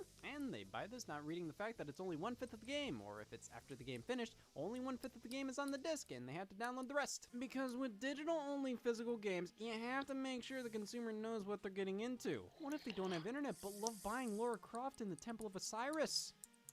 There's gotta be somebody out there. Why did Square Enix decide, okay, this game is good enough to get a box, but not a disc? Of course, lots of business decisions go into this kind of stuff. There's gotta be more explanations other than, we didn't want to invest in printing discs for this game. Because while that is a fair reason, it's pretty expensive to do that. Seeing the hundreds of games that get physical releases that truly don't deserve anything more than a face made about them, even by Square Enix themselves, why does something like this warrant a disc, but this doesn't? Is there some kind of totem pole of deservedness where the Temple of Osiris reaches the box and artwork but nothing else tier? You obviously believe this game would sell in a retail environment by releasing this, so why do this? They like to make these releases more enticing with bonuses, a poster, pin, and all that. But that makes me question it even more! You're willing to do all this but not print a disc? The Sonic Mania Collector's Edition. Jesus. I measured. This thing is in fact huge. Comes with a Sonic statue, a big Genesis cartridge with a gold ring inside, a metallic card, and a download code. You gotta be f***ing kidding me. All of this! And no disc, no game card, no case. This is a big collector's edition, and it wasn't like exclusive to Sega's online shop or anything, not exclusive to a single platform like DuckTales. No, I saw Xbox One versions of these things rotting in Best Buys. That is a problem you wouldn't have if you just did a regular release. Now, Sonic Mania did get a physical version 1 year later, which kind of makes this release a whole lot stupider. I mean, it's a nice collector's edition, but being digital only is just so dumb. You could make the argument it's to make collectors double dip. We're gonna put up the collector's edition and include only a download code. Then we'll do a physical release afterwards. I see a lot of studios do this. The physical release happens after the digital one's been out a while. Get everybody to buy the digital, then the physical releases, and even if the collectors bought the digital version, they just can't help themselves. There needs to be a hotline for this kind of thing. That's fair. It's a smart business practice. Might not be the most ethical in the world, but hey, I fall for it every time, and I know exactly what they're doing, which doesn't mean I fall for it. Just means I'm a bitch. Pretty much with all these, I see no point to them. I feel like they raise more questions than answers. Especially the mini Xbox One download code boxes. Little keyring-sized plastic boxes containing nothing but a download code and will eventually be the main source of ocean pollution. They are the cutest possible way to kill a seal. But I've saved the most notorious example for last. Ladies and gentlemen, the horror. It's a joke book. That's really morbid. The Nintendo Switch is the leader of bullshit in this category due to having such proprietary game cartridges. Releasing bigger games physically on Switch is a challenge for developers and publishers. These little guys cost more to produce than just a regular Blu-ray disc, and that cost increases if the game's file size is bigger. I mean, they got 1 GB cards, 2 GB, 4, 8, 16, 32 is pretty much the max, and that is incredibly pricey. The problem is, game sizes right now, how much is that in square feet? A lot of games just straight up won't fit on a Switch cartridge, even the biggest possible ones. So that's why many games are just flat out digital only on the system, even games that would normally have a retail presence. But some publishers just can't help themselves. Enter Capcom. Mega Man Legacy Collection 1 and 2 were both releasing on Nintendo Switch on the same day. Both are separate releases. Sure. They both got physical copies for other platforms. Surely the Switch will succumb to a similar fate.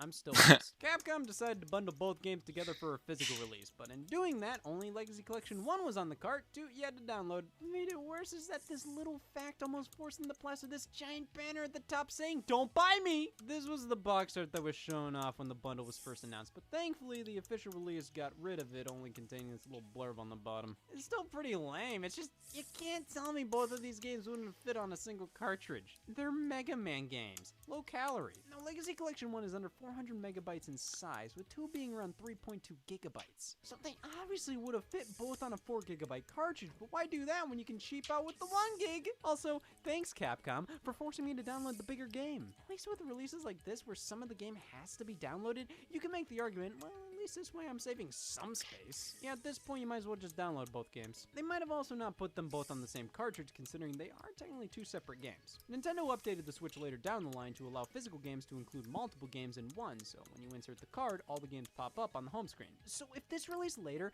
I'm sure they would have done that, but back in 2018, if they wanted both on the card, combining the 2 of them into one would have required, gasp, developing a game select menu. I would have loved if they combined the 2 releases, called it Mega Man Ultimate Legacy Collection, but no, this is stupider, let's do that. At least Mega Man didn't get the Resident Evil treatment. Okay, first off, Resident Evil Revelations Collection. Calling a pair of games a collection is kind of weird to me. Oh yeah, we got tons of games. Revelations 2. But this follows the same trend. The first game's on the card, second game you have to download. Of course it's the bigger one. 26 fucking gigabytes. Come on, Capcom. If you're gonna do this, at least have Revelations 2 be the one on the card. This game alone doesn't fit on a Switch without a micro SD card. If Revelations 1 was the download, that's at least only around 12 gigabytes. Just throw us a bone here. Oh man, this box looks great. We do have the giant white banner disclaimer. I understand this for retail, but maybe just a sticker would do? Like, this is always here, even after I buy it. Oh, good to know. Both of these games, the game included on the game card, are games that have already gotten physical releases on Nintendo platforms before. The games that are digital-only download codes have never been on a Nintendo platform prior, let alone physically. If they were gonna do this, I probably would prefer if they said, you know what, Mega Man Legacy Collection 1 already released on 3DS physically, let's give Legacy Collection 2 some time to shine if we have to pick one for the card. And you know, why not just release these games separately? They pulled the exact same shtick for other games in each of these series. Mega Man X Legacy Collection 1+2. Oh. What a surprise. Resident Evil Origins Collection, Resident Evil 0, the prequel. Okay. Okay. Let's figure out what we gotta do here. Let's eradicate.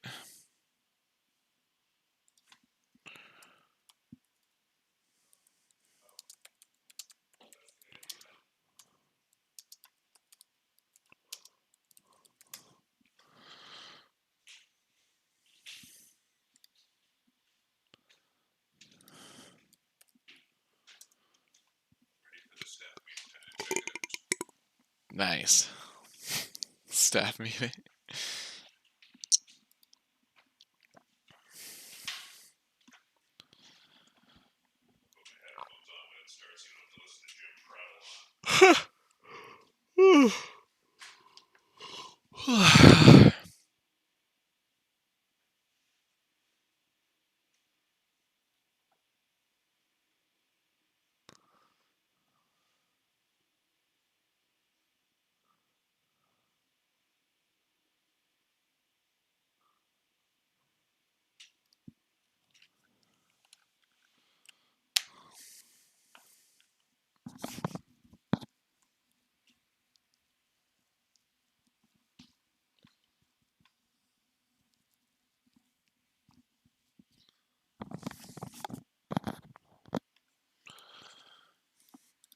On the card, with Resident Evil Remake being the download. So I guess instead of doing the first game like with the other releases this time, they did the first game. Resident Evil Triple Pack, Resident Evil 4, 5, and 6, and only 4 is on the card. At least the card doesn't say Resident Evil Triple Pack. That would have annoyed me if 4 was still the only one on there. At that point, wouldn't it have been nice to have reversible cover art for just Resident Evil 4, and instead I get box art that looks like I'm packing chips for lunch? The download codes do last a while though, most of which last roughly 800 years give or take. That's good, anything less than 600 I would have flipped. You've got the games that require download, like only portions on the card. LA Noire was like this, and I just said, I'll just download the whole thing. If I'm gonna have to download a good chunk of it, why bother with a card? I don't save a ton of space on my system, and I still have to grab the game and put it in my Switch. Mortal Kombat 11 did this too. Without the download, we can only play basic versus battles. However, that's kind of the main attraction, and this is a game that released on PS4 and Xbox One the exact day. I think the download requirement concessions are tolerable. But then they re-released Mortal Kombat 11 with the DLC included and got rid of the game card. Like, what? Why not just have the game card from the original release, plus the download codes for the DLC? Now I need to have 32 gigabytes of free space. Doom on Nintendo Switch did a similar thing like with the original MK11 release. You had to download a portion of the game. But it was the online multiplayer, which just makes perfect sense. Not everybody was buying Doom for the multiplayer, and plus, a lot of what makes these physical releases worth it is the fact these games are being basically preserved when they're put out like this. Doom's online multiplayer is obviously internet-based, so it's not going to be alive forever regardless if it's included on the cartridge or not. So putting the single player there and having the multiplayer downloadable makes total sense.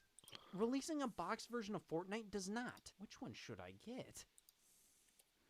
Apex Legends, why buy it for free when buying for $30 is an option? These games are too popular for them to not release them at retail, but by being basically just online multiplayer and a free download, there's no point to putting them on a card. So, they stuff these games fresh with download codes for some in-game purchases. I guess that's an incentive, but if these purchases are enticing you, you're probably already playing the game extensively. I feel like these releases appeal to people that have never played the games before.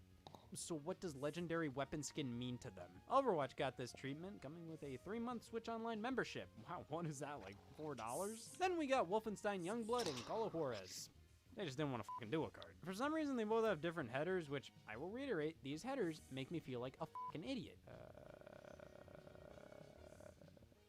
Oh wait, there's no game card? Youngblood, I kinda get. This is a standalone expansion to Wolfenstein 2, a game that already required a download on Switch, albeit coming mostly on a game card. So this probably wasn't gonna sell as well as that. Plus, it's 21 gigabytes. I'm not defending them doing this release. I think them just doing a standard digital one and nothing more would be perfectly fine. Call of Juarez requires 4 gigabytes. But you know it's bad when even Nintendo does it. Mario Kart Live Home Circuit comes in this giant box, no game card, not even a download code. It tells you, hey, just look it up. Fire Emblem Shadow Dragon and the Blade of Light, they gave it this amazing... It comes in this giant box, no game card, not even a download code. It tells you, hey, just look it up.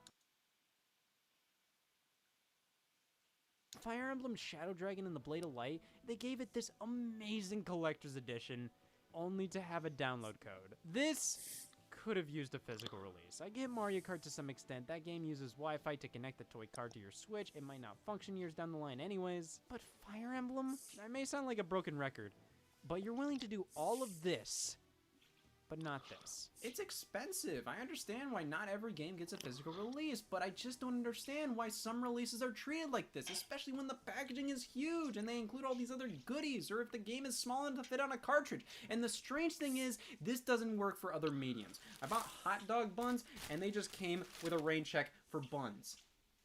See, that just sounds fucking loony.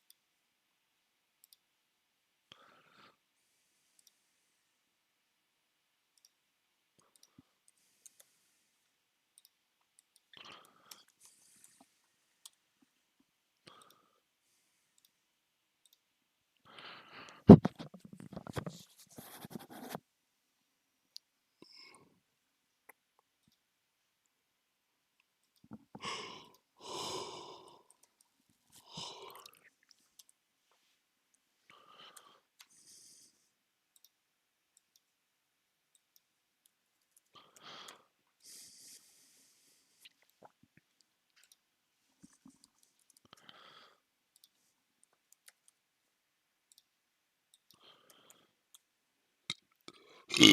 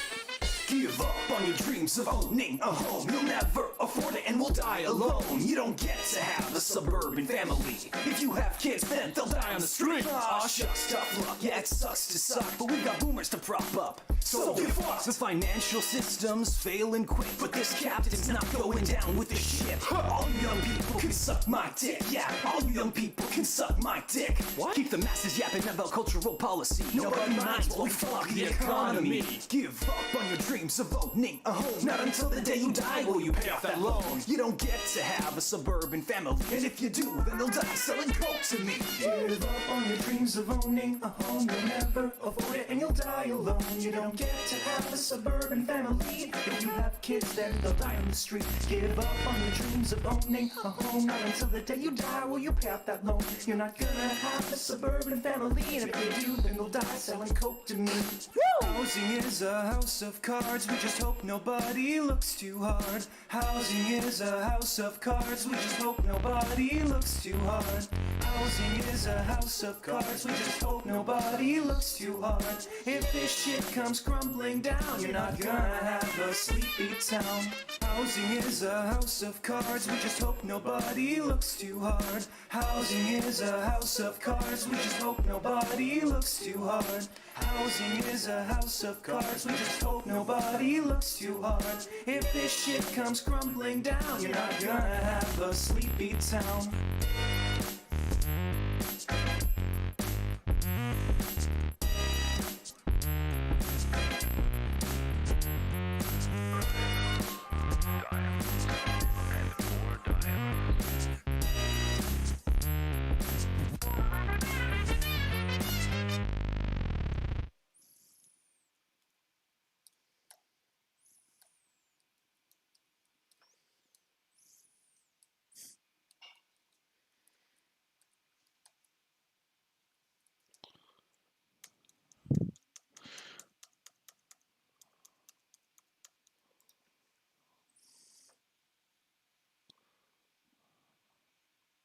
Oh.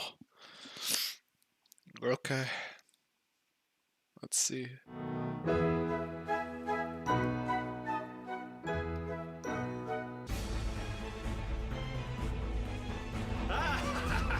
Don't worry, vaccines are perfectly safe, according to me. You might notice a little prick.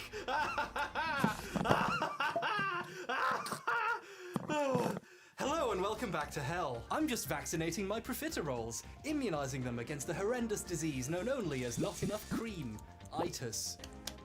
Unfortunately, while vaccines are great at stimulating my balls, in humans they've become quite the controversial topic. In the late 90s, an anti-vaccine movement started to pick up steam, claiming that they cause autism. And the movement has plenty of washed-up celebrities flushing it, including what's-his-name, and that one, and some more. Here's 45th President of the United States, Donald Trump, coming out against medicine. He once famously tweet, "No more massive injections. Tiny children are not horses." I mean, of course they aren't. Horses aren't even real.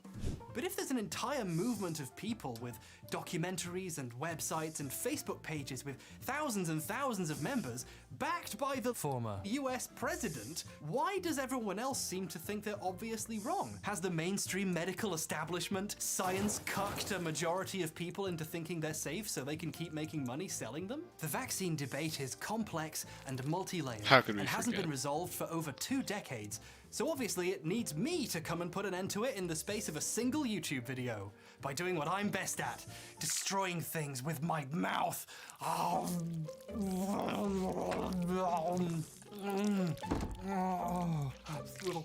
hi, Mum. Was I vaccinated? Have you been looking into moving out lately, son? That's kind of funny. Now, the clever clogs among you will know that there was an anti-vaccine movement.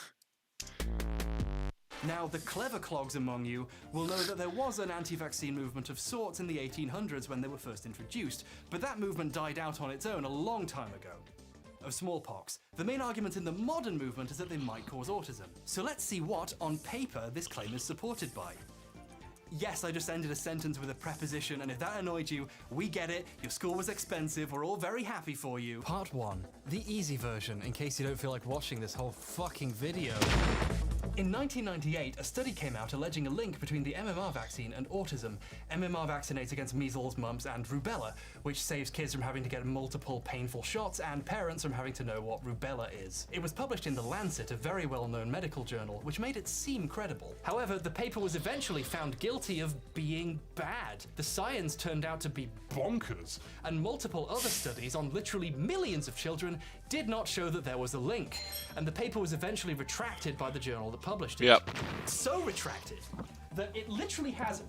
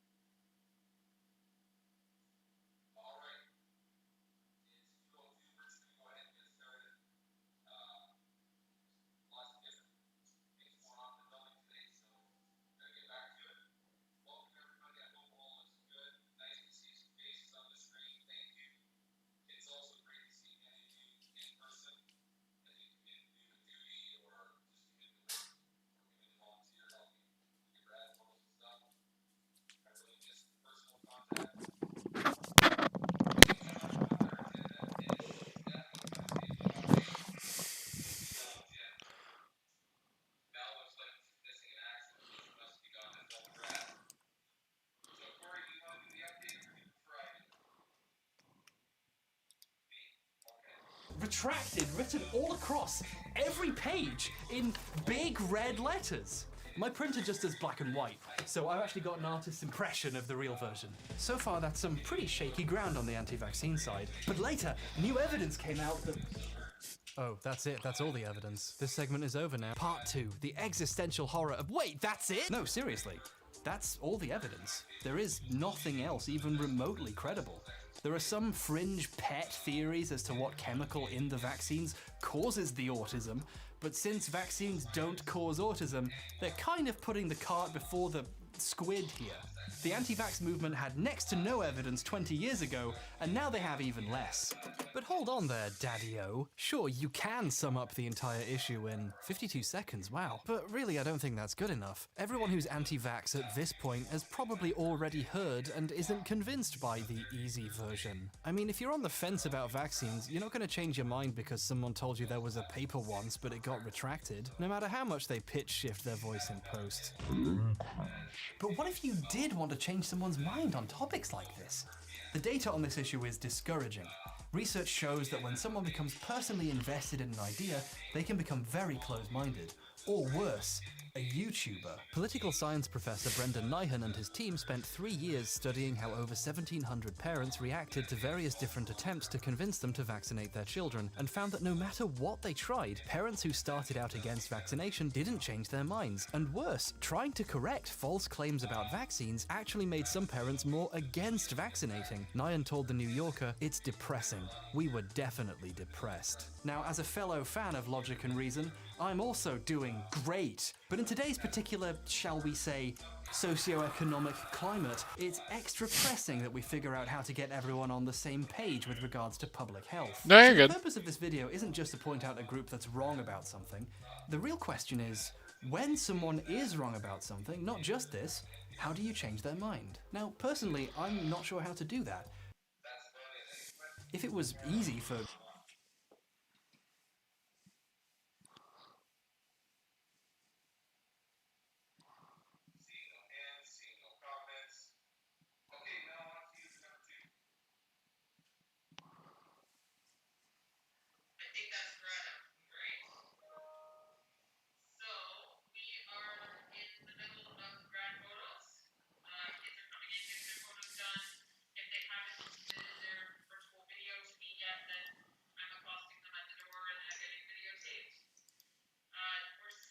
At some point in time.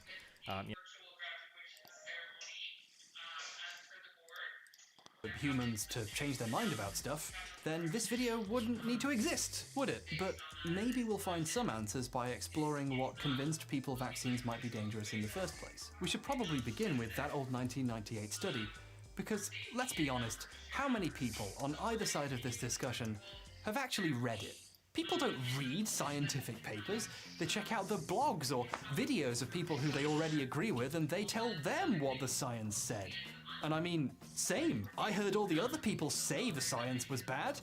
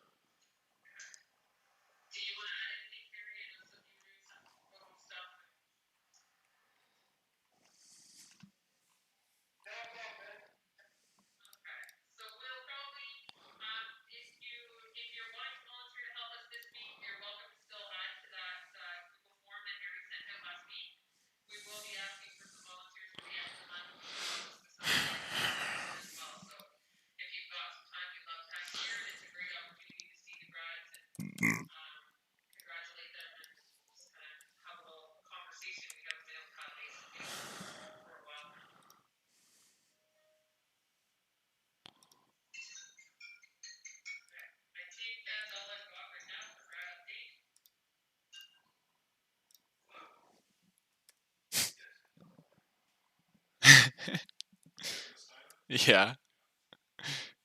It's pretty goofy. But I'm also watching a video, so if I'm laughing sometimes because it's you, and sometimes...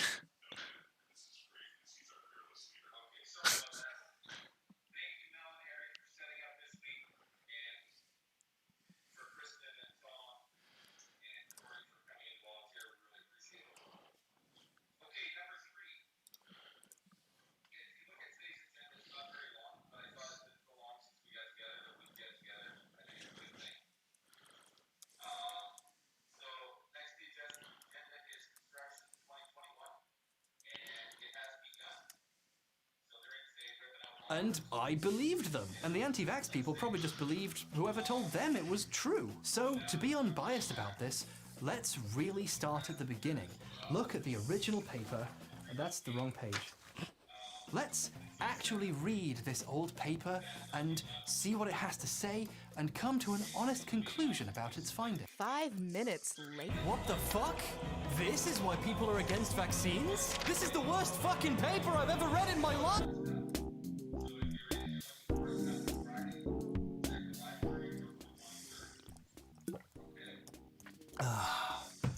Right, let's talk about the study. I'm calling it The Study because its real title was Ileal Lymphoid Nodular Hyperplasia, Nonspecific Colitis and Pervasive Developmental Disorder in Children, which is a bit of a tongue twister. I had to do a not insignificant amount of Googling to find out whether it's pronounced ileal or ileal. Don't know why I bothered. If I got it wrong, it's not like you would have noticed. The paper's lead author is Dr. Andrew Wakefield. I'm sorry, there's a mistake in my script. The paper's lead author is disgraced ex-doctor Andrew Wakefield. Wakefield is seen by many as the founder of the modern anti-vaccine movement, since he was behind the paper that started the whole thing. Let's keep an eye on that. Oh, fuck it. The smoke machine occasionally goes off on its own for no reason. I can't be bothered to get up. The paper's supposed purpose was to investigate a connection between bowel disorders and developmental issues in children, in particular targeting signs of autism. So, first off, what's a colitis? Right, hold on. Okay, colitis is inflammation of the colon, one of the main symptoms of bowel diseases like Crohn's disease, for example. Colitis. By the way, we're going to use words like bowel, colon, and intestine interchangeably in this video. Don't let it confuse you, they're mostly the same thing. If you're a doctor, pretend you didn't hear that. The paper says non-specific colitis because it's not looking for specific kinds of inflammation. It's looking at whatever inflammation these children happen to have and seeing how they compare, because maybe they're all linked, and maybe they're even linked to the autism. According to Wakefield, he just happened to notice a lot of kids with both autism and bowel disorders, and he launched the study to investigate a possible link. But what does all that have to do with vaccines? I mean, surely it must have found something for it to have caused all this controversy.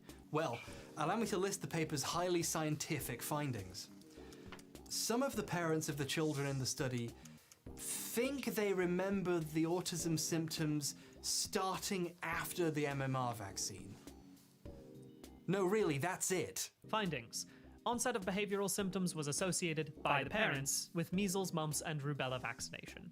For literally decades, right, I've been hearing about this paper, and I've assumed that there must have been something there, like something to at least explore or discuss or debunk. Everyone lost their fucking minds over it, so surely there's something, and I finally go and read it, and it's just a bunch of fucking parents' opinions. There's nothing there. I can't fucking believe this. Like, seriously, the disconnect between the attempts at real science and the stuff the parents think they remember is, like, so jarring. Like, next to colonoscopies and biopsies and graphs of urinary excretions, you'll suddenly get sentences like, he received a dose of measles, mumps, and rubella vaccine, the day after which his mother described a striking deterioration in his behavior that she did link with the immunization. A note from your mother isn't science, it's how you get out of PE. I'm sorry, coach, I didn't really have polio. Maybe some home decorating will relax me. I love this poster because I'm smart, and now all my guests will know I'm smart. I have tons of guests. I'm a party animal. I have a charisma of at least 6.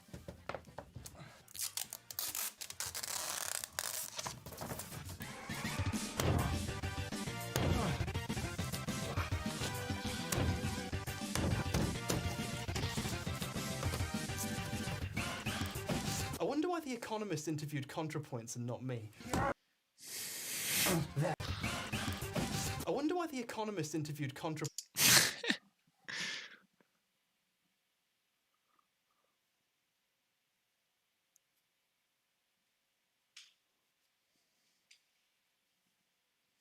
And not me.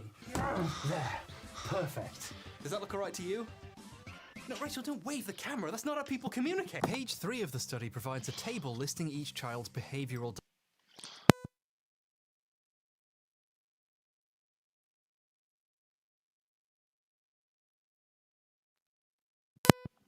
diagnosis, largely autism, and also what their parents identified as their exposure, the thing which, in their opinion, caused the diagnosis. Of course, most of them blame the vaccine. Now, while a bunch of opinions are about as useful in science as a bath made of teeth, we might as well explore how someone might end up having that opinion. It's actually really common for us to... Actually, hey Angie? Yeah? Could you draw me as a ferret, please? Okay. Why? I will not explain why. It's actually really common for us to assume two things that happen to us around the same time must be caused by one another. That's how we, as ape people whose fur fell off one day, think about things with our tiny, godless little monkey brains. If you ate some strange new berries and got sick that day, you're basically programmed to connect the two for the sake of your own survival. This is the 1 in 10 times that evolutionary psychology is real. The rest are fake, Malcolm, but these correlations we make in our heads between events aren't necessarily true. It might not have been the berries. It could have been all the budget energy drinks you import from Thailand. You know what? Maybe you can have too much carabao. Another big problem here is how humans relate to spans of time. Just like how under quarantine, you might not even notice 4 months passing because nothing happens anymore. If someone coughs on you today and later in the evening you start to feel a bit sick, a lot of people might remember being coughed on and assume that's how they got it. But illnesses can take days or weeks to incubate. Maybe you don't remember the time you got coughed on 2 weeks ago by the guy who was delivering the last crate of energy drinks. Oh, Carabao, why is it so hard to quit you? Win football tickets? I can't wait to be in a crowd of people again. The table claims some of the parents noticed the symptoms a few weeks, days, or even hours after getting the vaccine. But I do have to wonder how easy it is for someone to recall something as complex as the exact date of the onset of a child's behavioral symptoms. A BBC documentary from back in the day interviewed a parent and they said on camera that their son became autistic overnight after the vaccine. What happened to your son? Overnight. He had the fever, the high Literally. temp, literally overnight. He was never the same again. Even the interviewer was like, literally? Literally overnight? Like, are you sure? The signs of autism appear gradually and grow over time. When parents first take notice, there could easily be other signs they missed. Another better documentary about all this we'll get to later actually found parents who realized they'd made this exact mistake. Stacey and Damien no longer believe that their daughter's autism was caused by MMR. After researching and remembering Rebecca as a baby, they realised that she had already shown symptoms before she was vaccinated. Parents don't necessarily notice the symptoms until they're fairly obvious, but that doesn't mean the symptoms weren't there or their child wasn't autistic beforehand. I'm bringing this up because it's important to make the distinction that whenever someone describes something like their child's first symptom, what they are really describing is the first symptom they personally noticed. Here's a timeline of the first 2 years of a child's development. Statistically, the average age that symptoms of autism become noticeable to parents is around 12 to 18 months. Children in the UK receive a dose of the MMR vaccine from between 12 to 15 months. Isn't it possible that these parents are blaming a coincidental event? You can even see evidence that this happens in the paper, because some of the other parents blame other totally coincidental events. One of them blames their child's autism on an ear infection they got a week before they first noticed the symptoms. Do ear infections cause autism now? No. No. Of course not. But if it was the only other thing that you remembered happening to your child, you can see how someone might end up assuming they're related. Before this study was released, there were a few very small clusters of parents that thought vaccines caused autism or other illnesses. JABS, the Justice, Awareness and Basic Support Group, wow, they really worked hard to make their name say JABS, had been around for a few years beforehand. The founder of JABS, Jackie Fletcher, asserts to this day that her son suddenly became severely autistic 10 days after his MMR vaccination, and has frequently tried to sue the government and MMR manufacturers for money over it. It's important to recognize that statistically, even if vaccines are perfectly safe, you're going to get a small amount of parents like her who are convinced that vaccines are harmful because they got one right before something like this happened. Before there was a scientific paper and thousands of news pieces telling them to, there really weren't that many parents of autistic children who blamed the vaccine. According to a pro-jabs piece made in May 2002, when the scare was happening, there were thousands of members, but before all that, there were only about 30 sets of parents at best. And speaking of groups being too small to be statistically meaningful, another big problem, or to put it another way, a small problem, is sample size. Please hold your applause until the end. On its own, a study of a small sample size, like 12 children, can't prove anything about the rest of a population. I've made this point about people drawing sweeping conclusions from small studies before. However, it's important to understand sample size criticisms in the proper context. Studies on small groups happen all the time in science, for a good reason. They're often called pilot studies, and they're useful for figuring out how a bigger study should work in preparation for the real thing, or for checking to see if there's something worth looking into in the first place. A fraction of parents of the tens of millions of children who've had this vaccine saying they think there might be a connection is, at best, grounds to do a better study on a bigger group of children to find out if this connection actually exists. We're going to come back to this later because someone had the opportunity to do one of those, and what they did with that opportunity is very interesting. Grounds to do a better study on a bigger group of children to find out if this connection actually exists. We're going to come back to this later because someone had the opportunity to do one of those, and what they did with that opportunity is very interesting. Oh no.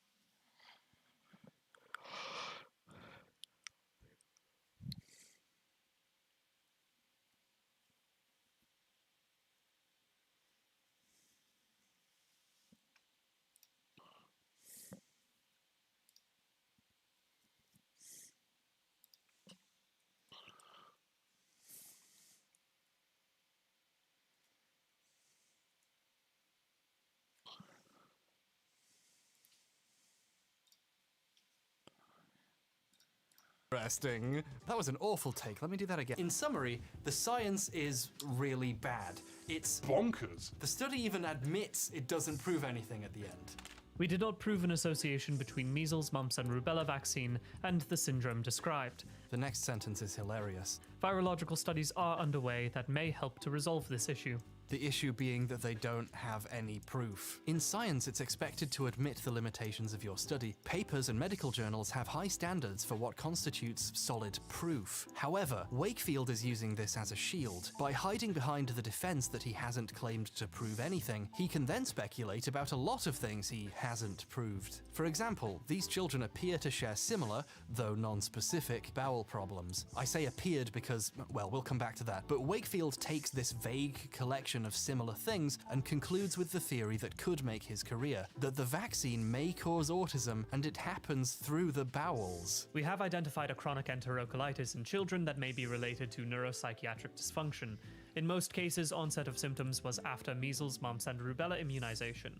Further investigations are needed to examine the syndrome and its possible relation to this vaccine. In literally the final sentences of the paper, Wakefield invents a new disease that combines bowel disorders and autism, and then speculates that MMR vaccination might cause the disease he just made up. This is absolutely buck wild, as some would put it. It's like medical fan fiction. Sure, he admitted it just may be and said we need more research to prove anything, But now, his made-up disease is in a published scientific paper in one of the most prestigious medical journals in the world. Journalists with little to no scientific knowledge go on to report on this paper as if it's discovering this new disease. Doctors at the Royal Free Hospital believe they may have discovered a link between the combination vaccine and a bowel disease that can progress to autism. What are you talking about? He admitted he didn't prove anything and then wildly speculated at the end. No! There is one last really weird thing about this paper we haven't mentioned yet,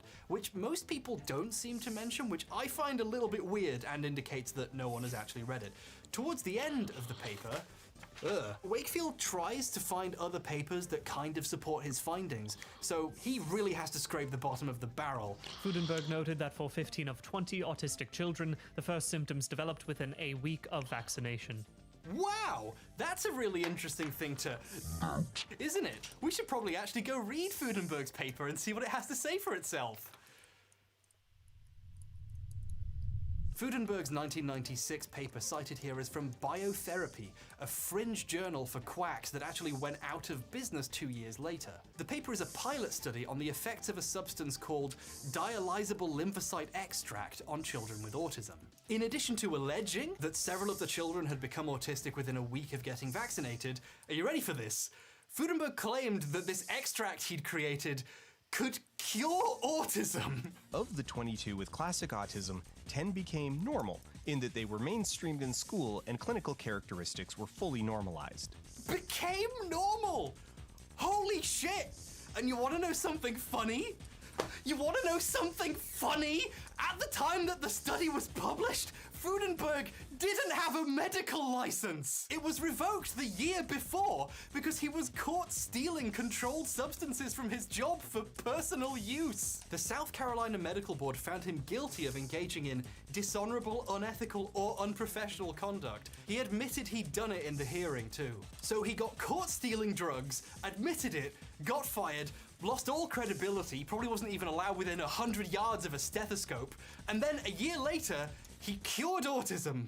According to him, and you know he's trustworthy because he admitted to stealing all those medical supplies. What I'm trying to say here is ex-Dr. Hugh Fudenberg's paper is one of the most obviously bullshit things I've ever read. And Wakefield had to cite it to create a precedent for his findings. This is the best he could get. You can see why it's a bit weird no one brings this up, right? In scientific circles, everyone who read Wakefield's paper, or worse, bothered to check the sources it cited, had, you know, a few minor concerns. It was so concerning that The Lancet published in the same issue a response to the paper. Vaccine adverse events, causal or coincidental. It points out numerous problems, some of which we've discussed here already, and has some words to say about fear-mongering about vaccines like this. Vaccine safety concerns, such as that reported by Wakefield and colleagues, may snowball into societal tragedies when the media and the public confuse association with causality and shun immunization. This would be tragic because passion would then conquer reason and the facts again in the UK. This commentary would probably have seemed darkly apocalyptic at the time, but in retrospect, it was a shockingly accurate prediction. Like, they knew! They fucking warned us! So even before the paper was in the public eye, other doctors and scientists were looking at it and saying, "This ain't it, Chief." Is that still a current reference? I've aged 10 years in the last 2 weeks. Time is meaningless. But despite a lot of obvious concerns and clear weaknesses, Wakefield published the study anyway. And then, and this is weird, he immediately held a press conference about it. This isn't something that anyone normally does in science, especially not after publishing a 5-page study that admits it didn't prove anything. The paper was so small and its findings so insignificant that it barely even qualifies as a paper. In fact, it was published in The Lancet as an early report. See, in the top left corner? Zoom in on it. It's there. You've got to be quicker on the draw than that. Holding a press conference for this is something you do if you want attention for your controversial paper, not if you're trying to do science. And here's where the whole thing really started. During the press conference, Wakefield pretended his study had discovered a risk so earth-shaking that the government should stop using the MMR vaccine and replace it with measles, mumps, and rubella vaccines given separately. One more case of this is too many. We put children at no greater risk if we dissociate those vaccines into 3, but we may be averting the This is the moment that changed everything. Wakefield told a room full of reporters that based on his study, he felt the MMR vaccine could be putting millions of children at risk. The mainstream media were in love with the notion that the paper had found something, so they ran with it. All the way into hell.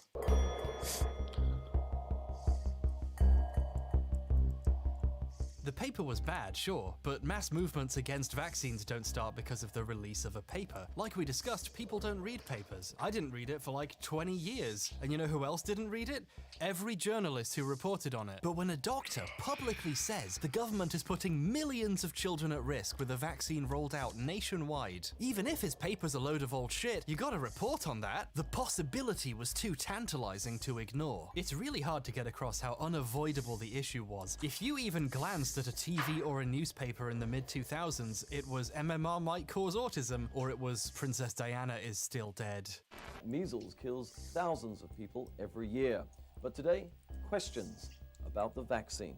Vaccination could be linked to a new side effect, a combination of bowel disease and autism. Hundreds of articles, news pieces, and documentaries were made about the potential significance of this study. They rarely show or discuss the contents of the paper itself, but the doctor behind it came out against MMR. There's a potential link. There's a potential link, everybody! Panic! And do you know what happens when every news resource is screaming about the potential risks of a vaccine? You make millions of people terrified to vaccinate their children. I was growing up during the MMR scare, and the main thing I remember from the TV news at that time was big shots of pointy needles and children screaming as they get given an injection and ominous voiceovers saying, oh, these vaccines might be dangerous. It's almost like TV deliberately scares people for ratings because that's how this works. That's the entire point. If you want to know why thousands of parents think MMR gave their children autism, it's not because they came to that conclusion on their own. We've seen how, before all of this reporting happened, only a teeny tiny minority of parents made the connection between autism and the vaccine. They could only find 7 parents of autistic children who blamed MMR in the original study even.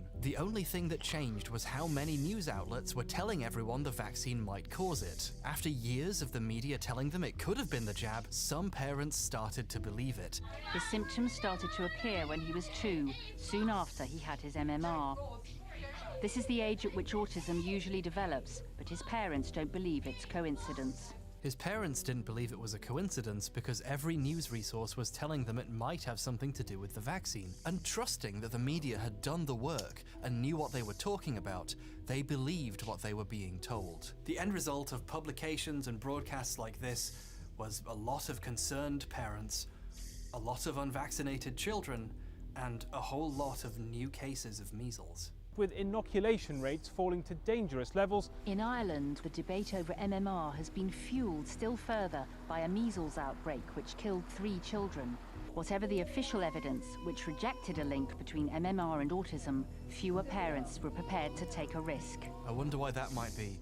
Could it be because every time you turned on the television there's footage of a screaming child with a needle in its arm? Once literally every other doctor had come out saying, look, there's no proof, please stop doing this, a lot of journalists got really defensive suddenly and started putting out pieces like, no, I will not stop reporting scaremongering bullshit. Wait, the same journalist wrote both of these. She just spent like 6 months of her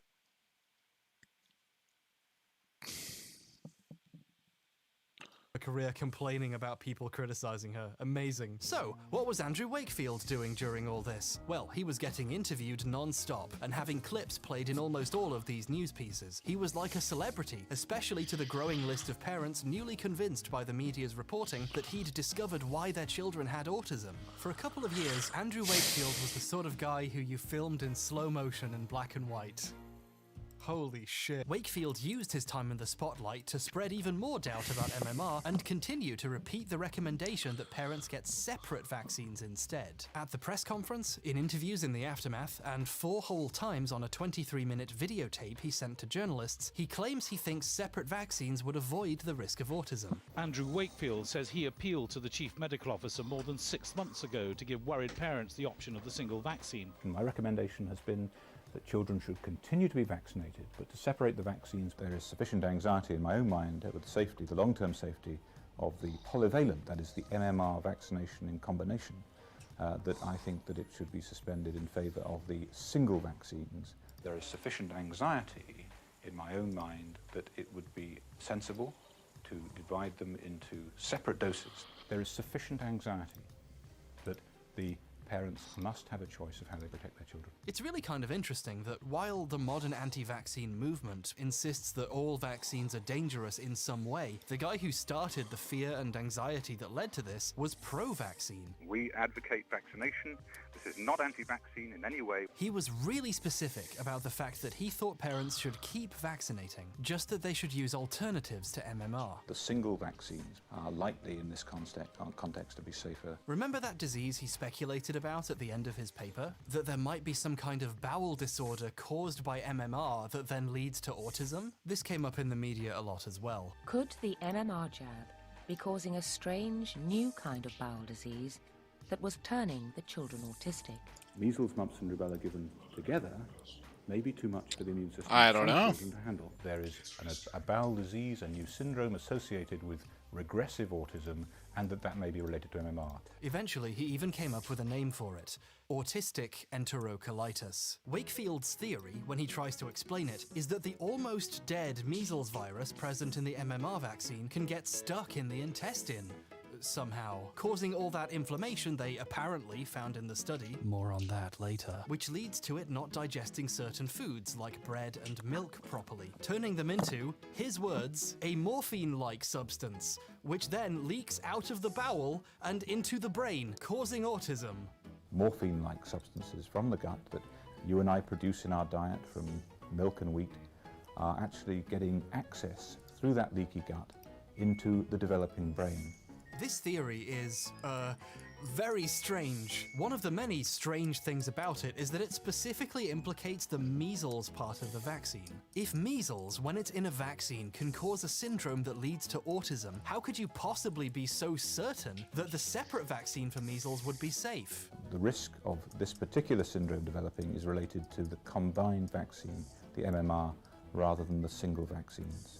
Okay, sure, but why? On what basis are you saying that, Andy? How could a doctor so easily make that recommendation? And it may be that giving the measles on its own reduces the risk of this particular syndrome developing. He just keeps saying it. My opinion, again, is that the monovalent, the single vaccines, measles, mumps and rubella, are likely in this context to be safer than the polyvalent vaccine. That's the MMR vaccine. There's actually a real reason why he recommended the separate vaccines so much. We'll get to that later. Here's the one example I could find of an interviewer asking him to explain himself. But even supposing the measles element of the MMR vaccine had deposited the virus in the intestinal tissue of these children, a single jab of measles might do the same. Theoretically, it might. But you're advocating a jab, single jabs instead of MMR. I said theoretically. Oh, only theoretically. Well, that's fine then. What a great scientist. But if you say it may do, then how can you advocate a single jab of measles, even if there's only a theoretical possibility that it might damage a child? While that question mark exists, at the very least, parents deserve a choice of how they protect their children against these infections, whether it be with the MMR vaccine or whether it is with the single vaccine. He always finds a way to pivot back to how, in the midst of all of these questions and concerns, which he started, parents should at least have the option of a separate vaccine. Honestly, you'd think he was some kind of salesman for alternative vaccines. Autistic enterocolitis is not, and has never been accepted as real by gastroenterology, the field specializing in the stomach and intestines. But an ordinary person, or worse, a journalist, might not understand it enough to know that it doesn't make sense. So, of course, it got reported as an interesting new idea. It was a bold and controversial theory. That's an interesting choice of words. This piece by that really defensive lady, Melanie Phillips, one of the most well-paid journalists in Britain at the time, is still continuing to spread it in this very article about being criticised for spreading it. She calls it a unique gut-brain disease. When you imagine a new disease, of course it's gonna sound unique, Melanie. No red flags popping up around the fact that no disease has ever functioned like this before? No? Fucking hell! This completely unproved, unique, bold and controversial theory was was irresistible to Phillips, a Bigot of the Year award-winning writer famous for also denying climate change, calling Obama an Islamist, describing a group of liberal Jews as Jews for genocide, and opposing both Irish independence and gay rights, which she dismissed as an attack on the traditional family by cultural Marxism. It's not shocking that Phillips was wrong about MMR. It's her job to be wrong about everything. The truly shocking thing about this is that for once, the entire rest of the British media were on the same side as her, uncritically regurgitating everything Wakefield said to millions of people. This completely irresponsible reporting caused fear, vaccine hesitancy, kickstarted an anti-vaccine movement that's still here today, and resulted in the deaths of children from completely preventable diseases. And that's the tea, sis. There's real liquid in there. I'm not doing a bit. What's up? I will spill it if I try and show Good. it to you. I'm sorry. Oh, thank you. Look. Yeah, well. See? It's real. It's not tea, though. It's coffee. I'm not... We're doing Perhaps the project only thing stuff. more frustrating than seeing the media do everything it can to push pseudoscience was how everyone actually addressed the topic of autism. Autism is a complex condition we still don't fully understand, with many variations in symptoms and severity. But the media never mentioned that. They deliberately went looking for the most severe and extreme cases they could find, and then filmed them to exploit for television. Children who couldn't communicate verbally or had severe physical disabilities as well. The intent to make the MMR question as serious as possible resulted in an almost pornographic obsession with suffering children. They went out of their way to portray autism as a horrific tragedy that it's worth risking a disease to avoid. And yeah, measles is a disease. Like, it kills people, it can cause incredibly severe complications that are with people for life. We as a society are no longer really aware of just how dangerous measles can be because we don't see all those complications as much because of vaccinations. Measles, mumps, and rubella are legitimately dangerous and potentially life-threatening diseases, and it says a lot about how we think about neurodivergence that it's worth risking that to avoid being autistic to some people. Hell, I was in Waitrose a few months ago. I never shop there, but I pretend to, so I can use their unnecessarily massive parking space. And I saw them selling a magazine with this on the cover. Reignite your child's brain with alternative treatments. What they mean there is alternatives to treatment. This is not how a healthy society discusses its people. Autistic people have to navigate a world that refuses to accommodate them in the slightest, to the point they're regularly confronted with the idea other people think their brain has gone out. Come on, get it together, Waitrose. You're the upmarket, upper class, rich people supermarket. You're supposed to be the smartest. What's going on there? The only thing that needs igniting here is your fucking shops. Did we get clearance to say that? Okay, that was a joke. While the MMR scare was at its height, the entire media landscape was a unified front in saying, wrongly, that autism is the worst fate imaginable for a child, and much worse than dying of measles. So, a lot of kids didn't get vaccinated. Then again, it wasn't all bad. Some parents just vaccinated their children for measles, mumps, and rubella separately. Which, by the way, was pretty expensive. But they don't want their child to have MMR. They'd rather pay for single vaccines at £60 a shot. 60 quid?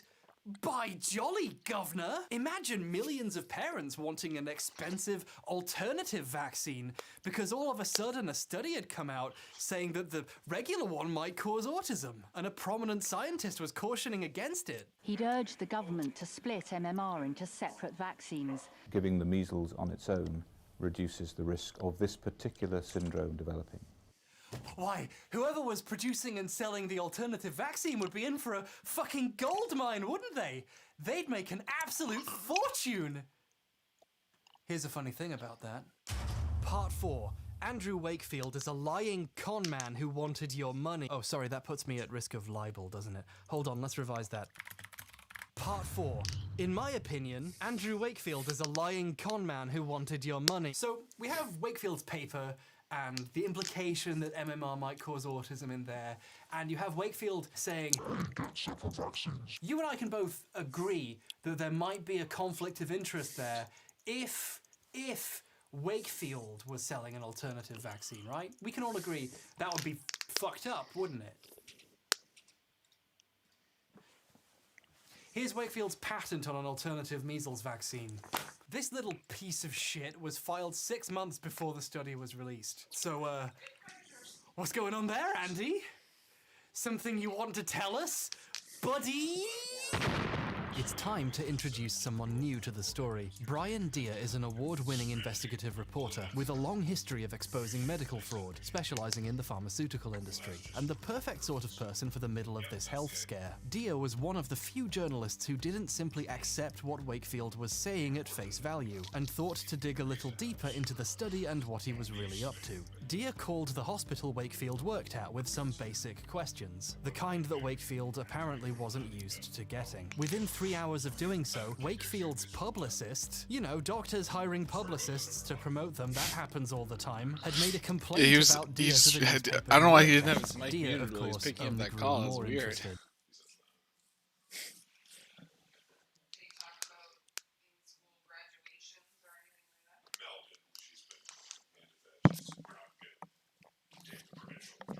His eventual 2004 documentary, MMR What They Didn't Tell You, is the better documentary I mentioned before. And by better, I mean blew the doors off of Andrew Wakefield's whole scheme. It was Deere who discovered Wakefield's patent. Let's take a look at that patent now.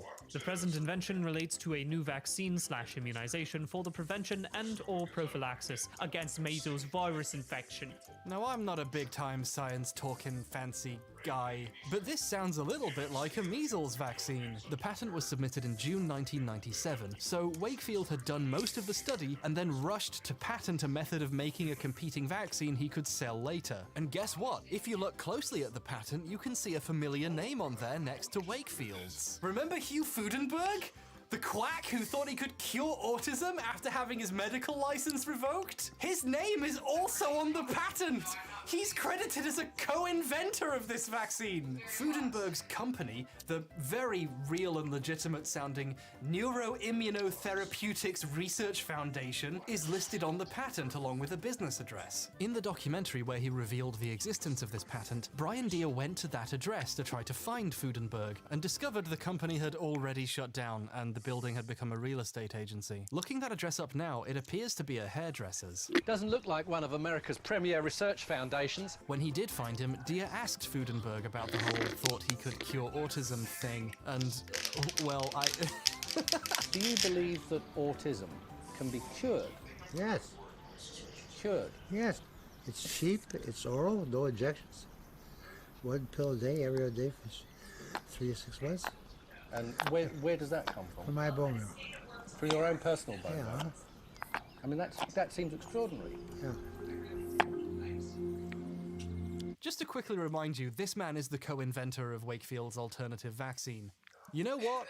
You got me. Vaccines might be dangerous. And just in case it wasn't extremely obvious what a hasty fucking scam Wakefield and his one friend who agreed with him were putting together, Fudenberg's name is spelled wrong on the patent. The other inventor...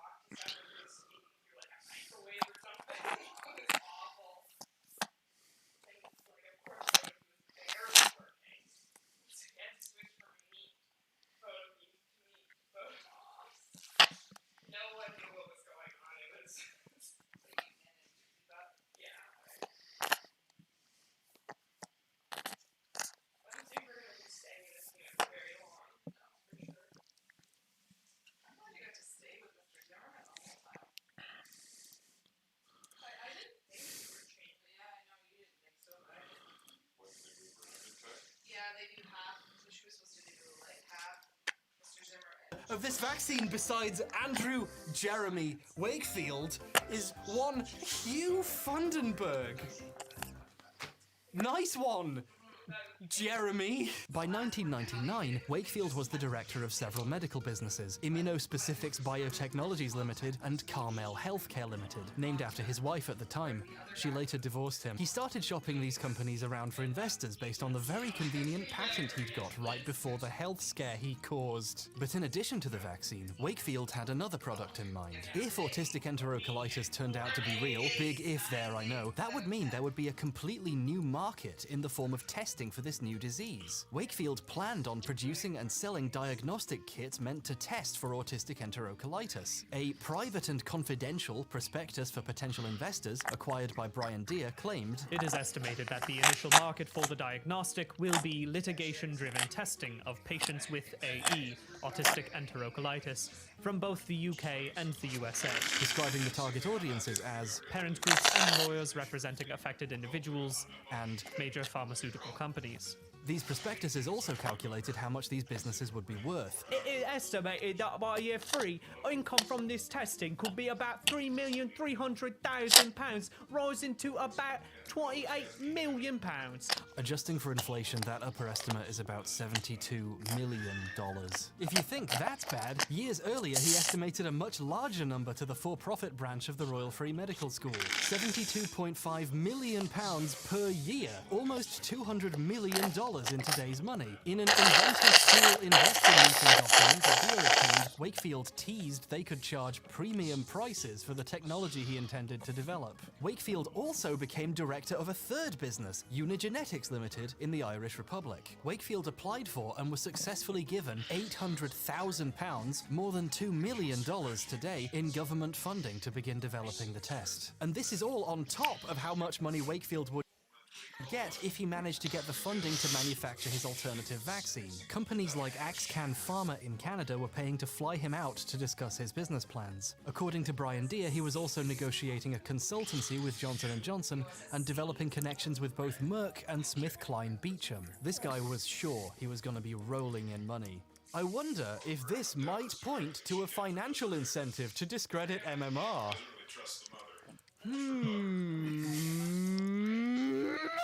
Watching Wakefield repeatedly push for getting alternative vaccines just in case is really chilling to watch now. You have to watch him sit there and create demand for his planned future products, and no one watching knows what he's up to. They think he's a doctor, just asking questions about MMR. No wonder he wasn't anti-vaccine, he wanted you to buy his. That said, there were a few roadblocks to the success of these businesses. The first is that autistic enterocolitis is a fake disease he just made up, which means it's very hard to invent a test for it. In Ireland, at Unigenetics, Wakefield brought in a colleague, John O'Leary, to try to get the testing kits to work. O'Leary claimed his test could find measles virus in the bowels of autistic children. He'd found measles virus in most of the samples he'd tested from children with autism and bowel disease. This is the closest Wakefield or any of his cohorts would ever come to proving autistic enterocolitis exists. But this quickly fell apart. Every other lab that tried to recreate his results found the same thing. The only way his equipment could get the results he was getting is if there was contamination or if his machine had been calibrated wrong. It turned out later it was both. Test tubes that didn't have measles in them tested positive for measles. O'Leary had an 11.1% stake in Immunospecifics, the company which would be selling the kits, which would have made him incredibly rich if the test had eventually worked. But strangely, he stopped being able to get these results once people started scrutinizing his work.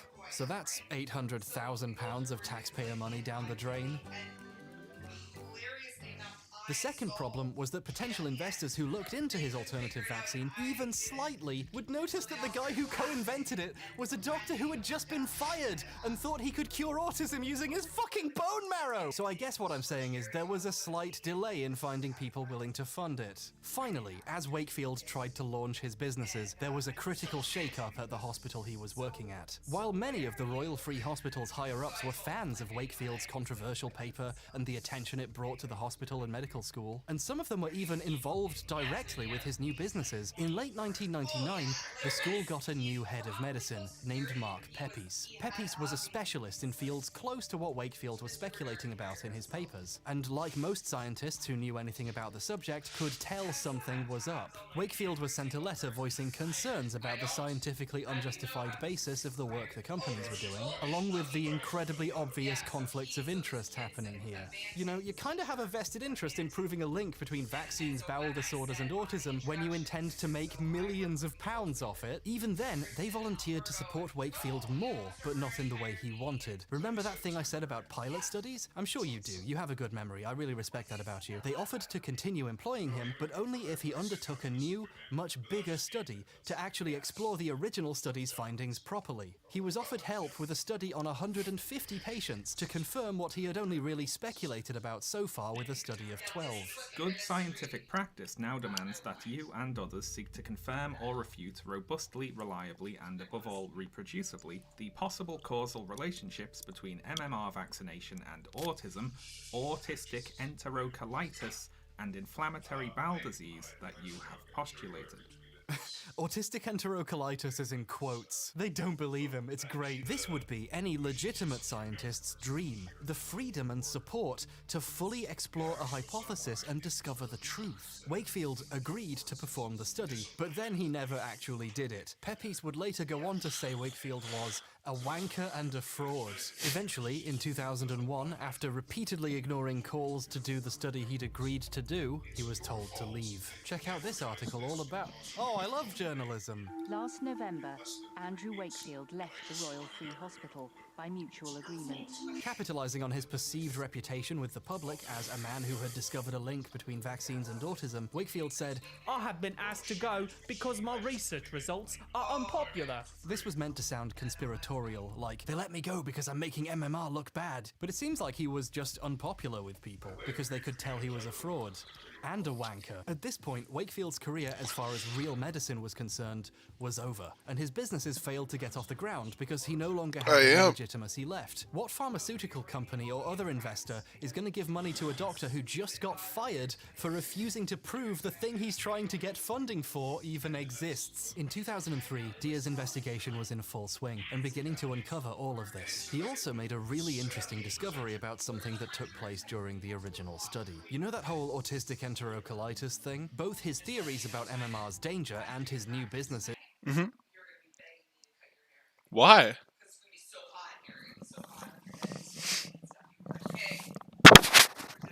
Yeah, I think that's gonna happen. Do you know who is Mummy's friend that is your least favorite person? Do you remember? You have to hang out with the daughters you don't like sometimes. Oh, yeah. That Ian Kendrick. Oh, yeah? You don't like him, right? Yeah, he's pretty annoying, but yeah, I mean... So just to back that up, so... What a horrible thing to say you don't like. Well, sorry, Tynan always says how annoying he is. Because he always says stupid things to Tynan. Anyway, so I was going to tell him really yeah, so I was going to say... the tweet. Yeah, she's not drinking, but... So, Mommy tweeted the picture of you, right? The excellent... Or no, I tweeted the picture of the excellent education thing. Yeah. And he replied and said, I hope it came with a $20 for a haircut. And Mommy loved that. And I was like, yeah, that's the sort of thing you'd say to Tynan. She already told me that, I think. She was the weird one that would always like tickle you. That was so weird. I don't know you, okay? I've never known you. He didn't even go to university with Mommy, right? Or was it? He does, yeah. Okay. Daddy's a little bit elitist, so. Elitist? Oh, I'm elitist. He is elitist. In several ways. Making testing kits for the disease rested on being able to find the measles virus in the intestines of children with autism. The question we've been asking is measles virus present in the intestine of these children? The BBC documentary covered this search extensively, with Wakefield saying in an interview that proving it was there would require finding the RNA of the virus in tissue samples. The gold standard now is to find the gene of the virus in there. The big deal here is if Wakefield can't find the gene of the virus, then his theory is wrong. In these interviews, Wakefield is trying to imply that they've only just started looking for the virus. So they haven't found it yet, but that's okay, they've only just started looking, right? This turned out to be a lie. Deer discovered that Wakefield had already looked for it, and it's not there. Dr. Nick Chadwick worked on Wakefield's paper and was a specialist on methods of finding measles RNA in tissue samples. Wakefield actually helped co-author some of his work. So of course, Wakefield had Chadwick look for measles RNA in the tissue samples taken from the children in the study. These were the children Wakefield was sure must have measles somewhere in their guts, since he was blaming their autism on it. However, when he looked, he never found any measles whatsoever. Did you find measles virus in those children? No. No single case did I find any measles virus in those children. This means that Wakefield already knew, before he even published the paper, that measles couldn't be found in the guts of autistic children. Dr. Wakefield's theory was that it was measles virus itself that was responsible for a bowel disease and then leading on to some kinds of autism, and you found no measles virus. That's correct. The final published version of the 1998 study doesn't have Dr. Chadwick's name on it, even though he did a lot of work for it. Chadwick later wrote in a signed declaration that he specifically asked for his name to be left off the paper because he wasn't comfortable with how Wakefield was still pushing his theory, even though he'd found 0 positive tests for measles. By this point, he was already planning to launch a business selling testing kits based on this theory, so he ignored the work in his own lab that disproved him and kept saying he thought measles could cause a bowel disease that leads to autism, and kept looking there for measles for years afterwards. The BBC documentary is about his hunt for the measles virus, because even 4 years after launching his paper, he still hadn't found anything else to back up what he was saying.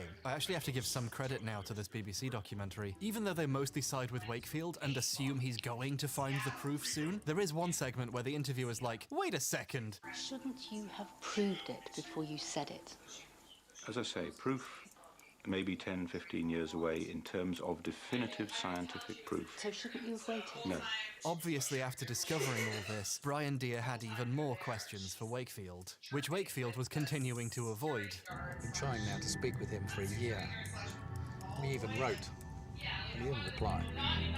Deere eventually just went to an autism conference Wakefield was speaking at. After his presentation, Deere approached him with questions. Dr. Wakefield, I'm sorry to interrupt. Brian Deere, Channel 4 Television.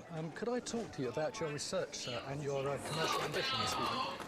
There's something kind of cathartic about just how guilty Wakefield acts here. Like, he's happily hanging around after his talk, casually answering questions from concerned parents and other reporters, and then, the instant he recognizes Brian Deere, the guy he's been actively avoiding for over a year, he turns and leaves the room as fast as he can. Wakefield's only defense against his clear financial incentive to discredit MMR is to run away and hope you leave him alone. And since Deere clearly wasn't doing that, Wakefield decided to escalate. A few months after this footage of him heroically running away like a baby from Basic Inquiry was broadcast, Wacky Andy filed a defamation lawsuit against Channel 4, who produced the documentary, the Sunday Times, who published some of Deere's reporting, and, additionally, he sued Brian Deere's personal website, briandeere.com. Can you imagine being that petty? In 2004, 10 of the paper's original 13 authors came forward to publicly retract the interpretation section of the paper. Half a decade after its publication, a vast majority of the people who worked with Wakefield on his paper have gone on record to say they think his conclusions are bollocks. At this point, Wakefield's study's coffin has fallen through the floor from the sheer weight of all the nails that have been hammered in it. So, that's the foundational study of the anti-vaccine movement. A hack fraud's bullshit paper claiming that a handful of parents know better than all doctors, so he could sell an alternative competing vaccine that he patented, which he thought he was going to make millions selling. We want you to Evidence leave, against basically. The movement can't get much worse than that, can it? That was a joke. Part 5, it gets much worse. Brian Deere didn't stop there. Wakefield was trying to sue him to get him to stop digging. And guess what? One of the first rules of investigative reporting is that if they try and sue you for finding things out, you're probably onto something. I mean, he brought me into the story by virtue of the fact that years ago he sued me. He discovered that 2 years before the paper was published, Wakefield had been hired by a lawyer to conduct the study. The lawyer, Richard Barr, had realized there was potentially millions and millions of pounds in bringing a class action lawsuit against MMR manufacturers on behalf of parents of autistic children. But since there was no actual evidence the vaccine did this, he paid Wakefield to find some. Wakefield charged Barr £150 an hour for the time he spent working on the study, eventually totaling over £435,000. In today's money, that's more than $1.1 million. This was more than 8 times his yearly salary at his job at the hospital. 6 months before The Lancet published the study, Barr sent Wakefield a letter saying, and I quote, actually I got Sean to say it, I have mentioned to you before that the prime objective is to produce unassailable evidence in court so as to convince a court that these vaccines are dangerous. Oh, okay. This whole thing was bullshit, wasn't it? And hey, remember Jabs? Jabs was involved with the lawsuit, and it turned out their members helped to recruit many of the parents to the study in the first place. I swear to God, this isn't one of the joke logos we made. This is actually the header on their Facebook page. This low-resolution, shitty nightmare. Jackie Fletcher, the founder of Jabs, was also a litigant in the lawsuit. They needed her connections to the dozen or so other parents who actually blamed MMR to be able to do all of this. Some of the parents were even involved with the lawsuit too. It's kind of clever if you think about it. A couple of parents blamed vaccines for their child's autism. With the balloon, like he's popping the balloons. There was no evidence it wasn't just a coincidence, so they told their opinions to a doctor their lawyer had hired, who would then report those opinions in a paper. And now in court, you can say there's scientific evidence implying a link between vaccines and autism, even though the link is just those opinions from before. There's probably a word for this trick. Idea laundering? I don't know. Not all of the parents knew the study was being done to help a lawsuit, but they were all chosen deliberately. However, like we explored earlier, not many parents in 1996 blamed vaccines for autism, so they had to cast a wide net to even find. Every animated show should be ahead of the game. It should. In fact, live action shows should have just gone animated.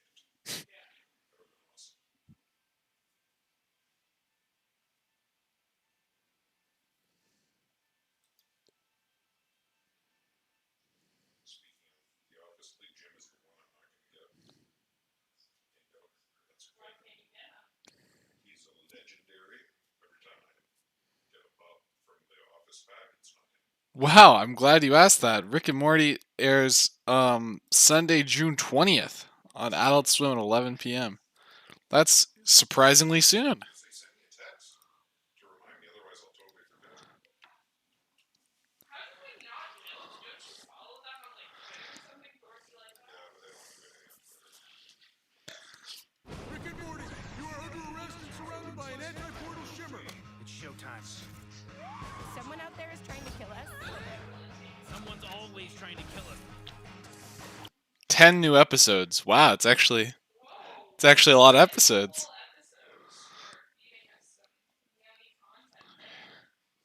Where do you want me to text you? Your iPad or your phone? Phone is fine, yeah. She keeps sending me now. She's gotten into the habit again. I get these texts from her. It just says fail to download attachment, so she thought.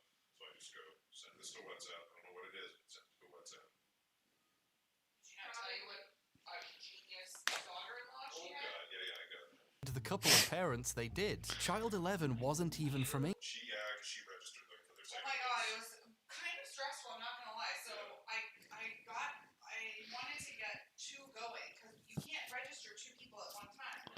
And so I got my phone going, and then I got my computer going. And so they were both an hour wait. Oh god, hold on, there's just And then they started to speed up a little bit. So one ended up being 41 minutes, and one ended up being 40. They were 10 minutes apart by the time. So my meeting started at 9, and I got in to register Nanny at 8:53. Oh my god. And my meeting started at 9. Did you, So I couldn't get them on the same day. No, but they're like on 1 day apart. 1 day apart, yeah. But because I got, Wait, in that 10 it's on minutes, Twitch. all the spots in John, like I got. Why the fuck didn't they place the toilet this way? God, this is such a European bathroom. They all look like gas chambers. I don't know why. Wait, he's not in America, is he? It's got to be a European bathroom. It's just oh, you can see the toilet. It is. My God.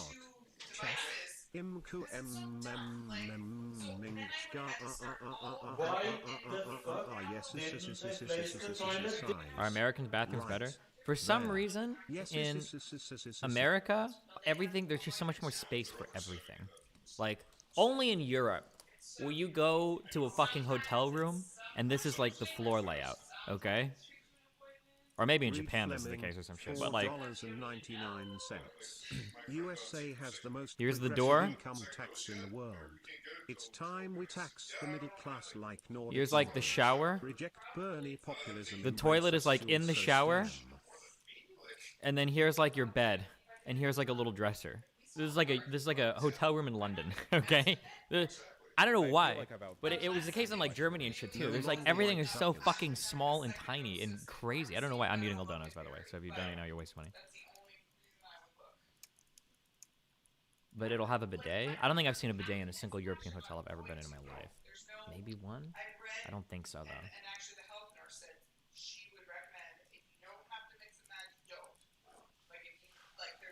No, there might be some, but I don't think I can't think of any European hotels I've been in, and I've seen a bidet in a hotel. Yeah.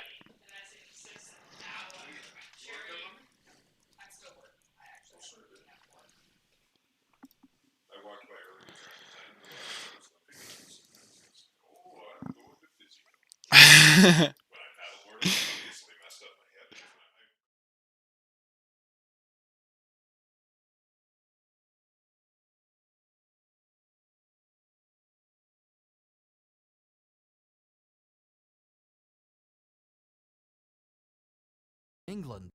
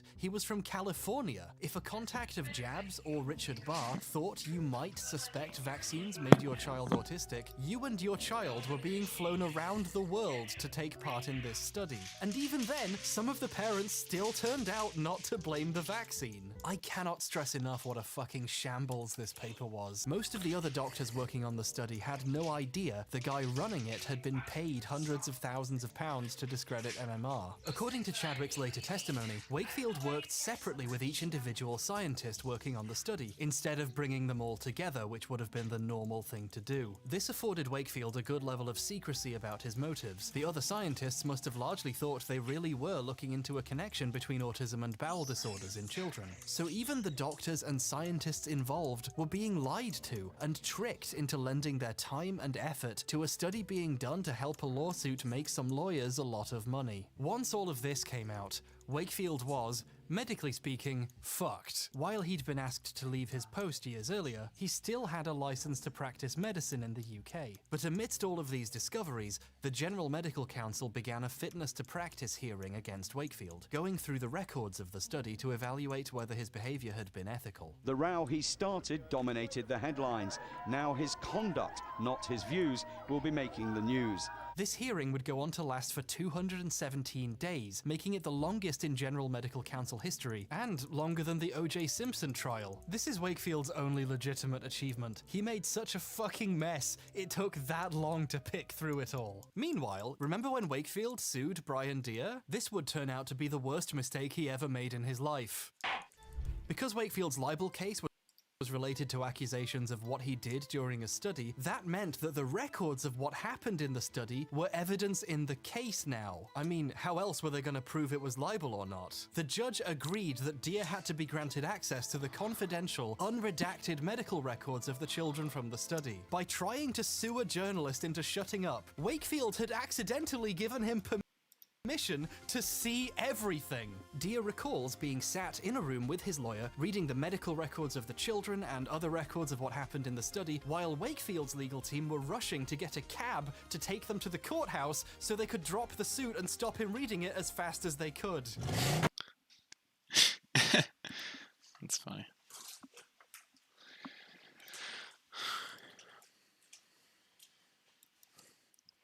Alright, so we're level 50 now. We have 80 speed. That's a ton of speed.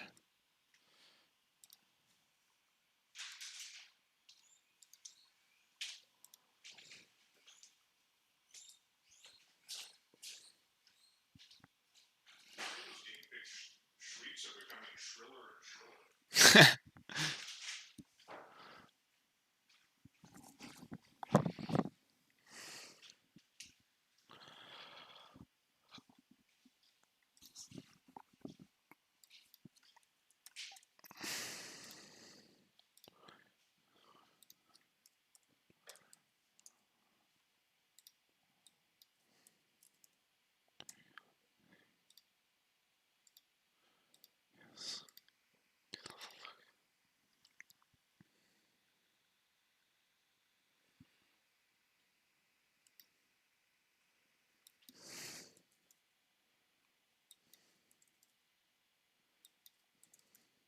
So Earthquake is going to kill. What about the Drowsy?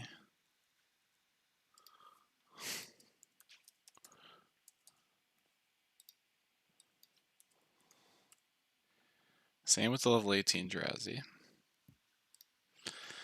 Okay. So then we're going to see probably Murkrow.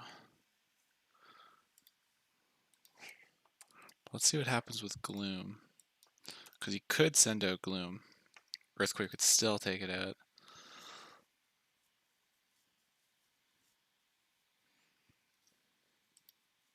We outspeed everything by a ton now.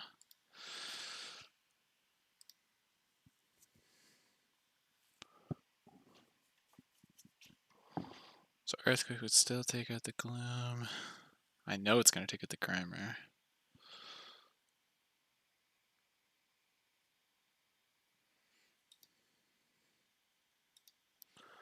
So the only thing left is the Murkrow.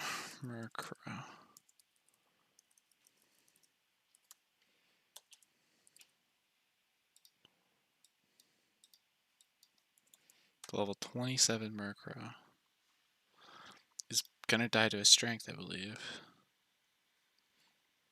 Because it's a lonely nature. Yep, it dies to strength. Okay. We should be good to win this now. Whew. So slight detour. Very, very slight detour. We'll watch this for a little bit longer as I make my... Dia got home that night to a call from his lawyer saying the case... New firmware available. Thanks, Windows. Dia got home that night to a call from his lawyer telling him the case was over. And as a fun bonus, because of how lawsuits work in the UK, Wakefield had to pay Dia's legal costs. The check for which Dia keeps proudly displayed on his website. But Dia wasn't done yet. Wakefield had just dropped a lawsuit to stop him finding things out. But in the context of that lawsuit, a great deal of information was disclosed to me by Wakefield's lawyers, and it was quite clear I had to continue. Dia continued his research and also attended many of the GMC's hearings about Wakefield's conduct, which discussed many of the same records he just dropped a lawsuit to hide. I messed based up. on all of this, he put the pieces together and figured out exactly what happened during the study. The result of his work is an absolutely incredible series of articles first published in the British Medical Journal. There's another fucking firmware! Why is there so much firmware? Dia figured out who some of the previously anonymous parents of the children in the study were and showed some of them what the study said about their children, and it turned out the paper was lying. For example, he showed them the same records he just dropped a lawsuit to hide, and based on all of this, he put the pieces together and figured out exactly what happened during the study. The result of his work is an absolutely incredible series of articles first published in the British Medical Journal.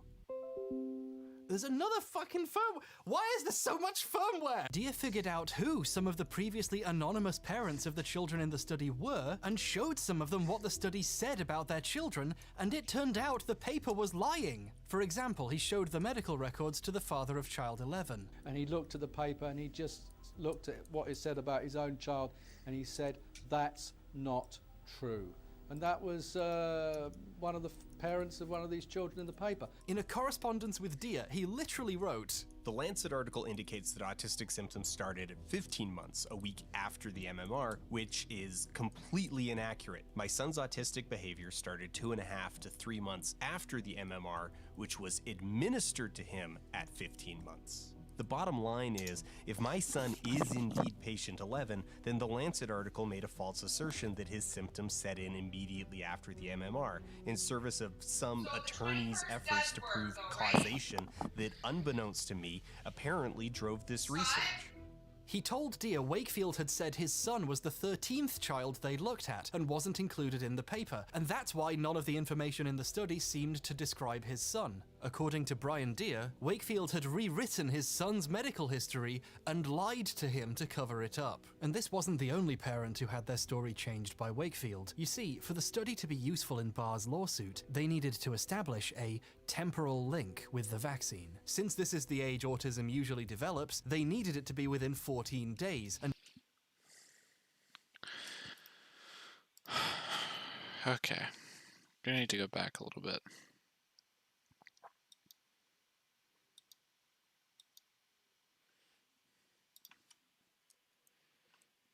And watch what happened. Sound settings.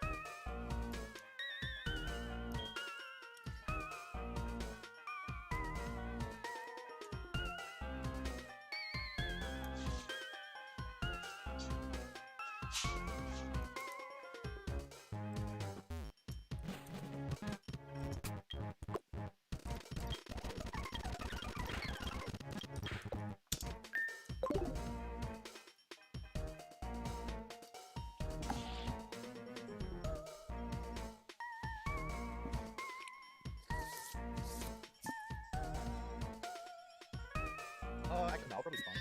Because Wait, we should probably get the Pokemon that I actually use, huh?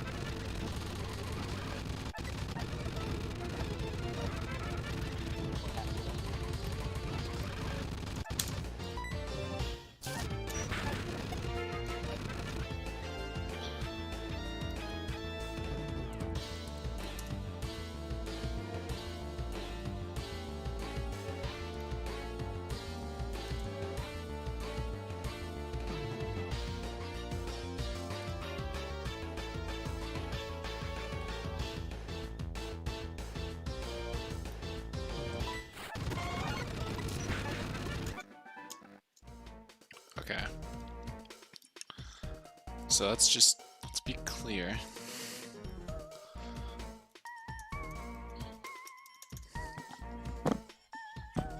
Then you battle.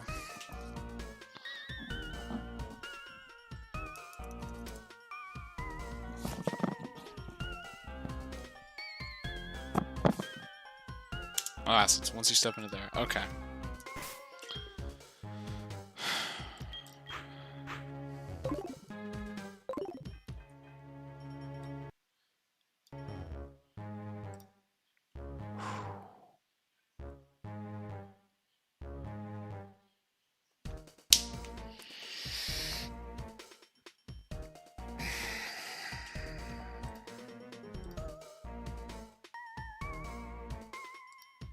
Should be no reason this doesn't work. There's one reason how this doesn't work, actually.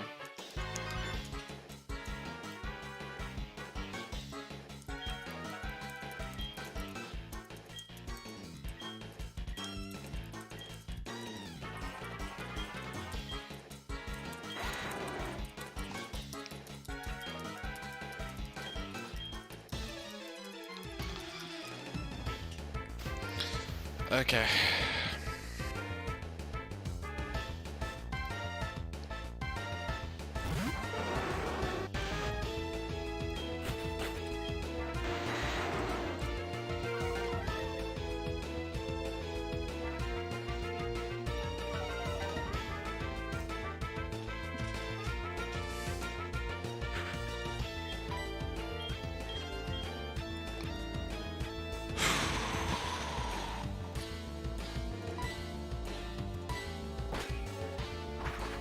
Nice.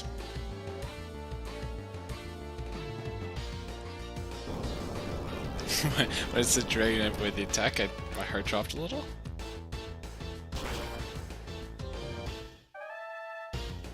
Easy.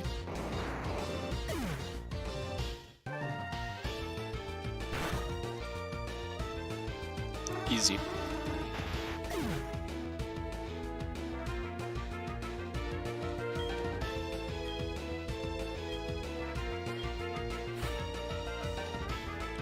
He does go Murkrow.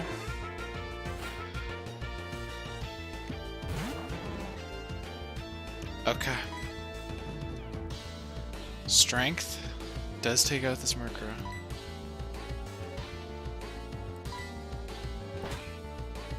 He uses it on the Grimer and it lands.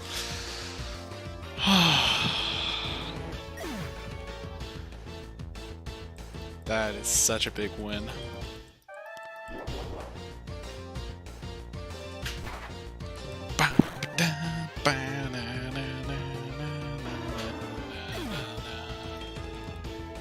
Massive, massive win.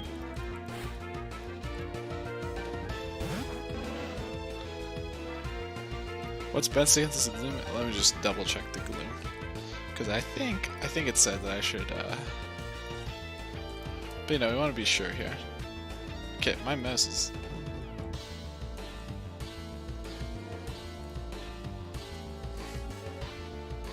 Gloom is modest. It's level 25.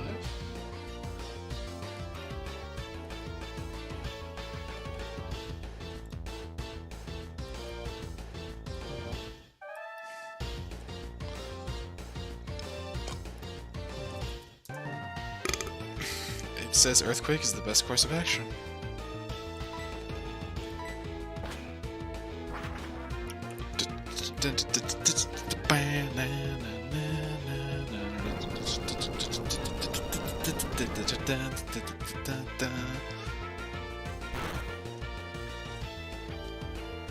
Get him out of here.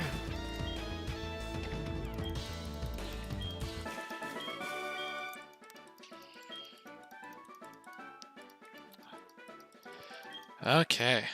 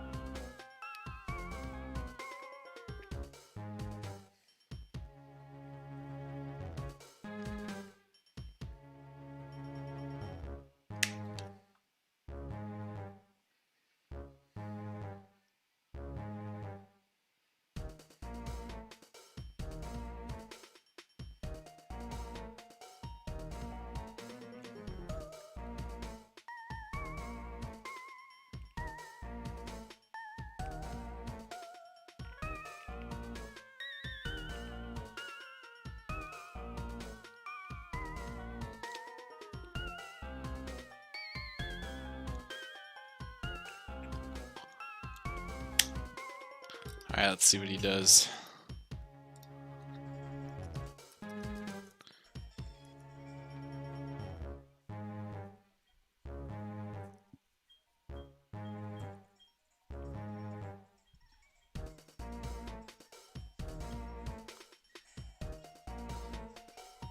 So he goes, he checks it out. He says there's probably Electrode. He puts the choice specs on, which makes me think you can't run away from these things. And they need to be killed with specs, which is a little bit crazy. Okay.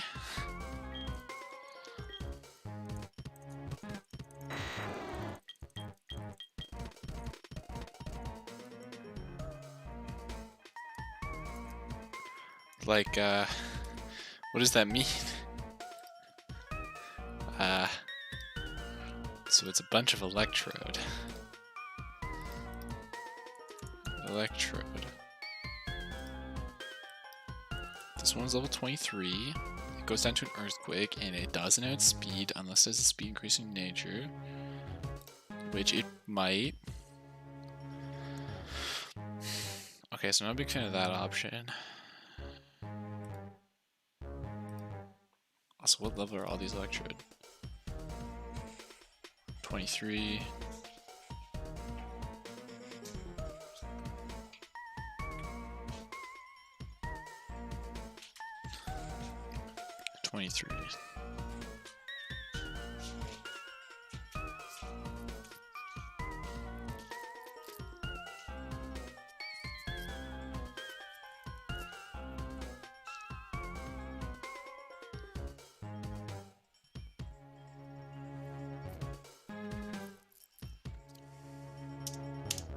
Okay.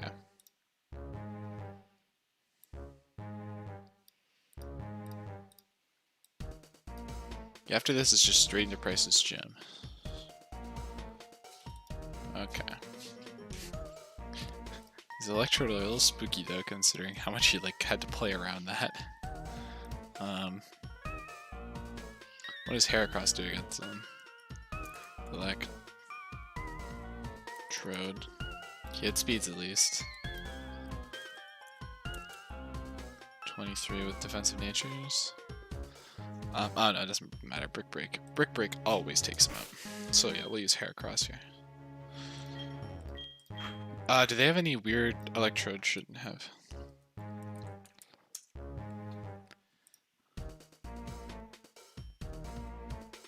That'd be weird if Electrode had any, like, sus moves.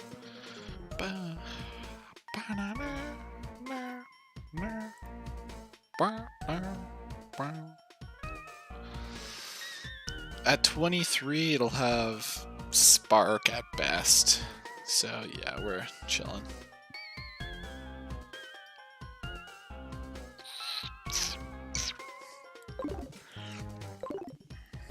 Oh, and with 2 clicks, we're gonna be taking out this Electrode.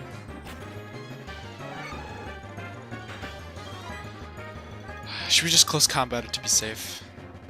Nah, we'll brick break it. What if he uses light screen?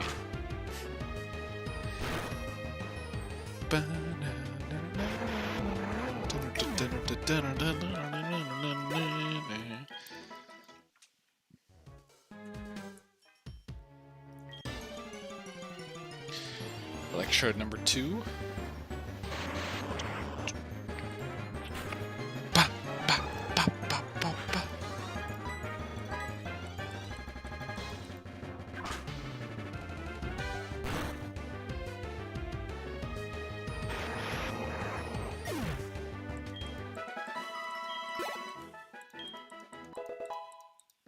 Hey, pretty boy leveled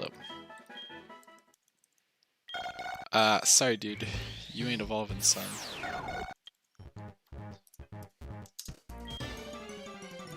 Okay, you guys, I've already seen this. Alright, it's not that interesting. Thank you. Thanks, Lance, I appreciate it, man. Thank you, Dan. Thanks a lot, Lance. Thank you, man. Whirlpool. You know who's learning Whirlpool? My HM slave, baby. My starter. God, people are gonna be so mad when they say I use Totodile as a HM slave starter. Because it was the base strategy. Is everything just turned off now? Oh, awesome. I can grab this. Yeah? What's up? Yes?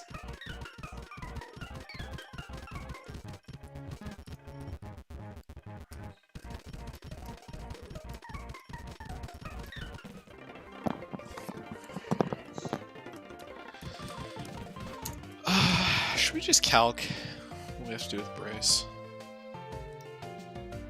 Let's just, you know, should we just take a peek? Should we just take a peek and see what's inside? With Brace? Let's do a little peek. We'll take a peek, then we'll take a hike.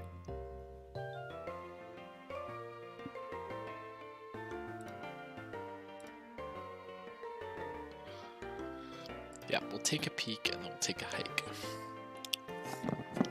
Only 2 trainers, actually, you have to battle for Brace. That is a Jinx and a Dugong. I believe Heracross is going to get speed and kill both of those. Now let's just see though, you know. Jinx, level 29, close combat does more than enough damage. I'm guessing the same as with Dugong. No items, no weird items, nothing. See, wake up, slap, mean look. Ah, see, the Dugong does in fact have Ice Shard. He will use that move. So does Bryce's Dugong actually also has Ice Shard. Interesting. Interesting indeed. So let's look at our priority moves that we have here. I think our best priority user is... It has to be you. It's consistent. It's more reliable than whatever garbage sucker punch shenanigans any of these clowns can do. I just like it better. So let's see how you does against Dugon. Let's see, Ariados. Because I think I'm at the point where I no longer want to risk anything. Like, I would just rather grind. I'm done risking stuff. It's not worth it. So this is 32. It's 18 IVs on everything. 18. Oh man, it's really not a lot, is it? It's really... I might be risking stuff, because man, I really don't want to do that.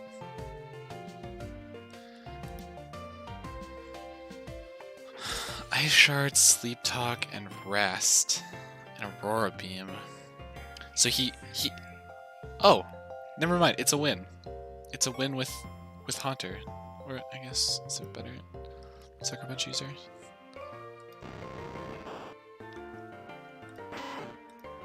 Like, Ooh is a better Sucker Punch user, objectively. Also, is Insomnia. I mean, it doesn't do anything here. So we have to use Ew for something, for Dugon no matter what. It's just probably gonna be Sucker Punch. Interesting. The level is gonna be maybe like level 60. I got 65, 64, 65, dude. That's unlucky.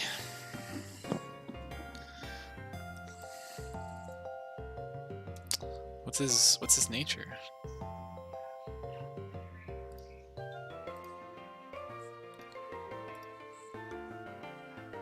What's Dugon's nature? It's Rash, special defense plus.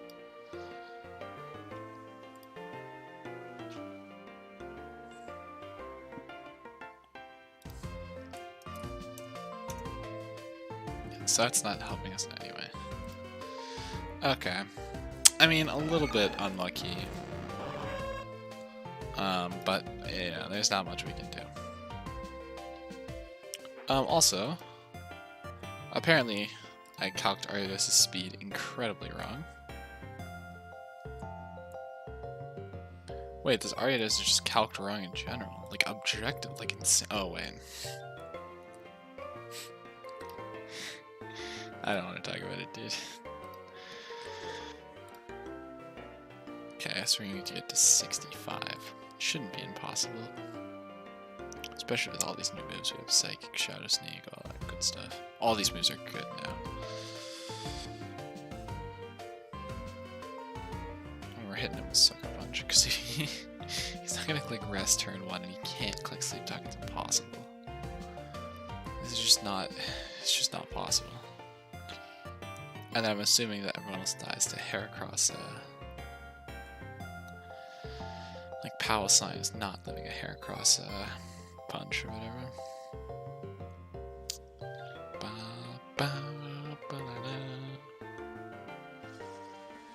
Magnemite, Steelix. Okay. So yeah, that's it then. We'll do grinding tomorrow with getting Ariados up to 65. And I'm guessing Heracross will need to be up there as well. We're running out of levels soon though, boys. You can only gain so many levels.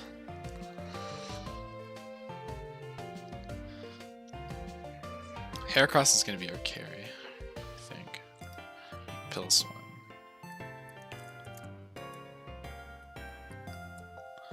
Like I don't even think I did. Do you need to look this up? 34, like yeah, he's... Oh my god. I misclicked it.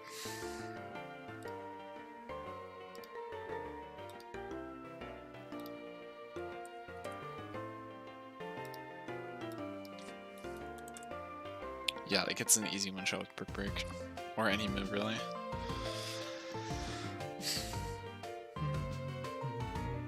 I'm guessing it's the same for a Seal, right? Yeah, no content. I just can't. I can't.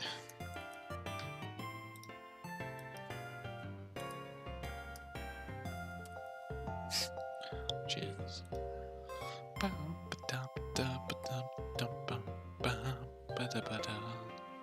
Okay, let's check the other Dugong though, because it has different moves, and his moves are a little bit scarier. It is adamant as well. As Ice Shard, Aqua Ring, Rest, and Aurora Beam. So it has a little bit more room to troll than I would actually appreciate. It does a little bit too much trolling, I think. Which is fine.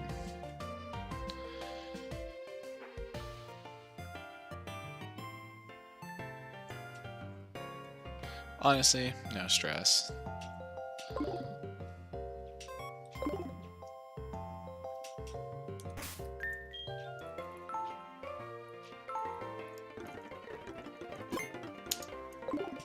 Alright, so we're grinding our Idas tomorrow, and that's pretty much it. Does Heracross ever learn Mach Punch? That'd be so cool if Heracross learned Mach Punch. It would just make this like an S tier Pokemon. It's already like probably an A tier because of its insane speed, but Focus Punch, Brick Break, Focus Blast. No, it doesn't.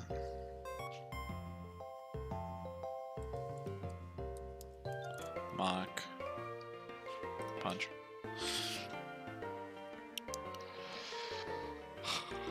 By level up, nobody. By breeding, nobody. Oh, this move is like almost impossible, huh?